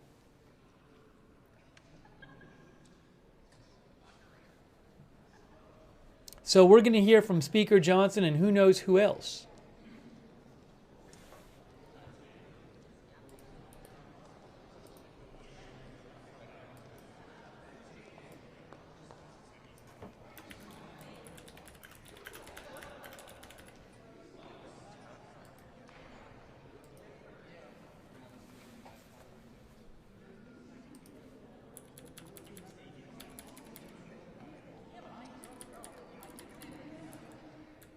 Wow. Maybe we'll hear Democrats speak too. I don't know. We'll have to see. We'll have to see.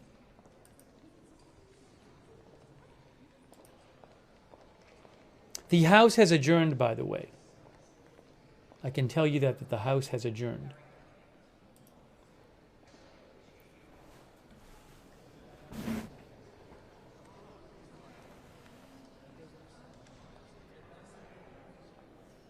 Oh, what happened to the clock? What happened to the clock? There it is.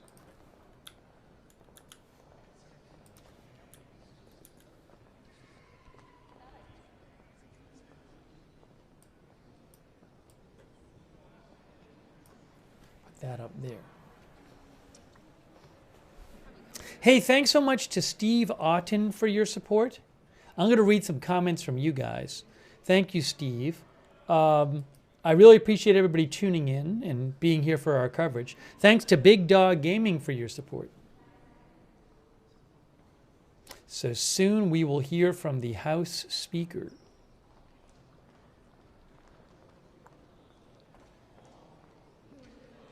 It was the same legislation that the Senate passed.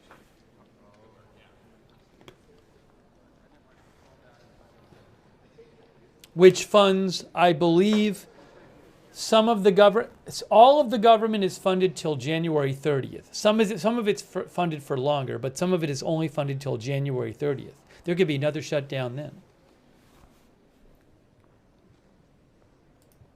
Let me give you a little background here while we're waiting for Speaker Johnson and President Trump eventually. Reuters says deal to end longest shutdown in history, longest government shutdown history clears Congress. A deal to end the longest government shutdown in U.S. history cleared Congress tonight after the House voted to restart disrupted food assistance, pay hundreds of thousands of federal workers, and revive a hobbled air traffic control system. Hold on. People are coming out. I'm seeing people coming out here. Let's keep an eye out.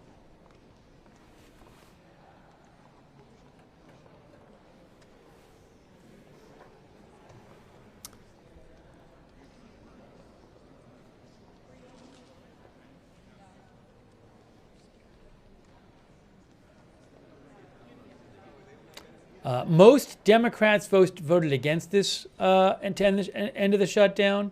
Reuters says most Democrats, House Democrats, are angry that the long standoff launched by their Senate colleagues failed to secure a deal to extend the federal health insurance subsidies that are expiring at the end of the year. The bill will extend funding through January 30th.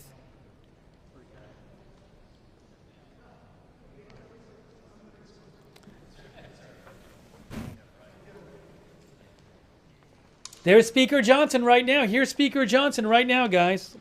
Here we go. Well, good evening, everybody. We feel very relieved tonight. The Democrat shutdown is finally over, thanks to House and Senate Republicans who stood together to get the job done. Absolutely no question in anybody's mind now that the Democrats were responsible for this. What happened?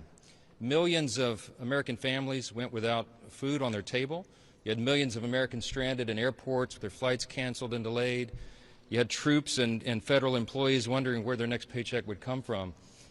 The Democrats openly admitted, many of them said it in their own words, that they used the American people as leverage in this political game. They knew that it would cause that pain to the people, and they did it anyway. They did it for their own selfish purposes, their political purposes, and it was a game they played with real people's lives. It's something that is very difficult to forgive. I want to say that all this was utterly pointless and foolish. This outcome was totally foreseeable. I said that this would be the outcome when all this began back in mid-September. They did it anyway. Democrats admitted that they used the people as leverage, and they got nothing for their selfish political stunt here. They didn't achieve anything with this at all. And anyone who studied history would know that shutdowns never yield any positive result. It just hurts people. I said on the House floor a little while ago that we did all this in good faith. From the very beginning, I was insistent about this. Our leadership team was. The Republicans did the right thing. We had a nonpartisan continuing resolution. We didn't have any Republican priorities on it at all. We just said, in good faith, let's keep the lights on. Let's keep this going for another 7 weeks so that the Congress can do its work, so they can get back to the regular appropriations process, the way that it is supposed to be done for the people, so that we're good stewards with their money. That hasn't been done here in a long time. And we said we want to get back to that. Now, I'm pleased that tonight on the CR we had 3 appropriations bills that we'll send over to the President's desk in just a short amount of time tonight to get signed into law. That's an innovation too. As you all know, it's been years since Congress actually did separate appropriations bills. I'm proud of that achievement, but I'm really sad that it took us so long to get here. It was so much pain that had to be endured to get to this point. Voters are going to remember which political party played games with their lives. They're going to remember that they did this for their own selfish purposes so that they could look tough to the radical elements of their base, and real people suffered because of that game. So now that we've got the lights back on, we've got the government reopened, the President will sign that triumphantly tonight, and Republicans will get right back to the work that we promised the American people that we will do. We're going to deliver for the American people, as we have been doing. And I'll leave you with this thought. There's a split screen in America right now. There's a split screen. On one side of the screen, you have President Trump and the Republican majorities in the Congress and the Senate and the House doing the work for the American people. Look what we've achieved in the first 10 months of this year. You can make an argument that it's the most productive season for a new Congress and a new presidency, a new administration, at least in the modern era, maybe of all time. Just in this short amount of months, we got the border secured. We fulfilled that promise. We are working on the crime crisis around the country. We have new trade agreements. We have a return to American energy dominance. We have cut taxes, the largest tax cut in U.S. history in a literal sense. We're cutting regulations. We're ending fraud, waste, and abuse out of government. We're shoring up the safety net programs like Medicaid so that it's there for the people that desperately need it and it is not being abused by illegal aliens and by young able-bodied men who are not eligible to receive that. We are doing all this good work. The president, meanwhile, is using his authority to change the world, literally. He has ended 8 wars around the globe. All of this is happening on the Republican side and so much more. That's on one side of the screen, and on the other is the Democrat Party. And what have they done? What do they have to show for the last 10 months of government here? They shut the government down. They voted 15 times to close the government and exact that pain on everyone. We can never forget that. They haven't achieved anything beyond that except pushing ICE officers around and really spurring on political violence. So I want to say that there's a reason the Democrats are in disarray right now. There's a reason they don't have an identified leader of their party. There's a reason that their favorability, even amongst those in their own party, is at lowest of all time. They don't have a platform, a principle they can defend. They don't have a leader, except for Mamdani, who's the new mayor of New York City and leading the party into Marxism and socialism. I think everybody should consider that split screen. I think you should look at it truthfully and honestly and objectively. And I think you can evaluate for yourself which party's working for the people. We're anxious to get that done, to work on health care and affordability and all the issues, to continue doing what we've done. And we look forward to rolling that out for you in the next several days. A few questions. Yes? You said earlier that you would repeal that FBI provision that's in the bill right now. Do you have assurances from Leader Thune that he will bring it up in the Senate? I did call Leader Thune this morning. I want to say that he's a principled leader. I've enjoyed working with him. We've got a great working relationship and a good friendship. He's a trustworthy, honest broker. And that's why I was so surprised when we found out about that provision. It was put in our clean CR at the last moment. I'm just to be honest, I'm very transparent with you all. I was very angry about it. I was. And a lot of my members called me and said, did you know about it? We had no idea. That was dropped in at the last minute. And I did not appreciate that, nor did most of the House members. Many of them are very angry about that. So we will be bringing that up. We'll probably pass it on suspension early next week, and we'll send it over to the Senate. I had a conversation with Leader Thune early this morning about it. I think he regretted the way it was done, and we had an honest conversation about that. I didn't ask him for any commitment at that time because I had a lot on my plate today, and I've been busy ever since that conversation we had early this morning. But I'm going to speak as truthfully to him as I am to all of you and tell you that I think that was way out of line. I don't think that was a smart thing to do. I don't think it was the right thing to do, and the House is going to reverse it. We're going to repeal that, and I'm going to expect our colleagues in the Senate to do the same thing. Mr. Speaker, you said you're for full transparency, so why not just urge all your Republicans to vote for this Massey Connell bill on the Epstein files next week? Put out all the files. Let the American public judge for themselves what these files are all about. Thank you for asking the question. We have been for maximum transparency of the Epstein files from the very beginning. What I was opposed to is the reckless disregard that was used in drafting the discharge petition. And we've been over this many times, but it was not drafted in such a way that it would adequately protect innocent victims. We have a responsibility to do that. There's as many as 1,000 women, by some estimates, of people who have been victimized because of the sex trafficking and Epstein and all these horrendous, heinous crimes, and we can't have them subjected to any further harm. So we wanted to make sure that they were properly, whose names were properly redacted out of the files. But the discharge petition is not only reckless, it is also a totally moot point. The Oversight Committee has been working, as you all know, around the clock, working on this. And you have some of the toughest members of Congress on the Republican and Democrat side who are working in bipartisan fashion to go through and release those files. As we stand here tonight, I think we're up to over 50,000 pages of records that are out in the open. You can go online tonight if you're at home and go through it yourself. And the Epstein estate files thus far has been the biggest tranche of important information. We found that outside of the scope of the discharge petition because it was never even anticipated or included in the discharge. The Oversight Committee, well, let me finish. The Oversight Committee has been digging into that, and some of the most valuable information was in the estate files. It includes Jeffrey Epstein's own personal logs, his travel logs, his financial ledgers, his daily calendar. All this is now out in the public, and more is to come. Chairman Comer of the Oversight Committee has done an extraordinary job. You have, again, some of the most notable members in Congress working on that around the clock, and they will continue to have full disclosure. I want to say this tonight, and I think this is a shame to a lot of the Hill Press Corps. I'm not going to name any of you by name, but I haven't seen many stories written yet about the fact that we put the discharge up for unanimous consent on the floor tonight. The Republicans, the Speaker, and the Republicans asked for unanimous consent to just go ahead and pass the discharge because I think it's a moot point. The Democrats objected to the unanimous consent. Nobody's written a story about that.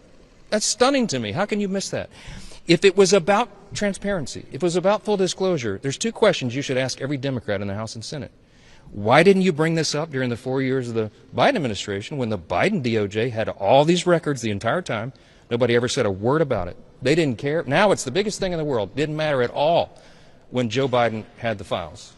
And secondly, if they're for transparency and they really want all this to be out and there's such this urgency, then why did they vote down the unanimous consent to pass the discharge petition tonight? I can't answer that question, but they should. And every one of you should ask them about it. Yes. Thank you.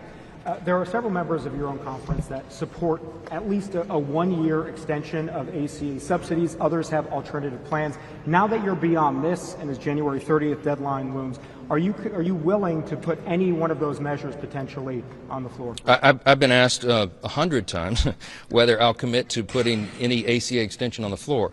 What I have said from the very beginning, and we were consistent about this, and you all know from day one, the first order of business was to get the government open and working for the people again. It's the most basic responsibility, and we finally got that done tonight. And I said, as soon as the government was open, we would turn our attention to health care and all the other issues that are out there.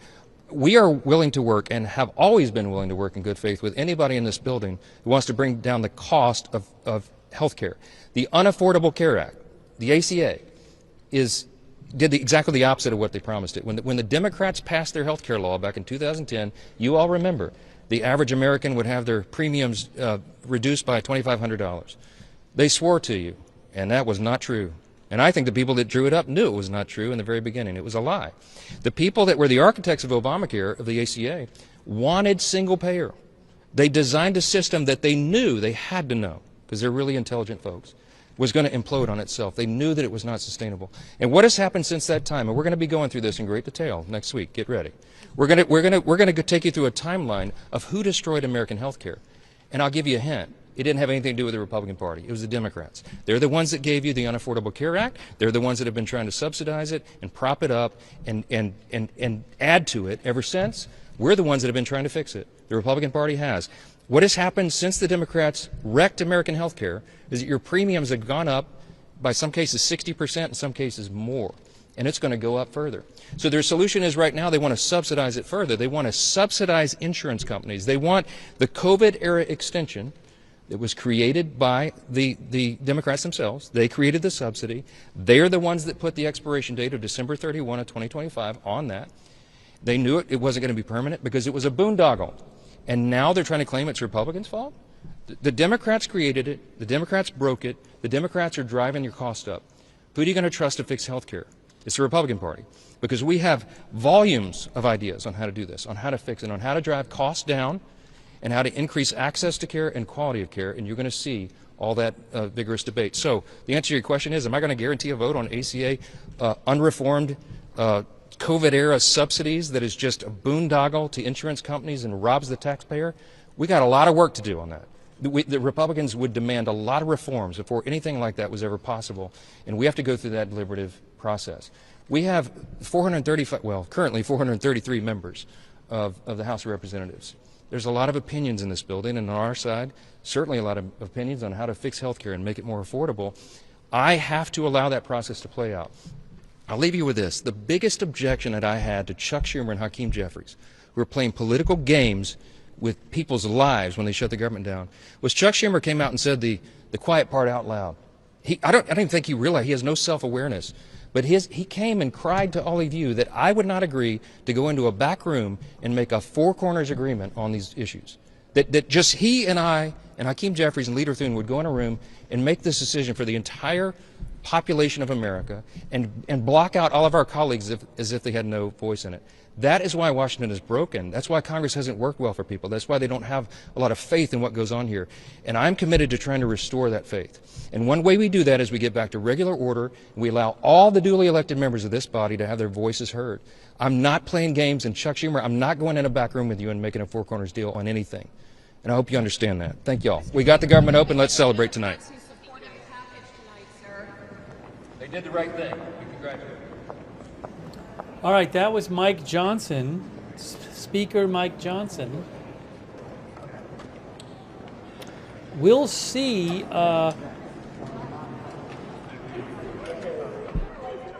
We'll see if there's any kind of deal to extend the health insurance subsidies that are running out at the end of the year. That number of Democrats were upset that the shutdown ended without getting some kind of guarantee that those subsidies would be allowed to continue. But we'll see what happens. So President Trump, in 1 hour, we have 1 hour till President Trump signs this. We're going to be covering that live. Hey, by the way, thanks to Sevenfold for your support and Bez from Oz. And I appreciate that very much. Also, Clay D. Also, I want to shout out our moderators. Oh, thanks, Marin Gobra, for subscribing as well. Thanks, Marin Gobra. Thanks to all of our moderators who've been moderating over there on Twitch. Bastion Girl, LB Prairie Dawn, Matthew Kohai 3, Mick Bridges, Riff Tracks, and Surly Dev. Linda Belglary, Misha on X, thank you. Ruth Krafasi on YouTube, thank you, Ruth. And on Facebook, we have, I know Kay has been there, and Kay Lowry Body, Margaret Riley, Shannon Davis Hughes. So less than an hour, we will definitely be covering President Trump. Oh, there was a question I wanted to mention something. One of the questions that Speaker Johnson got was about some sort of FBI provision in the bill, and he said he was upset about it. I think this is what he was talking about here. You can see this from the Washington Post. Lawmakers outraged by provision allowing senators to sue over January 6 records. A provision tied to the investigation into the January 6th attack on the Capitol, buried deep in the bill to end the shutdown, has sparked bipartisan outrage as the House moves closer to passing the legislation. The bill would let Republican senators whose phone records were seized by the FBI as part of an investigation led by Special Counsel Jack Smith into January 6th sue the federal government for damages. Each of them could receive $500,000 as well as legal fees. House members whose phone records were obtained would be eligible. The provision appeared to be a response to disclosure last month that the FBI seized the phone records of 9 Republicans as part of the investigation into January 6th.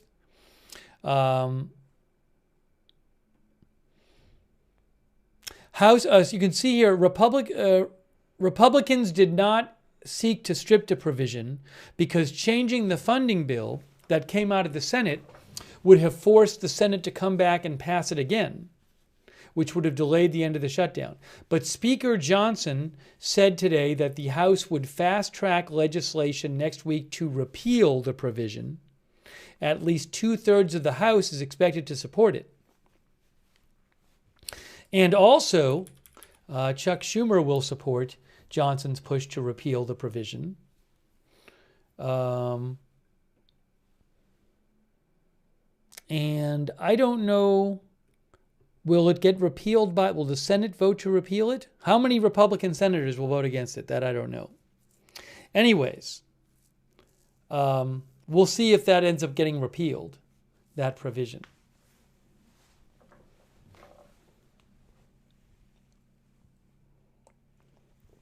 But I wanted to mention it.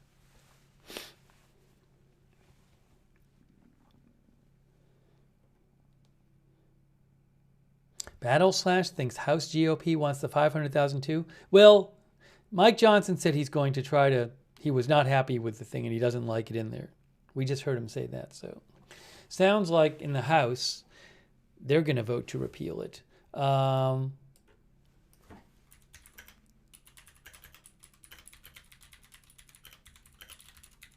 Just so you know.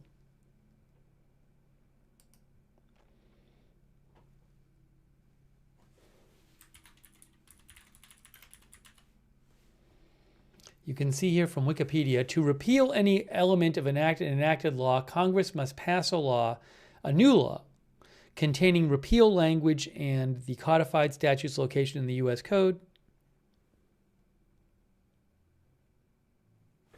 But what is, hold on a second here.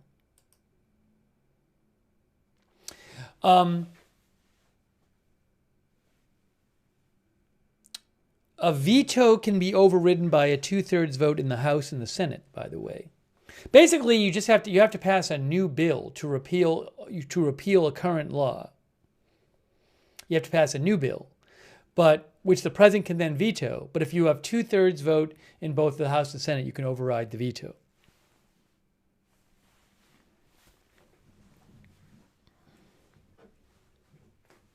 No, Trump can't take the legislation that was just passed and say, well, I don't want this part in it. Trump either signs the legislation or he doesn't. And he can't pick through and throw out things he doesn't like. So the Congress has passed the legislation and he will sign it to end the shutdown. If he doesn't sign it, that exact thing that was passed, it doesn't become a law. Our viewer Zane Isaiah says, can I stop stockpiling beans and rice now? Hey, thank you, Cam. I really appreciate it, Cam. Thank you.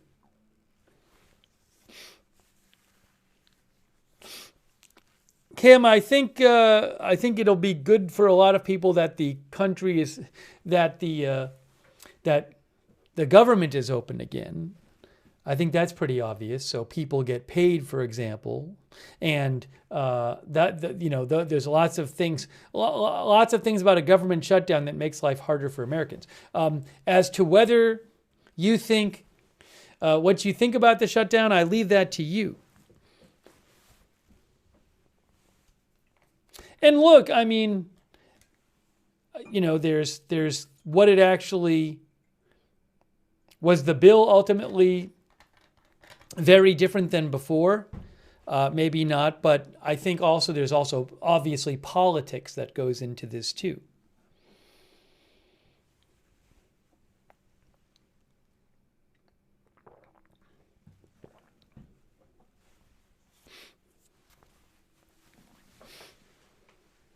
But some Democrats some of the Senate Democrats who voted for ending the shutdown said things like, well, it'll there's language in the bill which will people who thousands of people who lost their jobs that the administration fired federal workers since the shutdown began will get their jobs back and they won't be allowed to. I think the federal government's not allowed to fire anybody until the Trump administration isn't allowed to fire anybody else until after January 30th. Another point that was made by at least one Democrat, I think multiple, Senate Democrats who supported ending the shutdown, was that the legislation said that it guaranteed back pay for all the federal workers who weren't being paid. So there's things like that. Also, there's going to be a vote in the Senate on extending the subsidies. That was part of the agreement, that there will be a vote in the Senate. Doesn't mean the vote will pass.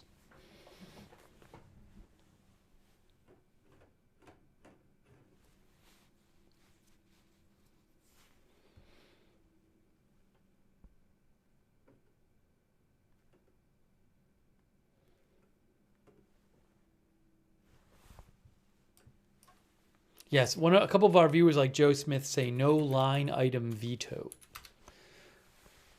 A line item veto would allow President Trump to, or any president, to reject certain parts of a bill.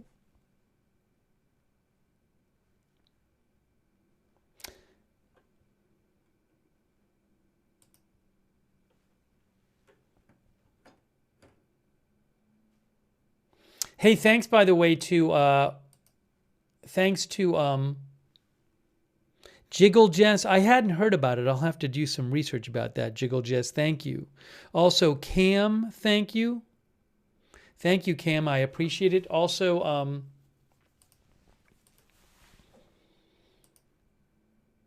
you know, we might end up getting early video from... We'll definitely have video when Trump does the signing. Maybe we'll get some early video from the Oval Office.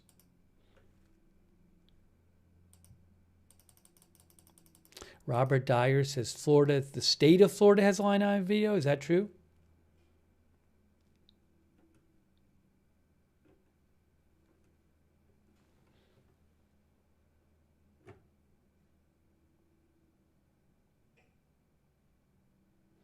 Libby Dean of News Nation reports that the Trump administration is projecting that federal employees will start receiving paychecks Saturday, and they're seeking to pay all of them by next Wednesday.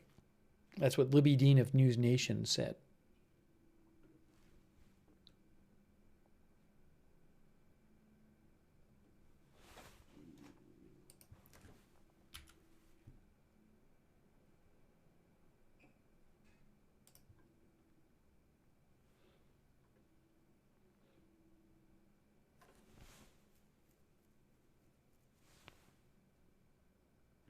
You can see here, Reuters says the vote tonight came 8 days after Democrats won several high-profile elections that many in the party thought strengthened their odds of winning an extension of health insurance subsidies, which are due to expire at the end of the year. While the deal sets up a vote on those subsidies in the Senate, not in the House, Speaker Johnson has made no such promise in the House. Reuters says a Reuters Ipsos poll released on Wednesday found that 50% of Americans blame Republicans for the shutdown, while 47% blame Democrats. So basically even.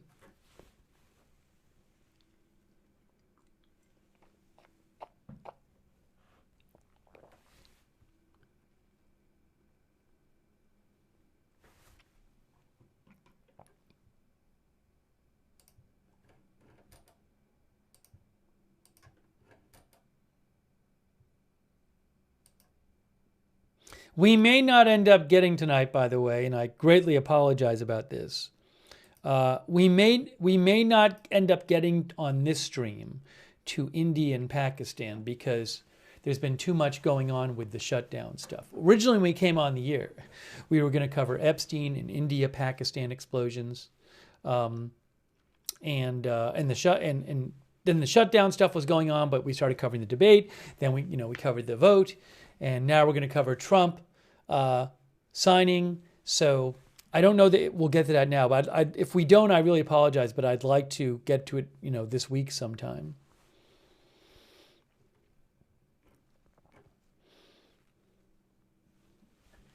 You can see the headline there. House passes bill to end historic government shutdown, sending measure to Trump.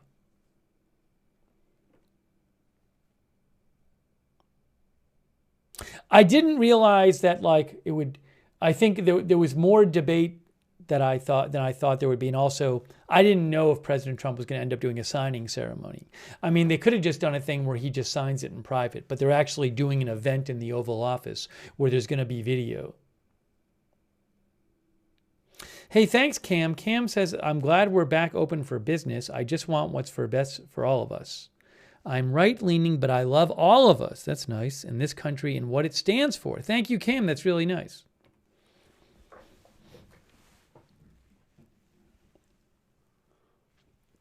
Mark Richard thinks Democrats caved and suffered another humiliating defeat. Thanks, Ann Ryan, our member.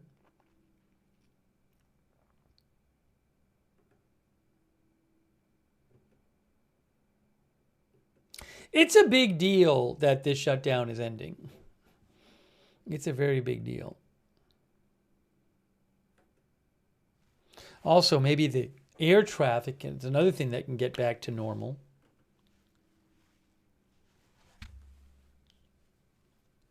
What happened with India and Pakistan? There were explosions. There was an explosion several days ago in India, which may have been a bombing, and same with Pakistan, in New Delhi, India, and Islamabad, Pakistan. So again, I don't want to get off on that right now.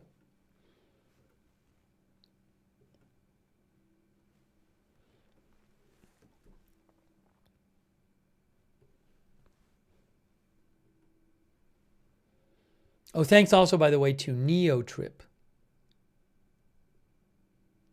Thank you so much, NeoTrip, for your support. You can see AP says Democrats wanted to extend an enhanced tax credit expiring at the end of the year that lowers the cost of health coverage obtained through Affordable Care Act marketplaces. They refused to go along with a short-term spending bill that did not include that priority, but Republicans said that was a separate policy fight to be held at another time.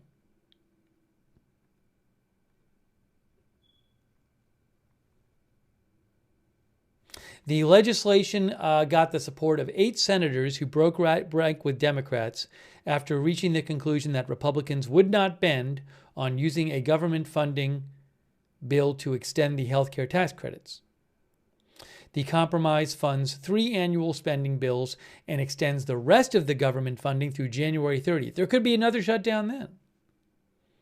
Republicans promised to hold a vote by mid-December to extend the health care subsidies, but there is no guarantee of success, and there's no vote scheduled in the House. The legislation also includes a reversal of the firing of federal workers by the Trump administration since the shutdown began. It also protects federal workers against further layoffs through January and guarantees they are paid once the shutdown is over. The bill for the Agricultural Department means people who rely on key food assistance programs, like SNAP, I believe, will see those benefits funded without threat of interruption through the rest of the budget year. And going down here, it says, without the enhanced tax credit for health insurance, which is the tax credit that's expiring at the end of the year, premiums on average will more than double for millions of Americans. More than 2 million people would lose health insurance coverage altogether next year, the Congressional Budget Office projected. It is unclear whether the parties will find any common ground on health care before the December vote in the Senate.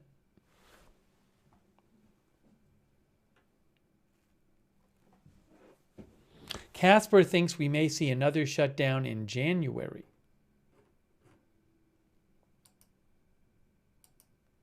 Thanks to Ann Ryan, our new member. Thank you, Ann.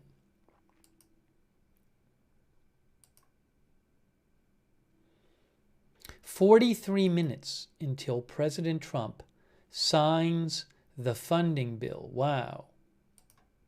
It's possible I will get some early video for you. If I do, I will let you know. Keep an eye out.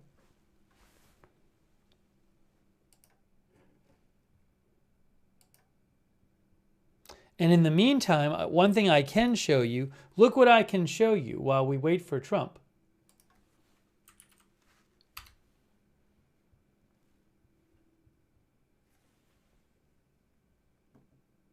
Hey, look, it's the Capitol. It's the Capitol.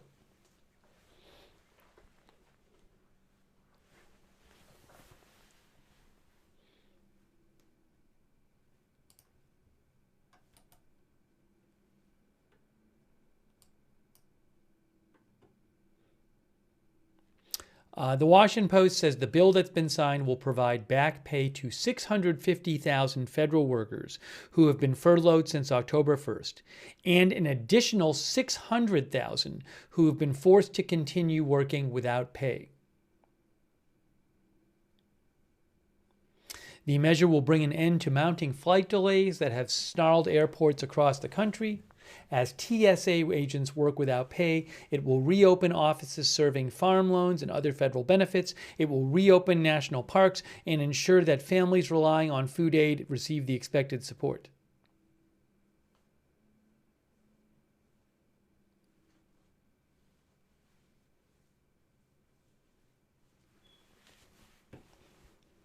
By the way, you may hear a beep periodically. There is a smoke detector somewhere around here that is low battery, which just started when I started the stream. So after the stream, I'll have to fix that, but I'll have to find where it is. I'm not going to fix it right now.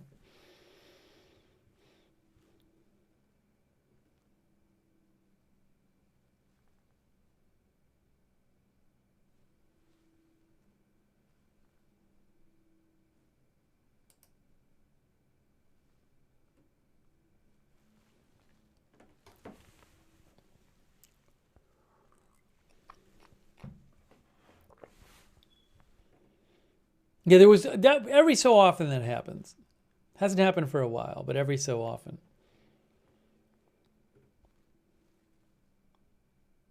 Hey, thanks, Gary Baines. I appreciate that, Gary Baines.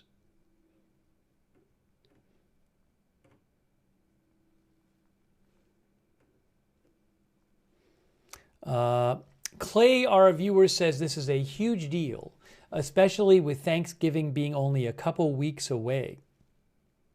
Ms. Twinkle says all this and nothing has gotten better.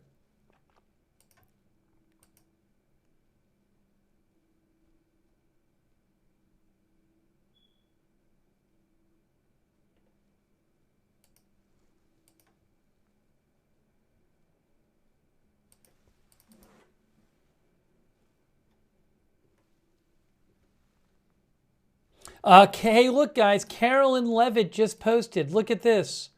Look, it's a new post from Carolyn Levitt, the press secretary. President Trump will sign a bill to reopen the government and speak live from the Oval Office at 9:45 p.m. ET. There you go.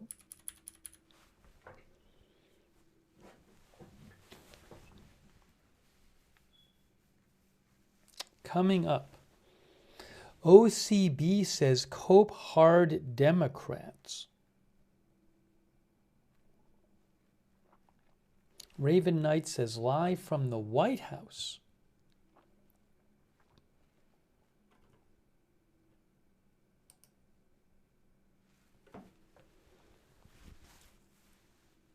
It's in 39 minutes.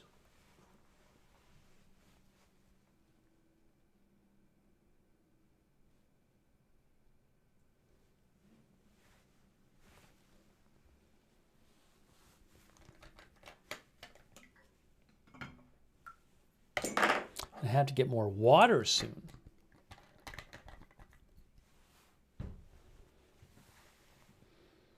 Hold on a second here.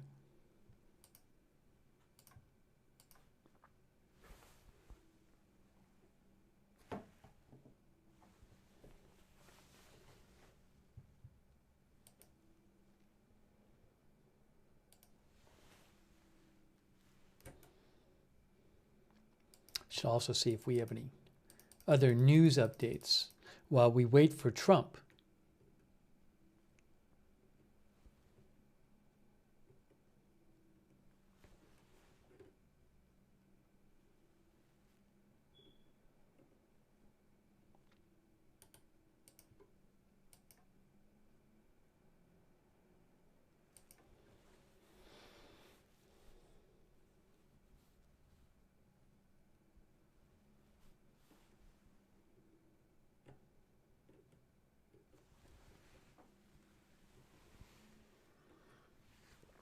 I wonder if Trump will take questions tonight. Is he going to make it like a? Is he going to make it like a press conference?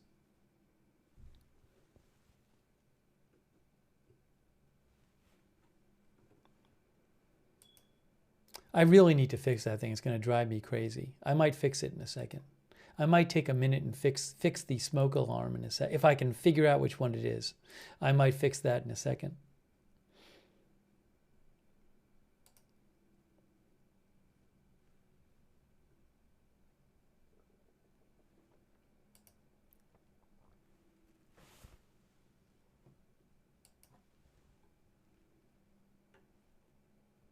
Maybe what I'll do is,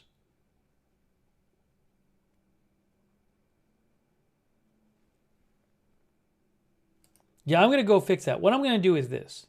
Here's the plan. You ready for this plan?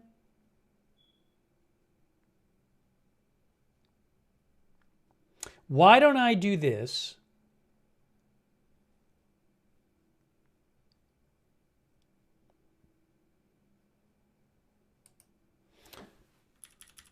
I'm going to fix that.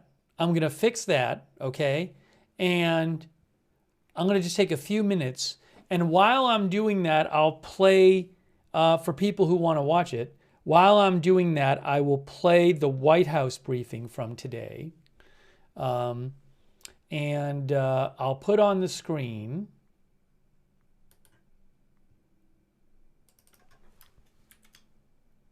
I'll put earlier today. Just for a few minutes,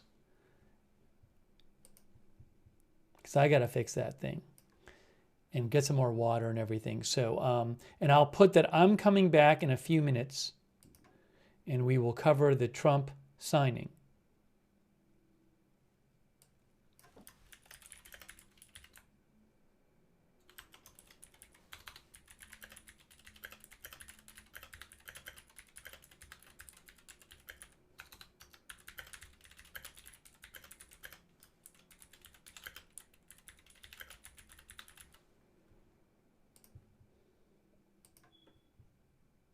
I gotta fix that thing. It's gonna drive me crazy. I think this will be good enough if we do this. Steve will be back in a few minutes. We will cover the Trump bill signing. Okay, so let me deal with that. Give me a few minutes here to deal with that, and I'll come back. Trump event again, 34 minutes from now. I'll be back before then, and we're gonna cover the end of the shutdown live here. So let me play. I'll press play. Kash Patel spoke today at this event too. So I'm going to start this playing. You can watch this for a couple minutes while I'm doing that, and we'll come back I'll be back very shortly. Oh, and thanks Michael McIsaac for your support. Thank you, Michael McIsaac. I appreciate that. Good afternoon, everybody. Thank you for being here today. We are going to get to my remarks and Q&A as always, but I do have the FBI director with me here, Kash Patel. You all know him well, and he's here to provide an update for you all with respect to China. As you know, President Trump had a very successful meeting on his trip to Asia with President Xi, where they discussed the need for China to crack down on fentanyl production and distribution, which ultimately makes its way here to the United States of America. And the FBI director recently traveled to China following President Trump's meeting to meet with his counterpart in Beijing, and he has a really positive announcement for the American people to share. So the president wanted me to bring the FBI director out to share that with all of you today. So Kash, please, thank you for being here. Thanks, Caroline. As Caroline mentioned, we have some tremendous news thanks to President Donald J. Trump once again for the American people. As soon as the President of the United States took office, he issued a mandate to rid America of the scourge that is fentanyl, a drug that has killed hundreds of thousands of Americans. Thanks to his leadership and direct engagements with China, we set up a framework to execute that mission 8 months ago. Attorney General Bondi immediately thereafter took steps to engage her counterpart in China at the Ministry of Public Security. Pursuant to their direct discussions, as the FBI director designated to run counterpoint on this, along with the Secretary of State Rubio and Ambassador Perdue and the team here at the White House, we set forward a path to implement the policy needed to crush the plague of fentanyl. Deputy Attorney General Blanche and our teams have been hard at work ever since, ultimately culminating in my trip to Beijing last week. This was only possible due to President Trump's historic engagement with President Xi just a few short weeks ago that set the stage for today's announcement. At that meeting, the leaders reached an agreement. But just to put this in frame for the American people, a reminder here that nearly 100,000 people died of fentanyl overdoses just last year alone. Here, this year, under this president, the FBI has seized 1,900 kilograms of fentanyl so far. That is a 31% increase from the same time period last year. To put it in perspective, that's enough fentanyl to kill 127 million Americans. Fentanyl precursors are what makes up fentanyl. While we, the interagency, the Department of Justice, have been fighting hard to seize and stop drug traffickers, we must attack fentanyl precursors, the ingredients necessary to make this lethal drug. That was the sole purpose of my trip to China, to eliminate these precursors. And if successful, we would suffocate the drug trafficking organization's ability to manufacture fentanyl in places like Mexico. This was the first time an FBI director has been to China in over a decade and received the audience with his counterpart to address this matter directly. And again, thanks to President Trump's direct engagement with President Xi, the government of China committed fully to my engagement there on the ground in Beijing at a level never seen before. While at Ministry of Public Security headquarters, I met with my counterpart at MPS, where the Chinese government agreed on a plan to stop fentanyl precursors. What does that mean? The People's Republic of China has fully designated and listed all 13 precursors utilized to make fentanyl. Furthermore, they have agreed to control 7 chemical subsidiaries that are also utilized to produce this lethal drug. Effective immediately, essentially, President Trump has shut off the pipeline that creates fentanyl that kills tens of thousands of Americans. These substances are now banned, and they will no longer be utilized by the Mexican drug trafficking organizations or any other DTOs around the world to make this drug. This historic achievement has saved tens of thousands of lives. This historic achievement would not have been possible without the tremendous team of President Trump, the Attorney General, the Department of Justice, the Federal Bureau of Investigation, and Ambassador Perdue in China, whose ground-level engagements were imperative to achieving this result. This is yet another example of how President Trump defends the American people, provides security for the American people, and puts the American people first. This is a historic first-in-its-kind achievement by any president to stop the scourge of fentanyl, and it should be championed by every single American. This achievement will save lives. We are thankful for President Trump's steadfast leadership, and this FBI will fearlessly follow in his footsteps to ensure that this mission of safeguarding the American public is achieved every single day. Thank you. Thanks, Caroline. Cash. Thank you so much. Appreciate it. Okay. Thank you again, Director Patel. Before we get going, I do have one quick scheduling announcement. Tomorrow, President Trump will be joined by the First Lady in the East Room for an executive order signing aimed at expanding opportunities for education, career development, housing, and other resources for young people transitioning from foster care to adulthood. This is part of the First Lady's Fostering the Future efforts, which are a Be Best initiative. In other news, the Democrats dragged on the government shutdown for 43 days, the longest shutdown in U.S. history. But tonight, thanks to Republicans, the White House is very hopeful that this shutdown is going to come to an end. The damage caused by the Democrats with this reckless government shutdown cannot be forgotten. It is entirely the fault of the Democrat Party. Just look at the vote count. Hundreds of thousands of federal employees have missed their paychecks. Tens of billions in wages and benefits were withheld, impacting vulnerable families. Millions of low-income Americans missed their SNAP benefits. Nearly 20,000 flights at airports across the country were delayed due to staffing shortages, causing Americans to miss family events, vacations, and work obligations. According to Airlines for America, an estimated 5.2 million travelers have had their flights disrupted over the course of the Democrat shutdown. And our economy has lost billions and billions of dollars in economic activity over the course of this shutdown, hurting consumer sentiment and crushing the travel and hospitality industries. According to a CBO estimate, the Democrat shutdown could end up decreasing fourth quarter economic growth by 2 whole percentage points. The Democrat shutdown made it extraordinarily difficult for economic economists, investors, and policymakers at the Federal Reserve to receive critical government data.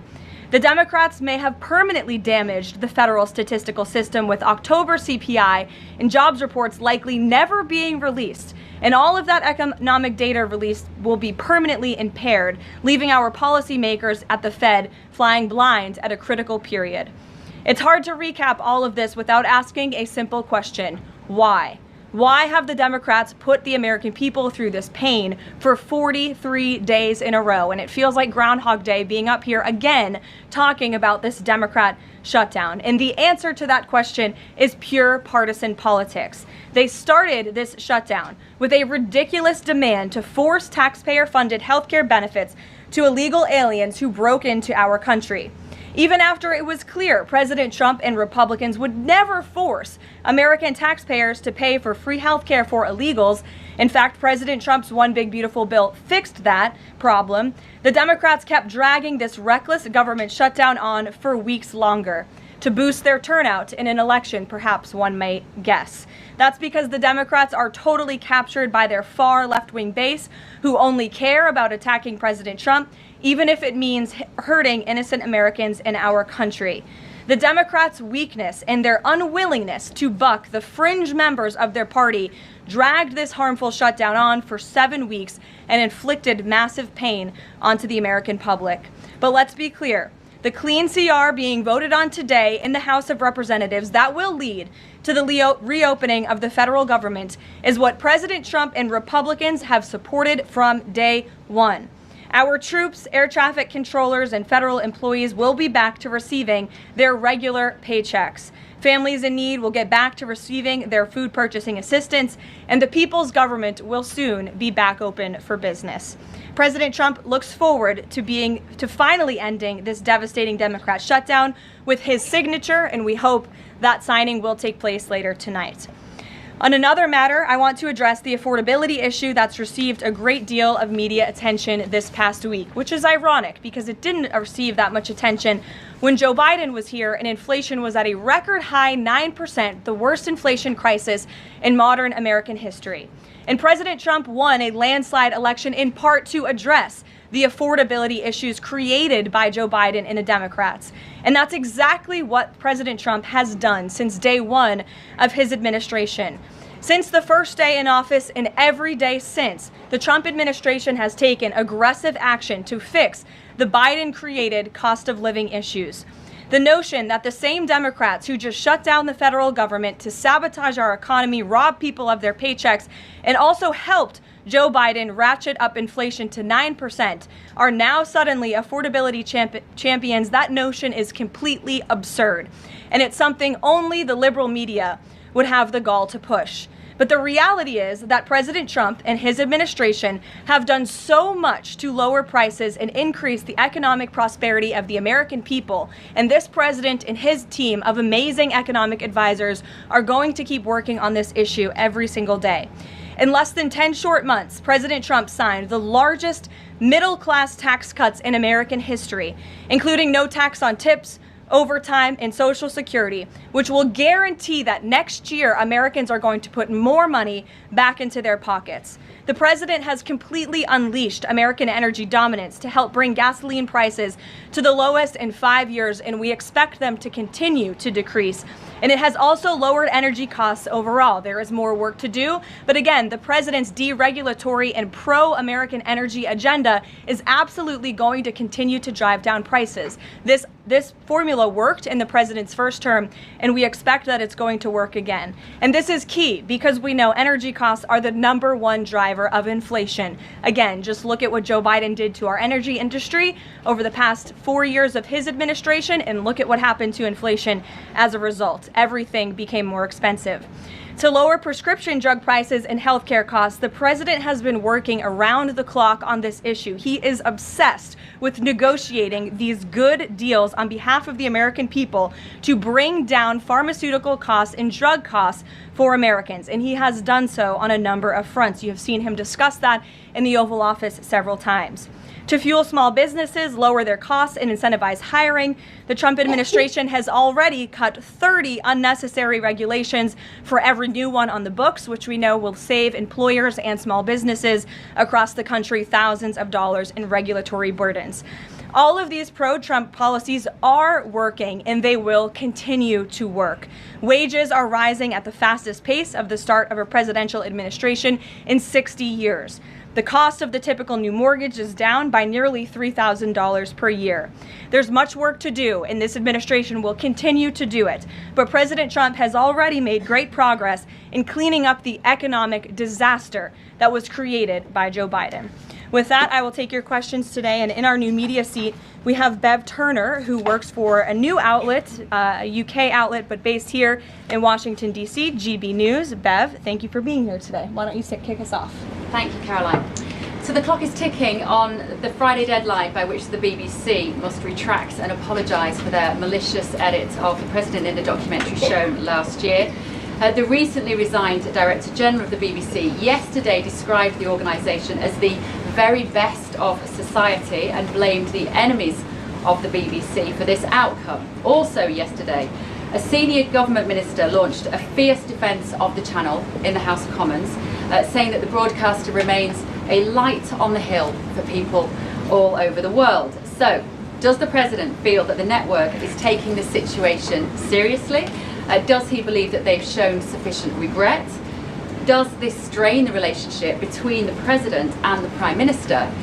And given that the organisation is publicly funded, is the President prepared to bankrupt the BBC in his pursuit of truth and justice? Well, thank you, Bev. There's a lot of questions in one there.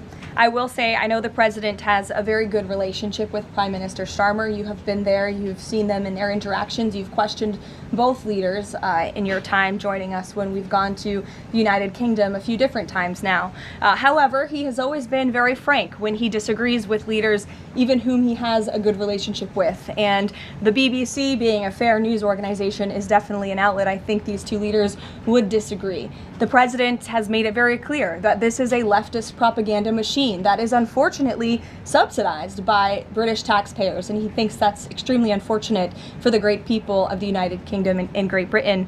And I think that the President was deeply concerned by the editing, the purposeful and dishonest editing of his speech that was so clearly fake news. And he rightfully dubbed that term many years ago, and this is a classic example of that. We see it in the United States all the time. We see it now in the United Kingdom. As you know, the President's external legal counsel has filed a lawsuit against the BBC. We expect that to continue, and whether they apologize or not is up to them. Thanks for being here, Bev. Ouija. Thank you, Caroline. Sure. I have your statement about the new Epstein emails that have been released by House Democrats. Separate from why you believe the emails were made public, can you address their substance? Did the President ever spend hours at Jeffrey Epstein's house with a victim? These emails prove absolutely nothing other than the fact that President Trump did nothing wrong. And what President Trump has always said is that he was from Palm Beach, and so was Jeffrey Epstein. Jeffrey Epstein was a member at Mar-a-Lago until President Trump kicked him out because Jeffrey Epstein was a pedophile and he was a creep. And this email you refer to with the name of a victim that was unredacted now and has since been reported on in this room, so I will go ahead and say it, Virginia Giuffre. And it was CBS's own reporting, Ouija, that recently wrote that Miss Giuffre maintained, and God rest her soul, that she maintained that there was nothing inappropriate she ever witnessed, that President Trump was always extremely professional and friendly to her.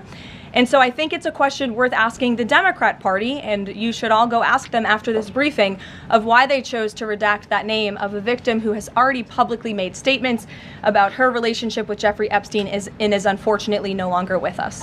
Mary. Thank you, Galen. Two questions on this. In the interest of transparency, why not just go ahead, release the full files on Epstein, get this all over with? This administration has done more with respect to transparency when it comes to Jeffrey Epstein than any administration ever. In fact, This administration, the Department of Justice, has turned over tens of thousands of documents to the American people. We are cooperating and showing support for the House Oversight Committee. That's part of the reason you are seeing these documents that were released today, because of the House Oversight Committee's and Republicans' efforts to get these out to the public. This administration also moved, the Department of Justice also moved to unseal grand jury testimony, which we know, unfortunately, a judge declined those requests. So this administration has done more than any, and it just shows how this is truly a manufactured hoax by the Democrat Party.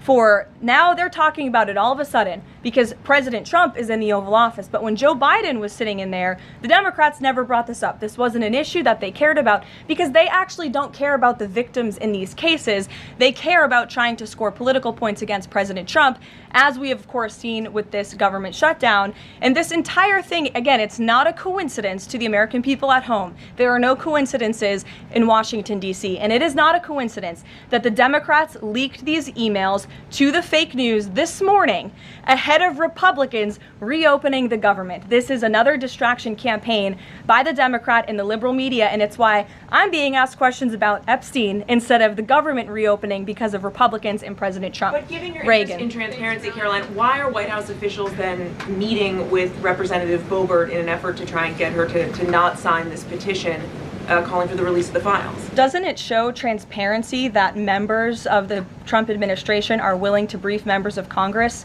whenever they please? Doesn't that show our level of transparency? Doesn't that show the level of transparency when we are willing to sit down with members of Congress and address their concerns? That's a defining factor of transparency. Having discussions with members of Congress about various issues, and I'm not going to detail conversations that took place in the Situation Room in the press briefing room. Reagan. I have a question about the government shutdown. Thank you. I'm glad someone does. First, on the government shutdown, the shutdown deal reverses the administration's reps, and it also prohibits more from happening until the end of January. I'm wondering if the president had input on this element of the deal, and if he's at all disappointed that's going to reverse the downsizing of federal government that they did during the shutdown. I mean, look, I think it's about 6,000 workers total. When you look at that in comparison to the reduction in the federal workforce that this administration has done since January to get rid of the waste, the fraud, the abuse, and to reduce the size of our federal bureaucracy, we've done a lot of great work on that front, and we will continue to. But obviously, the president's main priority was to reopen the federal government and get people back to work, and that's what this deal accomplishes. Caroline, there's been reports in Israeli media that the U.S. is considering building a temporary military base on the Gaza border. Can you confirm these reports? So I had a conversation directly with the reporter who wrote this article, and this article was based on a single piece of paper, an inquiry that somebody in the Department of Navy made about an idea that may happen in the future. And this reporter deemed that as an official plan and ran with a story that the United States is looking into it. I checked with the highest levels of the United States federal government. This is not something the United States is interested in being engaged in. It's not something we are currently involved in right now that we will be funding. And the president has been very clear he doesn't want to see boots on the ground with respect to what's happening in the Middle East. We've made great peace. We've made great progress with the peace plan in Gaza, and we want to continue to see that move forward. But I put a comment in that story for a reason, and sometimes we see reporters take a piece of paper like this and just deem it as official policy, and sometimes that misleads people a little bit. Sure. There's been a question about UK intelligence sharing regarding the drunk interdictions involving Venezuelan boats. How will that affect the U.S. military operation? There's been a lot of discussion about the high caliber of the intelligence that has been provided before any of these military actions have taken place. I've seen that report. Oh, hello. I've seen that report. I'm familiar with the reporting, but we don't comment on intelligence matters, classified intelligence matters, as you know. As for the Trump administration's position on our narco-terrorist campaign in the Caribbean, it is going to continue, and the president has made it very clear he's not going to allow terrorists to bring illegal drugs that kill American citizens into our great country. Sure, John. I'll go to John and then Zolan. Go ahead. All right, so we're back. Thanks for your patience. Took a little break. I think I got the smoke detector fixed. And President Trump is going to be speaking and signing the bill in 12 and a half minutes to end the shutdown. Oh my gosh. The government, we're gonna watch live as the shutdown ends and the government reopens. So we're gonna be bringing you that. And hold on. Hang on a moment here.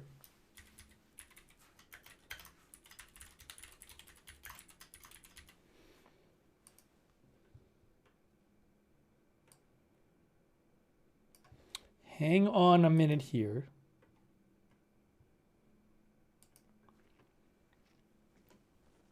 We got our live shot of the Capitol for you. And who knows, maybe we'll get a little early shot of the Oval Office. I don't know. Normally, if they have something in the Oval Office, you don't get that early of a shot. But I appreciate your patience, and we're going to bring that for you coming up. Again, 11 minutes and 20 seconds. He is going to speak, too. What will he say?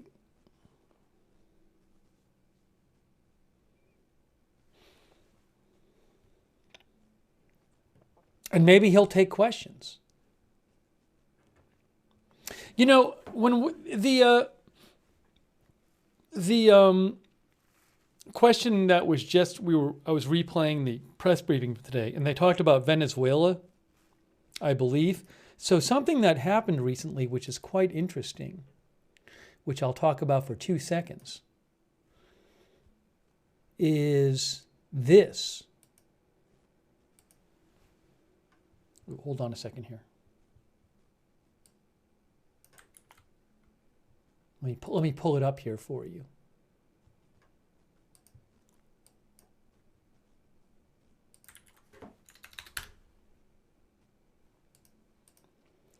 The U.S. aircraft carrier Gerald R. Ford is nearing Latin America.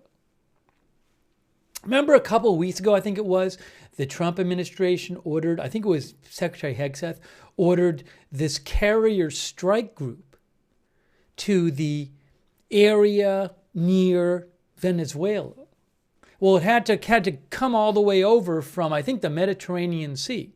Well, our viewer says took a while, the one and only, but it's almost there.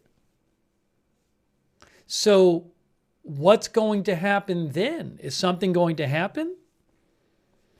This is something to keep your eye on.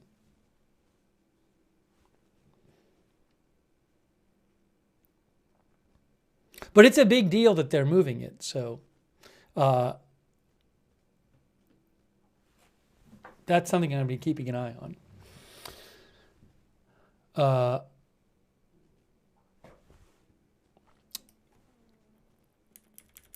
The article I was just showing you from the Washington Post says the breadth of firepower inherent to a aircraft carrier strike group would seem excessive for the type of strikes U.S. forces have carried out on alleged drug boats.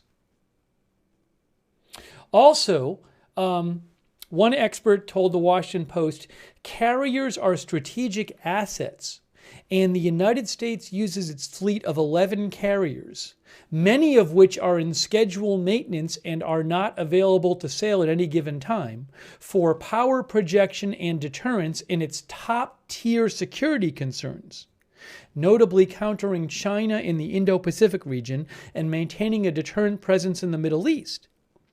This expert, Mark Kansian, told the Post, the only reason to move this carrier group to the area near Venezuela is to use it against Venezuela. He said, the Ford's arrival means the shot clock has started because this is not an asset they can just keep there indefinitely. They have to use it or move it. And moving it would mean they are standing down from a potential attack on Venezuela. So it's a very big deal. There are a very limited number of these carriers, and it's a big deal that it's moving near Venezuela.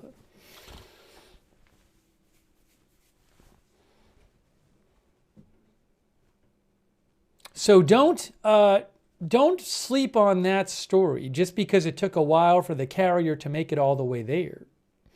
It's Fabian HDZ thinks something big is going to happen. Something big is happening or going to happen.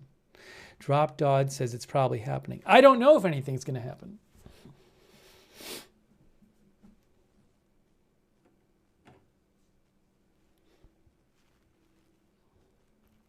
All right, so it is 7 minutes until this event is supposed to start. I am looking for the video. I don't have video yet. The White House stream is not live, but I have 2 other feeds that should be showing it. But neither of the other 2 feeds is live. So right now what I'm doing is just waiting. Ooh, I have to do one other thing here. Let me do one other thing here. Hold on. I got to prepare. I got to prepare something so I can show this to you. Let me get one other feed ready to show. I have 3 different ones possible. So let me just pull this one up on the screen so I can see it. Okay, good, good, good. All right, that's good. So this one, hang on. Because you never know which one will come on first.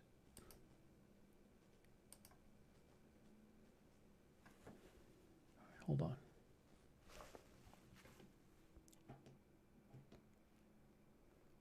Good. And then the last one I should put here.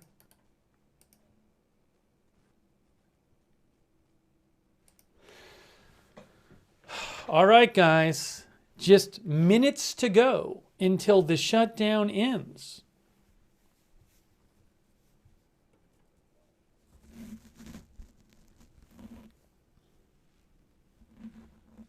Our viewer Blues Wasted says, as a military professional, the carrier group going there is a very large concern, and I wouldn't doubt them striking. Rob PZ thinks 7 minutes to Trump signing means he will sign it in another 2 hours, or it's not happening tonight. I don't think he wants to sign it that late. I will say, though, on the schedule before the signing there was some sort of dinner, I think.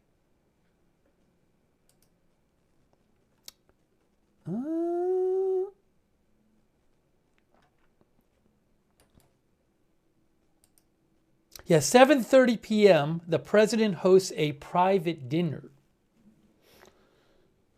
And then 9:45, bill signing.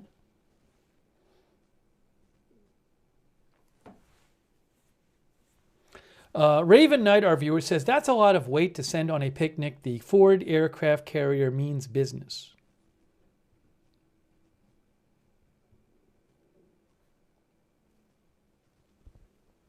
Is the flag at half-mast? I can't really see it. Is that flag at half-mast? I don't know.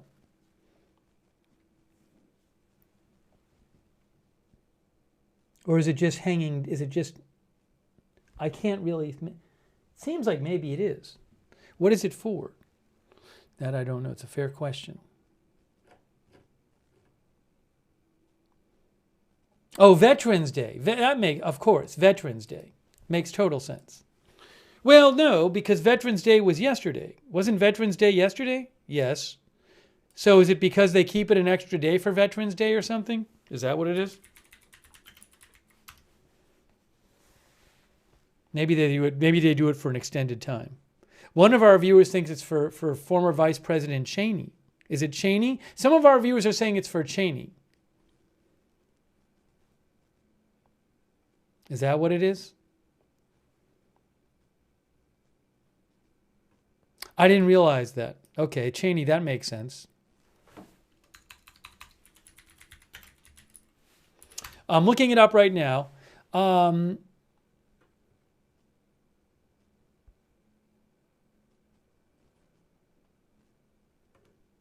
I'm looking to see. Well, in different locations, they're flying at half-mast around the country.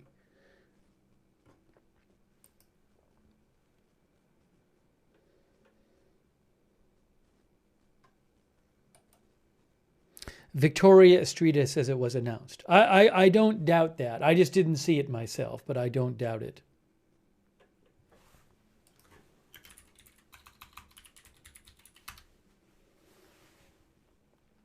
I believe, I guess it will be Thursday until November 20th, I think. I'm seeing that somewhere.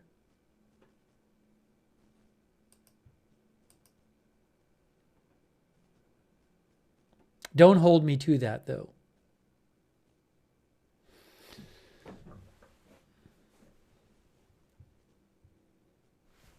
All right, we're waiting. Supposedly, the signing's going to start in 2 minutes. It's very possible it'll start late. I also haven't seen, usually like the White House press pool would post something. Well, actually, I don't know. Did the White House press pool call a lid earlier? Did they call a lid? I don't know. So I don't know if we'll get a post from the White House. Well, but I'm sure they'll be there. They'll be there. The White House press pool is covering this. What am I saying? So yeah, White House press pool will be covering this. So normally somebody from the White House press pool would post something right as it's about to start, and I haven't seen such a post yet. So as soon as I hear anything, I'll let you know. Let me check some other sources and see if anybody's saying anything about this thing starting.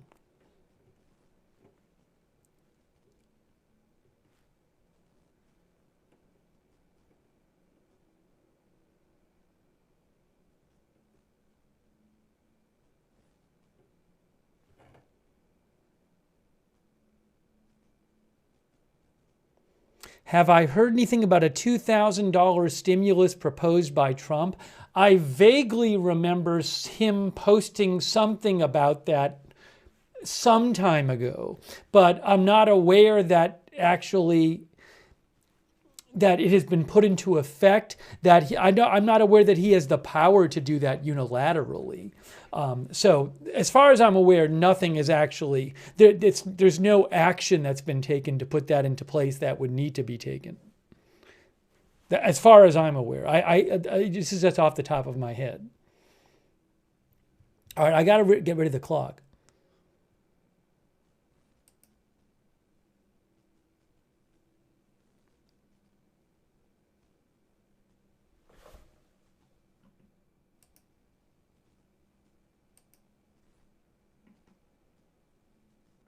I'm getting rid of the clock because now we're just waiting. I'm going to say any moment. How about soon? I feel like it could be any moment, but I'm going to say soon.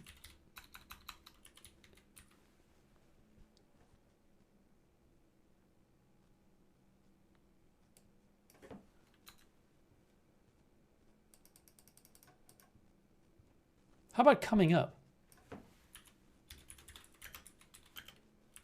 Coming up soon.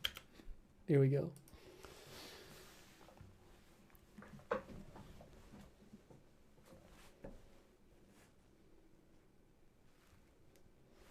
Okay, so it's not there. I don't see it there. I'm looking at 3 different things. 3 different potential feeds of it, and it's not anywhere. What if he doesn't sign, then the government won't reopen? It's going to sign, though. By the way, Fox News says it's moments away. Fox News says moments away.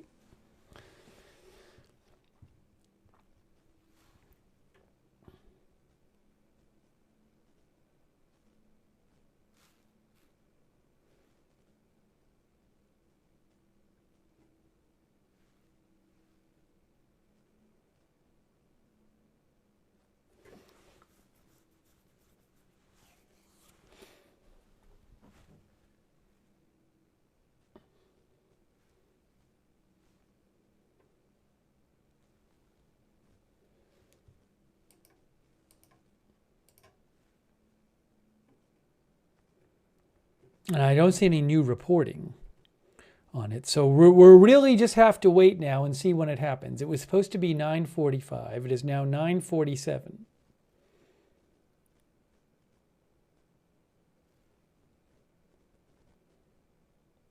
No, he's going to sign it. There's no real reason. There's no reason I can think of he wouldn't sign it. I mean, they've literally announced a bill signing. I mean, in theory, he could always change his mind, but they've announced he's signing it. Why so late? Well, I know that there was already a dinner scheduled for 7:30 at the White House, and I mean, it wasn't known exactly when it was going to pass in the House, although it passed there about 8:15 or something.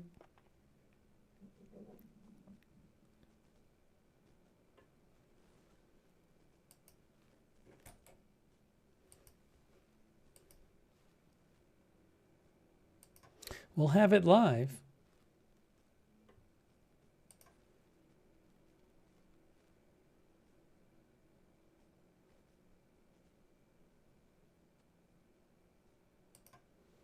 Let's see here.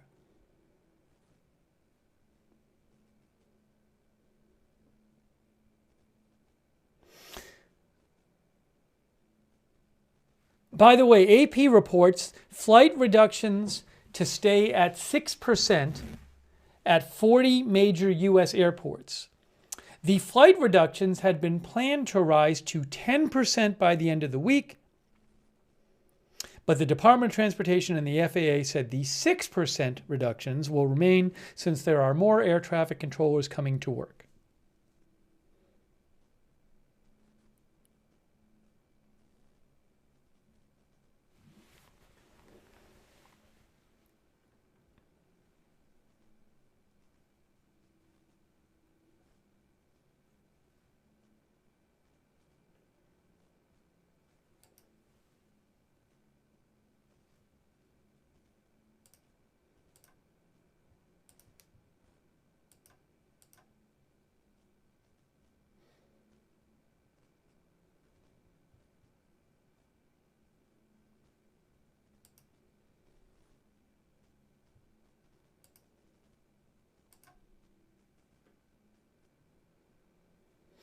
President Trump has not posted on his Truth Social since 7 hours ago.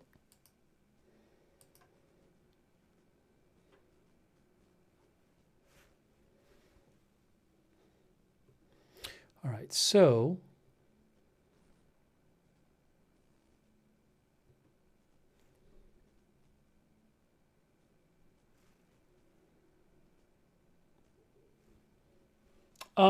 it says moments away on Fox.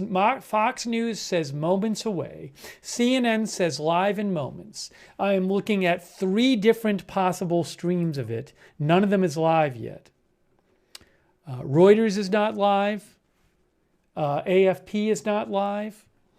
As soon as any of them are live, I'll show it to you. They're not live yet.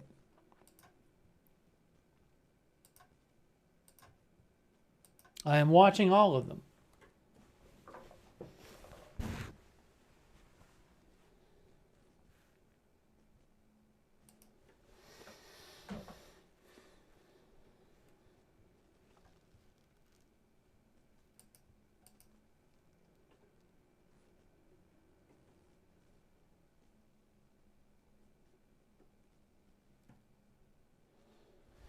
Get ready for the shutdown to end. We're live, that's true. I don't know if the White House is going to be live on its social media. I would think they would, certainly. But yeah, as one of our viewers said, it's not live there yet.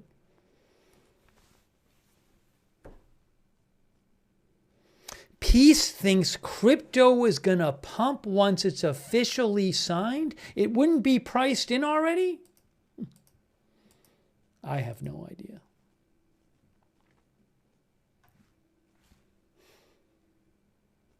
I'm looking at all the news channels. I'm looking at my feeds. No one has a shot yet from the White House, from inside the White House. I am looking for you. There's nothing from the White House press pool that I've seen yet.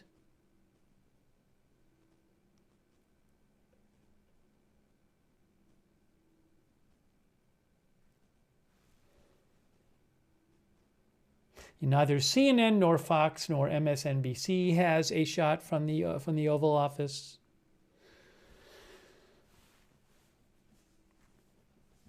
when stuff's in the Oval Office, a lot of times the coverage will start right as it starts happening.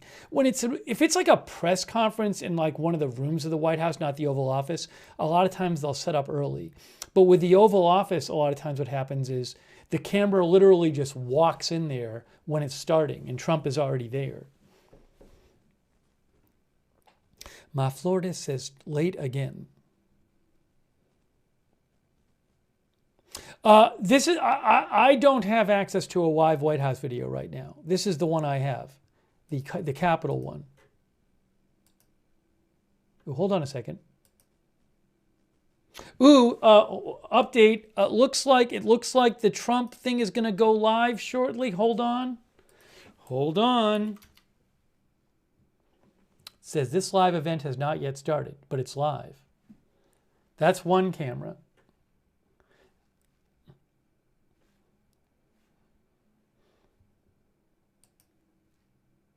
The Reuters cam. I have the AFP cam too. But they did start their stream for whatever it's worth. That's something.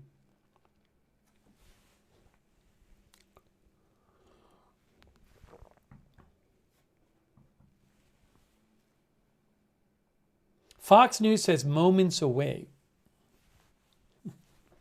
Hold on.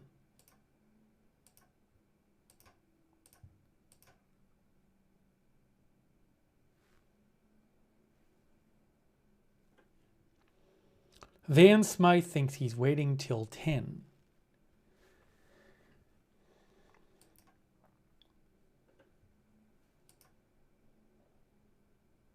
Holly, did Fox say 5 minutes? One of our viewers claimed that Fox said 5 minutes. I don't have the sound on.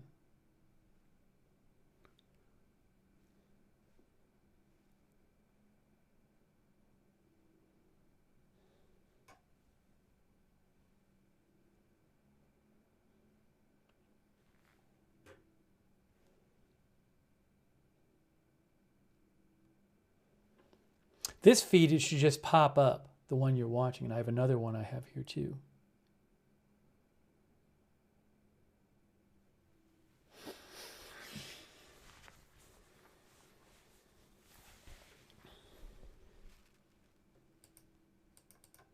Kerry says they said 5 minutes on Fox a few minutes ago.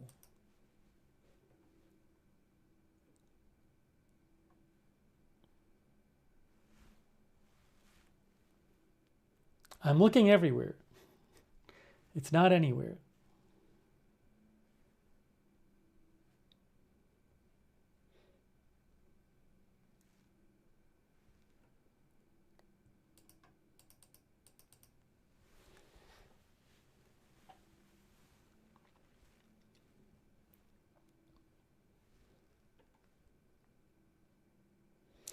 Any moment now.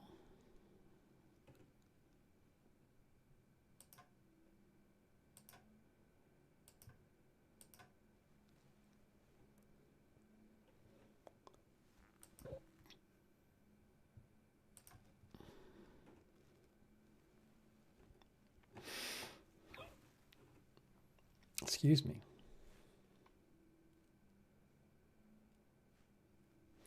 Everybody is waiting for the government to reopen, for the shutdown to end.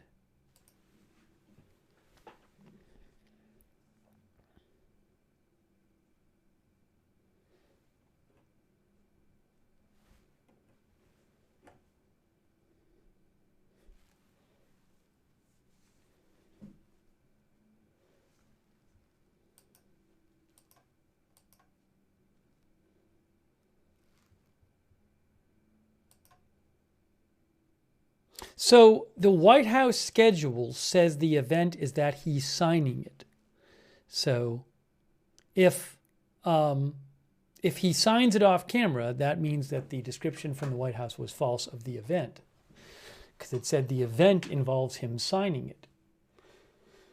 So I see no reporting that he has actually signed it yet.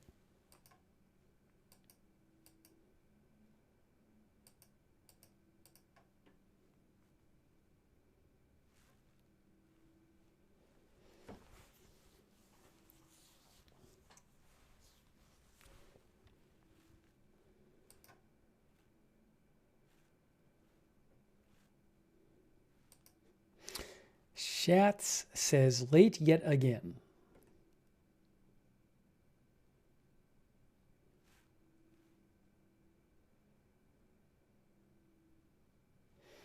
Our viewer, IB Fit and Bound, says it would be weird for him to sign it off camera.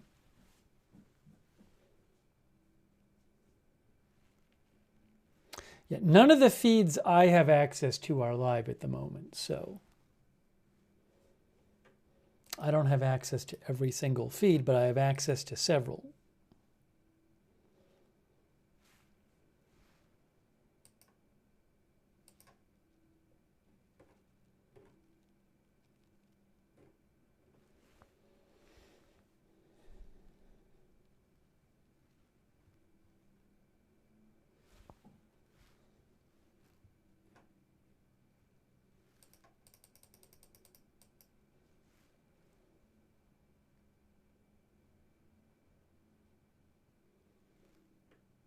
Where is the dawn, says Ronan.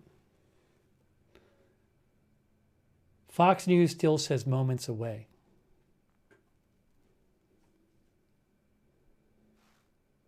I wonder what other people will be there with him. Will the cabinet be there with him? Will Speaker Johnson? Will John Thune be there? Will J.D. Vance be there?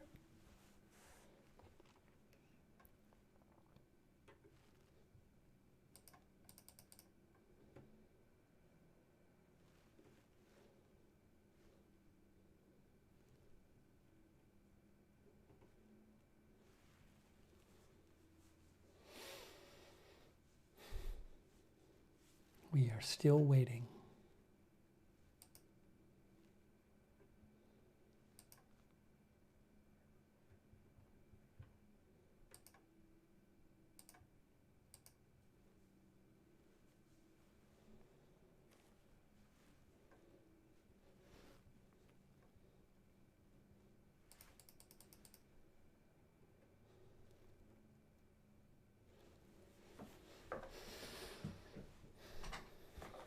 Late night event at the White House. It's already 9:59 p.m. It's 10 p.m. It's officially 10 p.m. And it has not started yet. It is 10 p.m. Eastern Time, guys.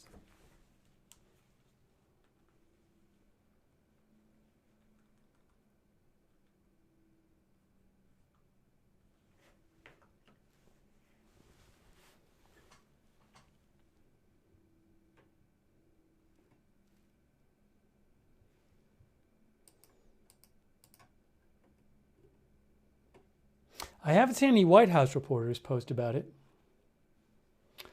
CNN says in moments. Fox News says moments away. What can I tell you guys? What can I tell you? This says this live event, Reuters says this live event has not yet started.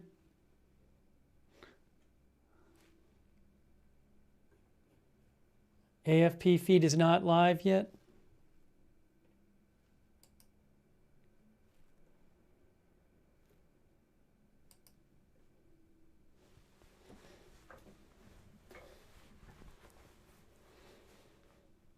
Dev thinks it's worth waiting for.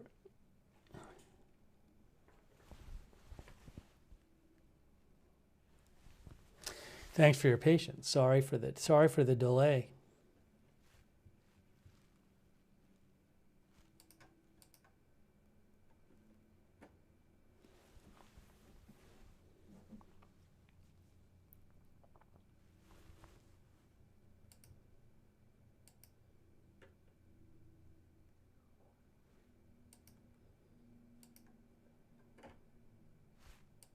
I'm still looking at my different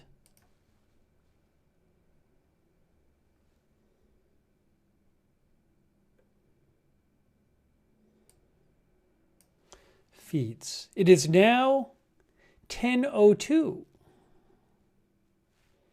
and it still has not started.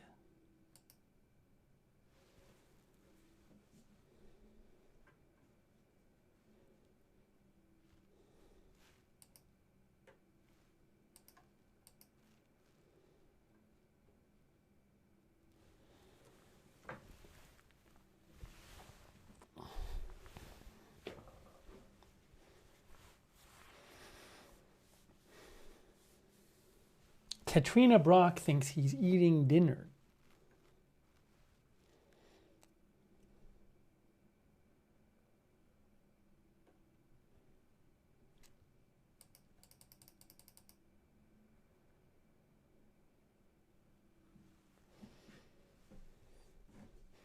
Really, guys, it's supposed to be any moment now. I'm not kidding you. Hey, thanks, Temmie Dank. Thanks, Temmie, for your support. Temmie Dank. Also, GizmoNet. Hey, GizmoNet, thanks. Gizmo says, will he give a pen to each Democrat once signed? Maybe he will give away some pens. That's possible. Thanks, Sammy Turbo, our member. Sammy Turbo. Thanks, Chris D. And a little bit, sorry, I got behind to thank people. A little bits, thank you. Sevenfold 777, thank you. Michael McIsaac, thank you. Also, Foot of Chaos and Big Dog Gaming and Fathoms. Fathoms, thanks for your support on Twitch. Thanks, Fathoms, for the gift subs. Thanks so much, Fathoms. Dirty Toxin, thanks for your support on Twitch.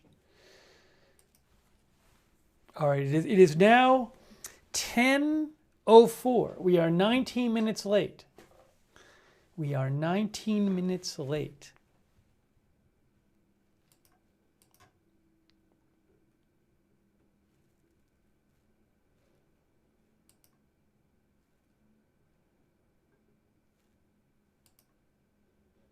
Scott Johnson thinks we'll be back here in 2.5 months.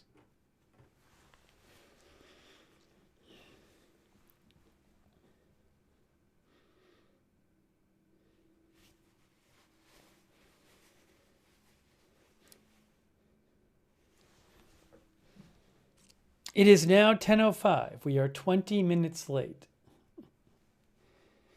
There is still no camera angle that I have access to.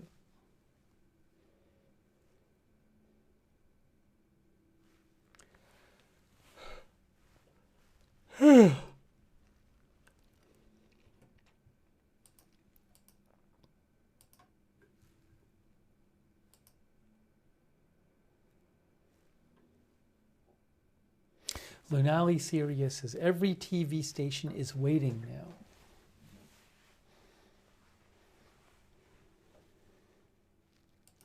Oh, thank you, Chris Feilbach.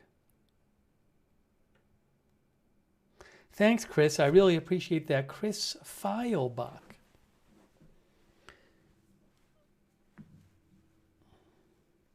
My clock still says 10:05. Now it says 10:06. Also, thanks to the Rabbit Hole Guild. Thank you so much, the Rabbit Hole Guild. Very nice of you. It is 10:06, guys. No signing yet.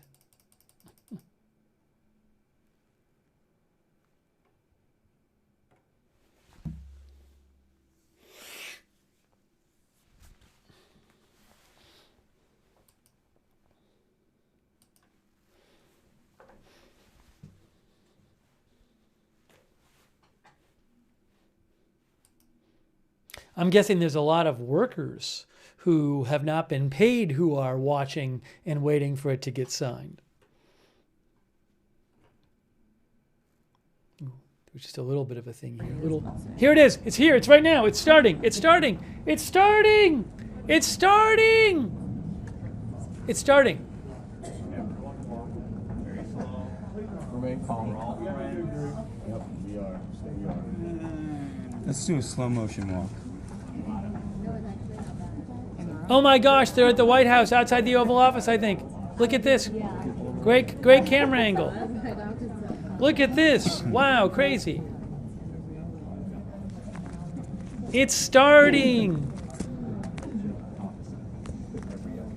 White House went live on their feed too, by the way. I might switch to the White House feed. We'll see what happens. I may have to switch to a better feed. We'll stay with this shot right now.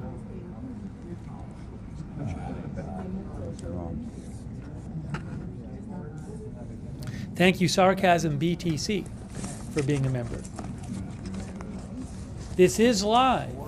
I assume this is right outside the Oval Office. It's a shoe cam.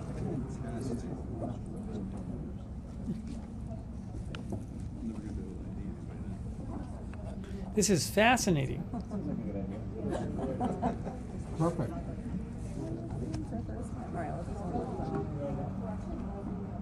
We should like it so much. Yes. That was your first oval like 50 years ago. Yeah, I know, right? You gotta make a memory.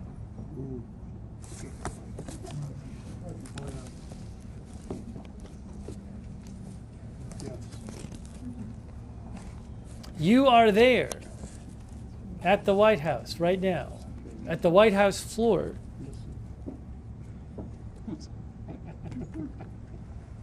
Thank you, Rabbit Hole Guild, for becoming a member. Rabbit Hole Guild, thank you. Thanks to all of our moderators who are here. Really appreciate our moderators. Thank you, moderators. All right. I think they're just waiting. Probably waiting for them to open the door of the Oval Office so they can go inside.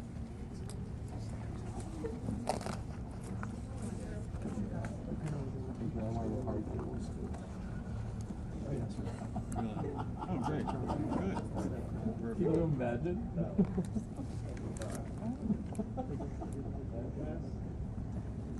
Just trying to get out afterwards. Yeah. I heard. Thank you, Dishpan Dan. Dishpan Dan, thanks so much. And that differs.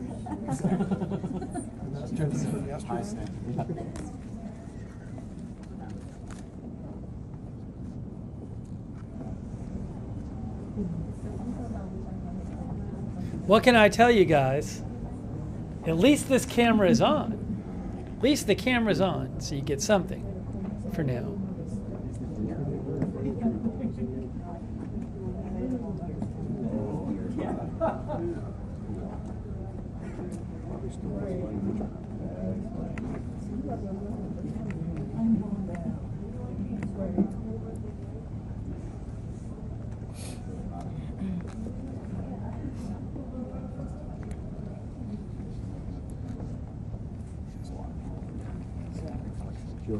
Won't even make it to their truck.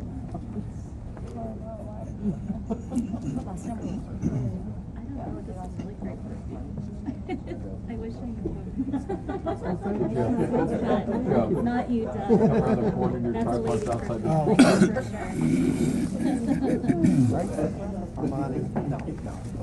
Are they going in? I saw somebody go in. Thank you to Mark.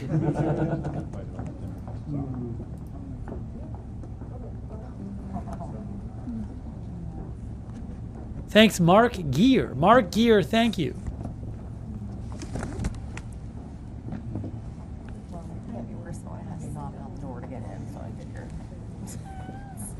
Somebody's walking. They're walking. They took a couple steps. Thank you, Chris Fileback.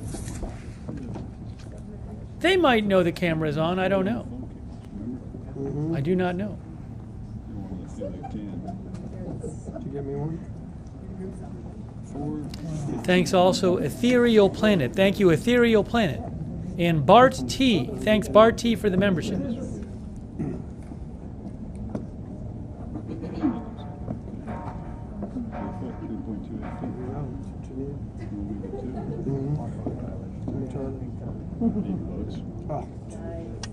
This is the Reuters camera. This is the Reuters footage. Reuters cam.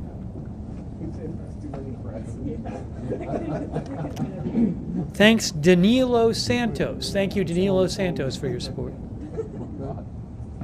Making a phone call with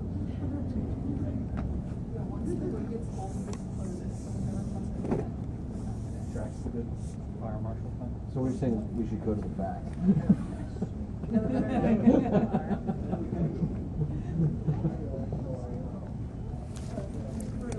It's like, why did everyone turn around and start going back?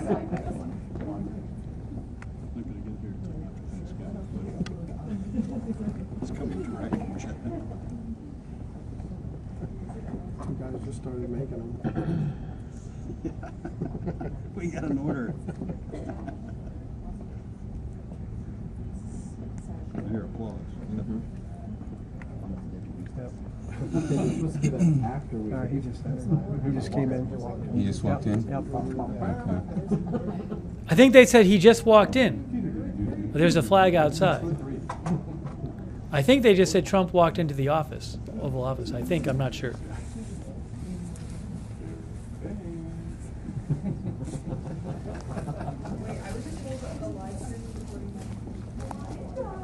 Okay, people are on the moving. People are moving. People are moving. They're moving. People are moving. They're going in. They are going in. Oh my gosh, this is incredible. They're going in the Oval Office now.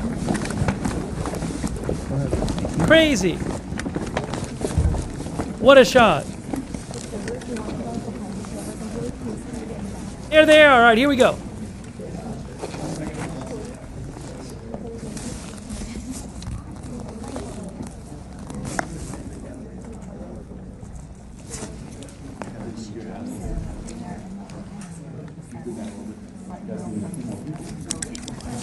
Government can be if people don't know what they're doing. For the past 43 days, Democrats in Congress shut down the government of the United States in an attempt to extort American taxpayers for hundreds of billions of dollars for illegal aliens and people that came into our country illegally, from gangs, from prisons, from mental institutions. They wanted to pay them $1.5 trillion, which would have really hurt our healthcare businesses and our recipients at levels never seen before. Today, we're sending a clear message that we will never give in to extortion, because that's what it was. They tried to extort. The Democrats tried to extort our country. In just a moment, I'll sign a bill exactly like we asked Democrats to send us all along, many days ago. This cost the country $1.5 trillion, this little excursion that they took us on. Republicans never wanted a shutdown and voted 15 times for a clean continuation of funding. There's never been a time when one or the other party like ever we asked Democrats didn't send us all along many days ago. This cost the country $1.5 trillion, this little excursion that they took us on. Republicans never wanted a shutdown and voted 15 times for a clean continuation of funding. There's never been a time when one or the other party ever didn't sign a continuation. It's just a continuation, not a big deal. It's a continuation, and we'll talk later. Yet the extremists in the other party insisted on creating the longest government shutdown in American history, and they did it purely for political reasons. I want to thank Speaker Mike Johnson, Senate Majority Leader John Thune, as well as House Majority Leader Steve Scalise, Majority Whip Tom Emmer, and numerous other great Republican leaders and congressmen and senators who are here and who frankly spent a long time in Washington getting this thing to go away. I also want to thank the broad coalition of Americans that stood with us in this fight to reopen government, including the Teamsters, the American Federation of Government Employees, the Fraternal Order of Police, AMVETS, the National Small Business Association, the American Farm Bureau, the American Trucking Association. These are all incredible patriots.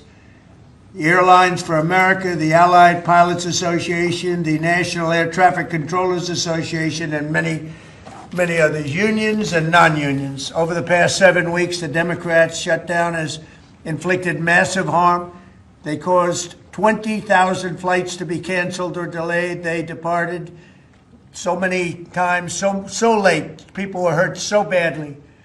Nobody's ever seen anything like this one. This was a no-brainer. This was an easy extension. But they didn't want to do it the easy way. They had to do it the hard way. And they look very bad, the Democrats do. They deprived more than 1 million government workers from their paychecks and cut off food stamp benefits for millions and millions more Americans in need. They caused tens of thousands of federal contractors and small businesses to go unpaid, and the total effect of the damage their antics caused will take weeks and probably months to really calculate accurately, including the serious harm that they did to our economy and to people and to families. So I just want to tell the American people, you should not forget this. When we come up to midterms and other things, don't forget what they've done to our country. I also want to call for a termination to the filibuster so that this can never happen again. If we had the filibuster terminated, this would never happen again. And don't forget, we have another date coming up in the not too distant future. We can never let this happen again. And we should be able to pass great, really great legislation. So I say terminate the filibuster because, by the way, the Democrats will do it immediately if they ever assumed office, which hopefully they won't. Today we had the highest stock market price ever in all of the different markets. We set a record. It's the 48th time in the 9 months that I've been in office that we had this record set. So think of that, 48 times we had a record set, but today is the highest of them all. We're going to break new grounds. Nobody would have thought. I have with us not only the great political leaders, but the great business leaders of our country. They're standing right behind me and right really alongside of me. And if we would have told them a year ago that we'd be having stock prices this high, none of them, in fact, I just asked them that question, none of them would have believed it. And that inures to jobs and, very importantly, to 401ks, which have also set a record today, a record high for the people that have 401ks. And also, I want to thank Walmart because they came up with a fantastic study. It was the cost of Thanksgiving coming up and the cost of Thanksgiving from a year ago under Sleepy Joe Biden, and we're 25% lower this year than we were a year ago. And it's a very inclusive report, so I want to thank Walmart. They've done it for many years, but we believe in that, and we believe in that company. I want to also thank the 8 Senate Democrats who finally did the right thing in voting to end this craziness, this madness, but unfortunately the vast majority of congressional Democrats were happy for millions of Americans to suffer. They really did suffer too. And the Democrats admitted, they said, well, no, we finally have a point. Even though people have to suffer, we finally have a point, and that didn't work out too well for them. But they really went out and they could appease the fringe benefits of their far-left base, but that didn't work out because now their far-left base is angrier than ever before. We actually elected a mayor of New York City who happens to be a communist. When was that going to happen? Remember, I said all the time during my campaign, we will never be a socialist country, and that's right. We turned out to have a communist in New York City, and if you look at his views, those are the views of a communist, not a socialist. So this is no way to run a country. I hope we can all agree that the government should never be shut down again. Again, end the filibuster, terminate the filibuster. It'll never happen again.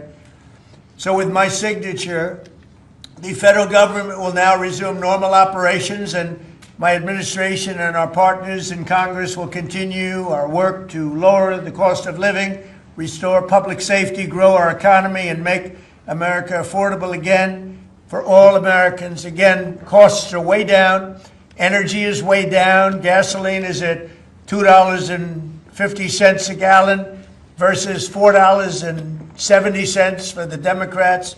And we think we're going to hit pretty close to $2 a gallon. That's like a really massive tax cut. It's the equivalent of that. And speaking of tax cuts, our great, big, beautiful bill is giving everybody in our economy, middle income workers, low income, everybody, the biggest tax cut in the history of our country. And it's no tax on tips, no tax on Social Security, and very importantly, no tax on overtime. You work overtime, there's no tax. That's among the things that add up to the biggest tax cut in history. And one other thing, you hear about rich people with deductions. Well, when you buy your car and you borrow money, you're allowed to now deduct the interest on that loan. So you can take that interest deduction and what you can take is that interest payment and deduct it for income tax purposes. That's a tremendous tax cut right there. But it all includes fixing the healthcare system that Democrats broke with the disaster known as Obamacare. Obamacare was a disaster from day one. It's done nothing but go up. And if you remember President Barack Hussein Obama, when he came up with this crazy idea, he said everything's going to be great. Rates are going to go down. Payments are going to go down. Everything's going to go down. It went the exact opposite with the biggest increase of healthcare in any country. It's a disaster. And I'm calling today for insurance companies not to be paid, but for the money, this massive amount of money, to be paid directly to the people of our country so that they can buy their own health care, which will be far better and far less expensive than the disaster known as Obamacare. And I've had, I think, great support. I've even had Democrat support. So we want the money that would be going to the insurance company, which is hundreds of billions of dollars. You know, their stock prices have gone up by 1,000% in many cases, 1,000% over a short period of time, because our country stupidly pays them so much money with this Obamacare scandal. So I want the money to go directly to you, the people. And you go out and you'll buy your own health insurance and you'll negotiate different plans and you'll get much better insurance and you will be an entrepreneur for yourself. So I'm always willing to work with anyone, including the other party. We'll work on something having to do with health care. We can do a lot better. We can do great. So much money is involved, and we're willing to pay so much money to the people. So we're going to pay a lot of money to the people. They're going to go out and buy their own health care, and we're going to forget this Obamacare madness. So with all of that, I just want to tell you the country has never been in better shape. We went through this short-term disaster with the Democrats because they thought it would be good politically. And it's an honor now to sign this incredible bill and get our country working again. Thank you very much.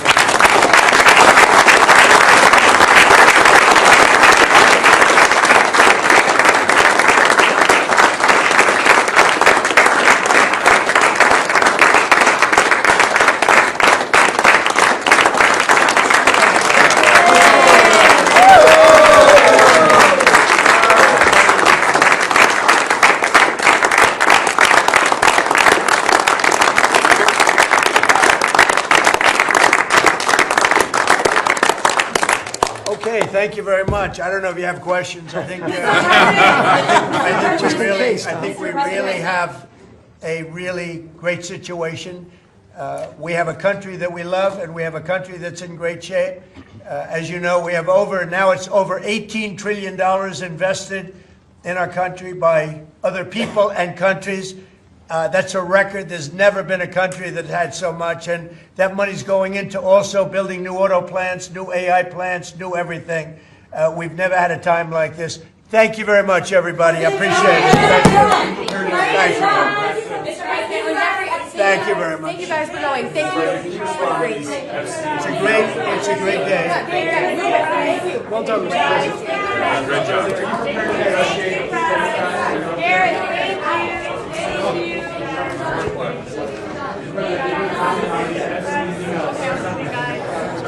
Good try.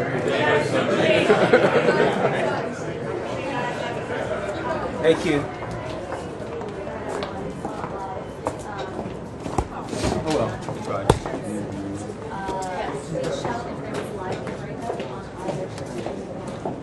There you go.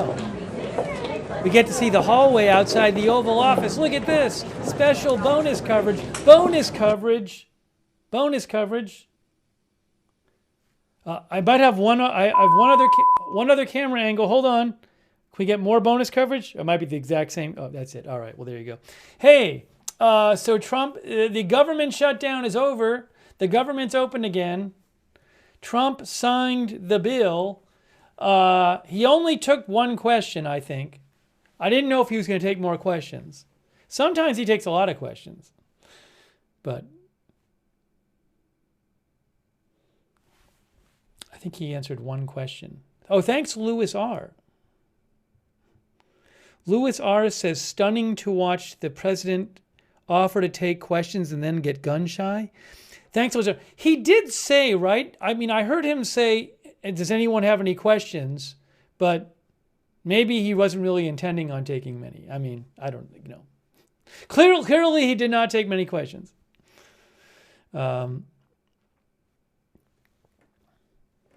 Thanks, Louis R., by the way. Let me take some more comments from you guys. What'd you think? Thanks to Disciple Donna and Actually Dan, by the way. An Ethereal Planet, Bart T. Thank you. Amy G. Akeem thinks he was never going to. Did somebody? I didn't even hear. One of our viewers said somebody asked an Epstein question. I don't know if that's true. I wouldn't be surprised if somebody did. I wasn't. I can play you guys. Why don't I play you the moment right at the end, because people are talking about that. Let me just play it there, and you can see exactly what happened again. Hang on. I'll play it for you right now. Just the ending.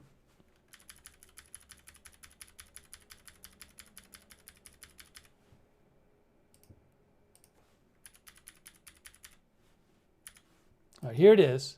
Here it is moments ago. I'm putting it on the screen for you right now.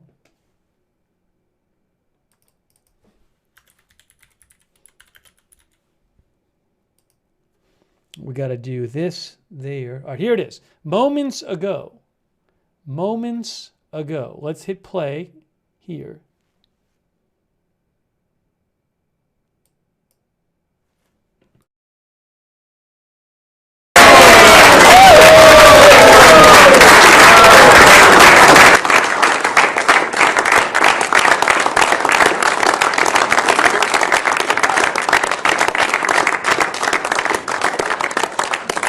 Okay, thank you very much. I don't know if you have questions. I think we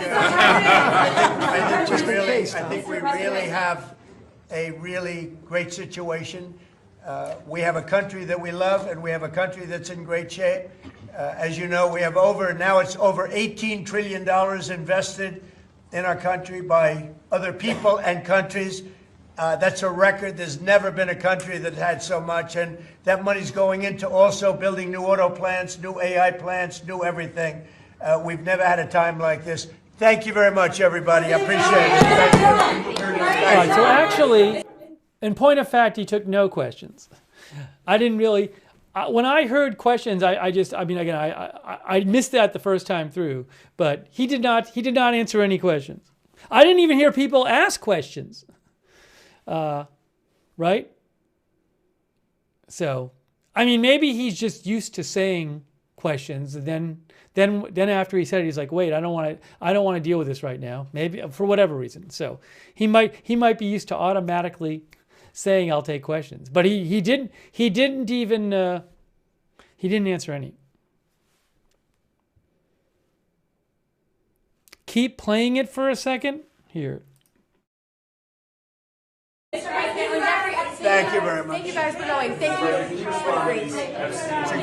It's a great day. Thank you. Well done, Mr. President. Great job.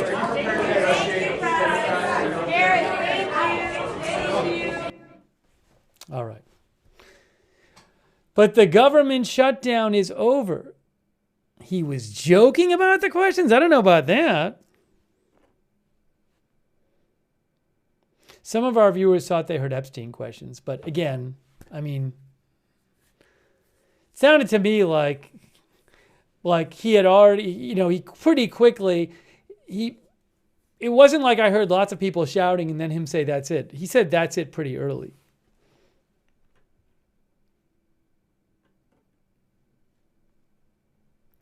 But it's interesting because most events like that, he will take questions. Now it is 10:30 p.m. Thank you to a Neotrip. Hey, Neotrip, thank you so much.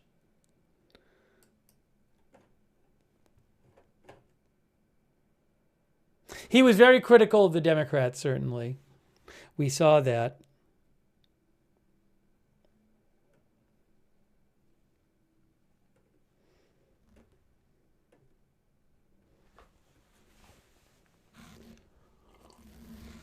So there you go. Well, the government is open again, guys. We saw it. The government is open again. The longest U.S. government shutdown ever, I believe. Yeah, longest U.S. shutdown in history. Look, right here. Not there.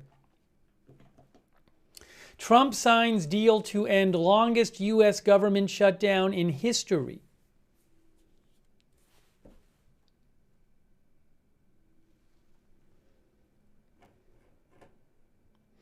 Ruth Krafasi says, great news. Betsy Christensen says he always stays up late. Austin says, government open again? Doesn't feel any different.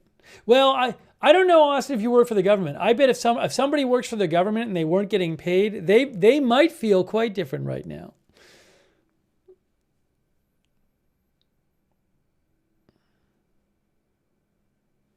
Billy Joe thinks he just signed away the midterms for Republicans?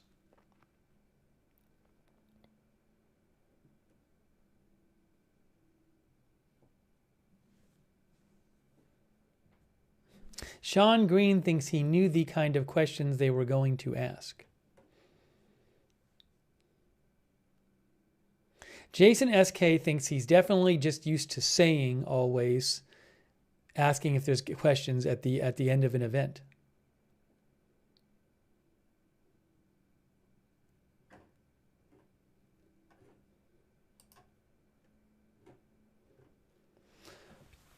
Excuse me. Well, guys, what a day. We got to see the end. We saw the debate in the House, and we saw the House vote on the legislation, and then we just saw President Trump sign it and open the government. So we have closure. We have closure in this event that we covered today. By the way, when we came on the air, I did not know that we would be covering this for so much. It just worked out that way. So the thing we didn't get to today, as I said before, when we originally started the stream, we were going to get to the India and Pakistan, give you an update on the explosions that happened in New Delhi a few days ago and also Islamabad, Pakistan. I'm not going to be able to cover that tonight, but maybe in the next couple of days we'll do a stream where we talk about it. I'd like to talk about it, but I'm going to have to eat something shortly.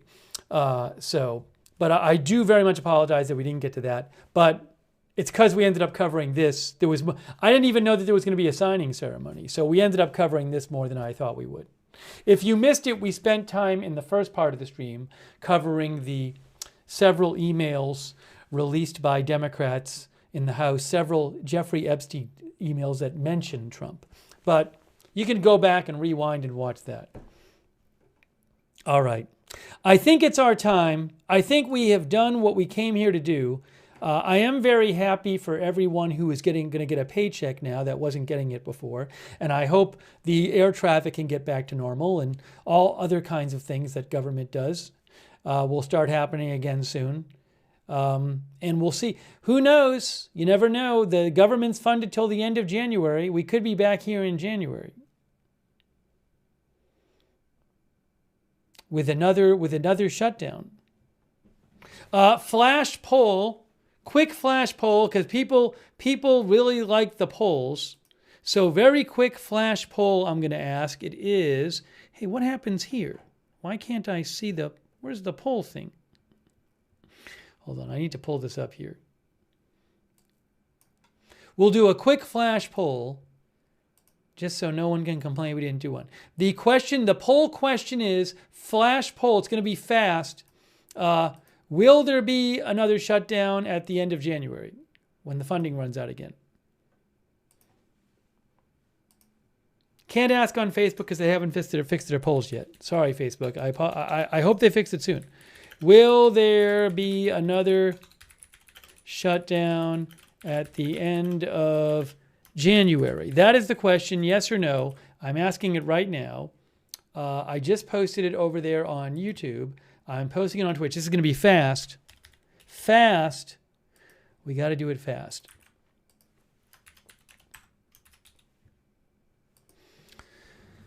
Okay, YouTube says, the question is, will there be another shutdown at the end of January? Let's see what you guys say in our flash quick poll. On YouTube, it is 71% say yes. Wow. 70% say yes there now. And on Twitch, what do we got on Twitch? Look at this. Very close. 67% on Twitch. Wow, you guys are pessimistic.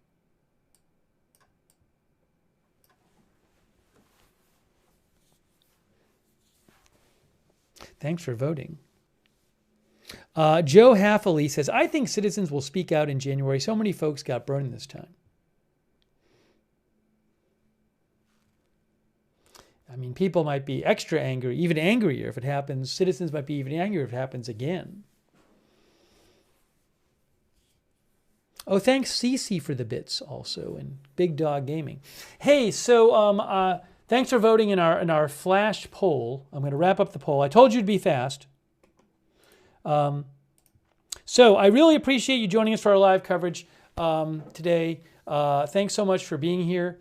And subscribe, follow the channel, Agenda Free TV if you want. We cover all kinds of live breaking news without an agenda. And I would suggest turning the notifications on because I never know when there's going to be some new big news happening, and I'll have to rush on the air. So if you don't want to miss a stream, make sure you sign up to our free notifications. They're free.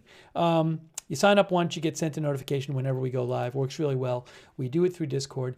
The mods will post the link to the free notifications in the chat. Also, you can find the link to the notifications in the description of this video on YouTube and Facebook. And also, I will post news updates on my X account, which is @Lookner on X. You can follow me over there, @Lookner on X, for breaking news. Give me a moment here.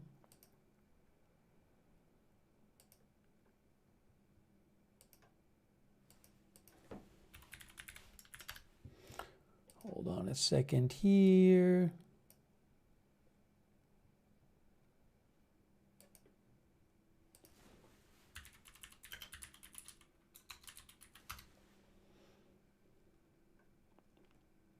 Oh, a couple of viewers mentioned to me this. AZ Intel posted about it too. Thanks, AZ Intel, for posting. A couple of viewers mentioned that Jesse Jackson has been hospitalized in Chicago. NBC Chicago, for example, says he is hospitalized in Chicago. And so a number of outlets are reporting this, so I hope he's okay. Fox 32 said he was hospitalized in Chicago as well, so I hope he's okay. Thoughts with him. 84 years old. 84 years old. I believe. I thought I just read that. Isn't he 84? I'll tell you in 2 seconds. 84. Again, my best to him. Hey, I do really appreciate you guys tuning in. Also, thanks so much for sending me updates and also posting in the chat and letting me read your comments and questions on the air. I appreciate that. Our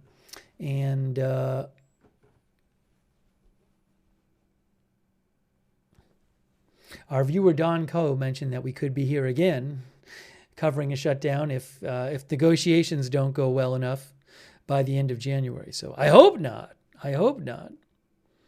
I really appreciate you tuning in, and thanks so much to our moderators. Moderators, you guys are awesome. Thank you so much. I really love that we can have chat rooms where people with different views can share them and chat. But we can only do that because of our moderators. They're the ones making sure things are respectful and civil in the chat. So thanks so much for being there, moderators. Ruth Krafasi, thank you so much, Ruth, and all of our other YouTube moderators. Huge thanks. Very much appreciated. And also over on Twitch, LB Prairie Dawn, Matthew Kohai 3, Sarah, Surly Dev, all of our other Twitch moderators. Paul Anderson, thanks, Paul, Kay Lowry Body, Margaret Riley, Shannon Davis Hughes, and Linda Bell Glary and Misha on X. Huge thanks to our moderators. Thanks so much to everybody who donated as well. That's really nice of you guys. That's what allowed this channel to be on the air and buying news footage and stuff. So huge thanks to you. If you ever want to donate, you go to agendafree.tv, agendafree.tv. But again, major thanks for supporting the channel. Let me just make sure I got everybody. Sharona, thanks for being a member. Medallion 105, thanks for being a member. Casual Origin, thanks for being a member. Casual Origin. And Lorenzo from Sardinia? Lorenzo's in Sardinia. Wow. Lorenzo says, presidents come and go. I hope your great democracy will continue forever. And thank you everybody else who donated. Very much appreciated. Another way to find out when we're live is follow us on X. If you're on X, at Agenda Free TV, I post there whenever we're going live. I post in advance. I post updates about the channel over there at Agenda Free TV. And we do have a chat where you can chat with other viewers when we're not on the air. It's our Discord chat. It's free. A bunch of our viewers like doing that a lot. Check out our Discord chat. It's the same link as the free notifications link. It's the same link. You can check out the chat. And big thanks to our Discord mods for all you do. Thank you, Discord mods. I also want to mention for those watching on YouTube, I would suggest turn on the YouTube notifications. Another good way to find out when we're live. To turn on the YouTube notifications, this is what you have to do. You need to subscribe to the channel and click the bell and choose all notifications. So again, subscribe, click the bell, choose all notifications. If you're already subscribed, make sure you've clicked the bell and chosen all notifications to get the notifications. Oh, Raisback. Hey, Raisback, thanks for being a member and thanks for the gift membership. So nice of you, Raisback. Thank you. Make sure you thank somebody if they give you a gift membership or a gift subscription. Hey, shout out to our Facebook subscribers, Robert Rial II, for example. And hold on a moment here. Sharon Klassen Goslin. Oh, I missed Michael Clayton for the Facebook stars. Thanks, Michael. I appreciate that. And thanks for being a subscriber, Michael. And Kay Larry Body, Margaret Riley, Shannon Davis Hughes, thanks for subscribing. Rebecca Davis, thanks so much, Rebecca, for subscribing. And all of our other subscribers over there on Facebook, thanks so much for supporting the channel. There's Michael over there. Thank you, Michael, for subscribing and supporting. And our Twitch subscribers too, like Gina Pina and Tatermong, Billy Joe, Wall Street Shaggy, Cece. And let's see, Sarah, thanks for subscribing. Big thanks. EJ Rod, thank you for subscribing. Douthis, Barcodable, thank you. And all of our Twitch subscribers and our YouTube members, huge thanks to them, like Bunny, CAC813, UV Lightning, BSH, Ladybird Lee, Patricia Grace, Ethereal Planet, Ken Lance, Val Cargo, Jewish Pickle, Corgi Cogito, John F., I Need Some Skooma, Val Cargo, Jewish Pickle, CAC813, Ricardo Montalbaum, our new subscriber, Richard H. Shores, Don Tullis, Feathered Homesteader, Wickedest Witch, thanks so much for your support and for subscribing or being a member on YouTube. Thank you. Mr. Showtime, Angela Jones, thanks for being members.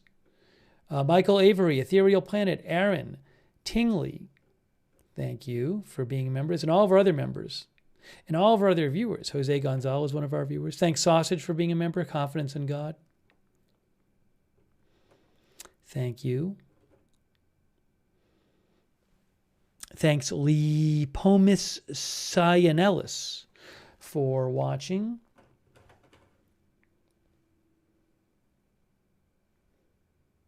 Thank you, Hectate, for watching over there on Twitch. Mista, Little Nerd Duck, thanks for watching. And Rebecca Davis, Christy Claff, Juliana Martin, Shelley Adkins, thanks, Shelley, for watching and for supporting the channel, Jose Lopez, and everybody else. All right, we are wrapping this up. Hey, we shut down the shutdown, is what Darth Pronator said. We shut down the shutdown. Yep, we made it till the end of the shutdown. We got to see the end, and the country can move forward. Hold on a second here.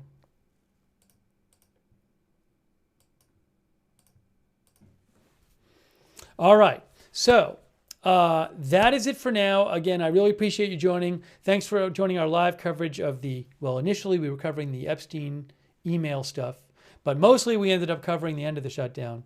That is it for now. Thanks for watching, and we will see you soon with more live breaking news coverage right here at Agenda Free TV.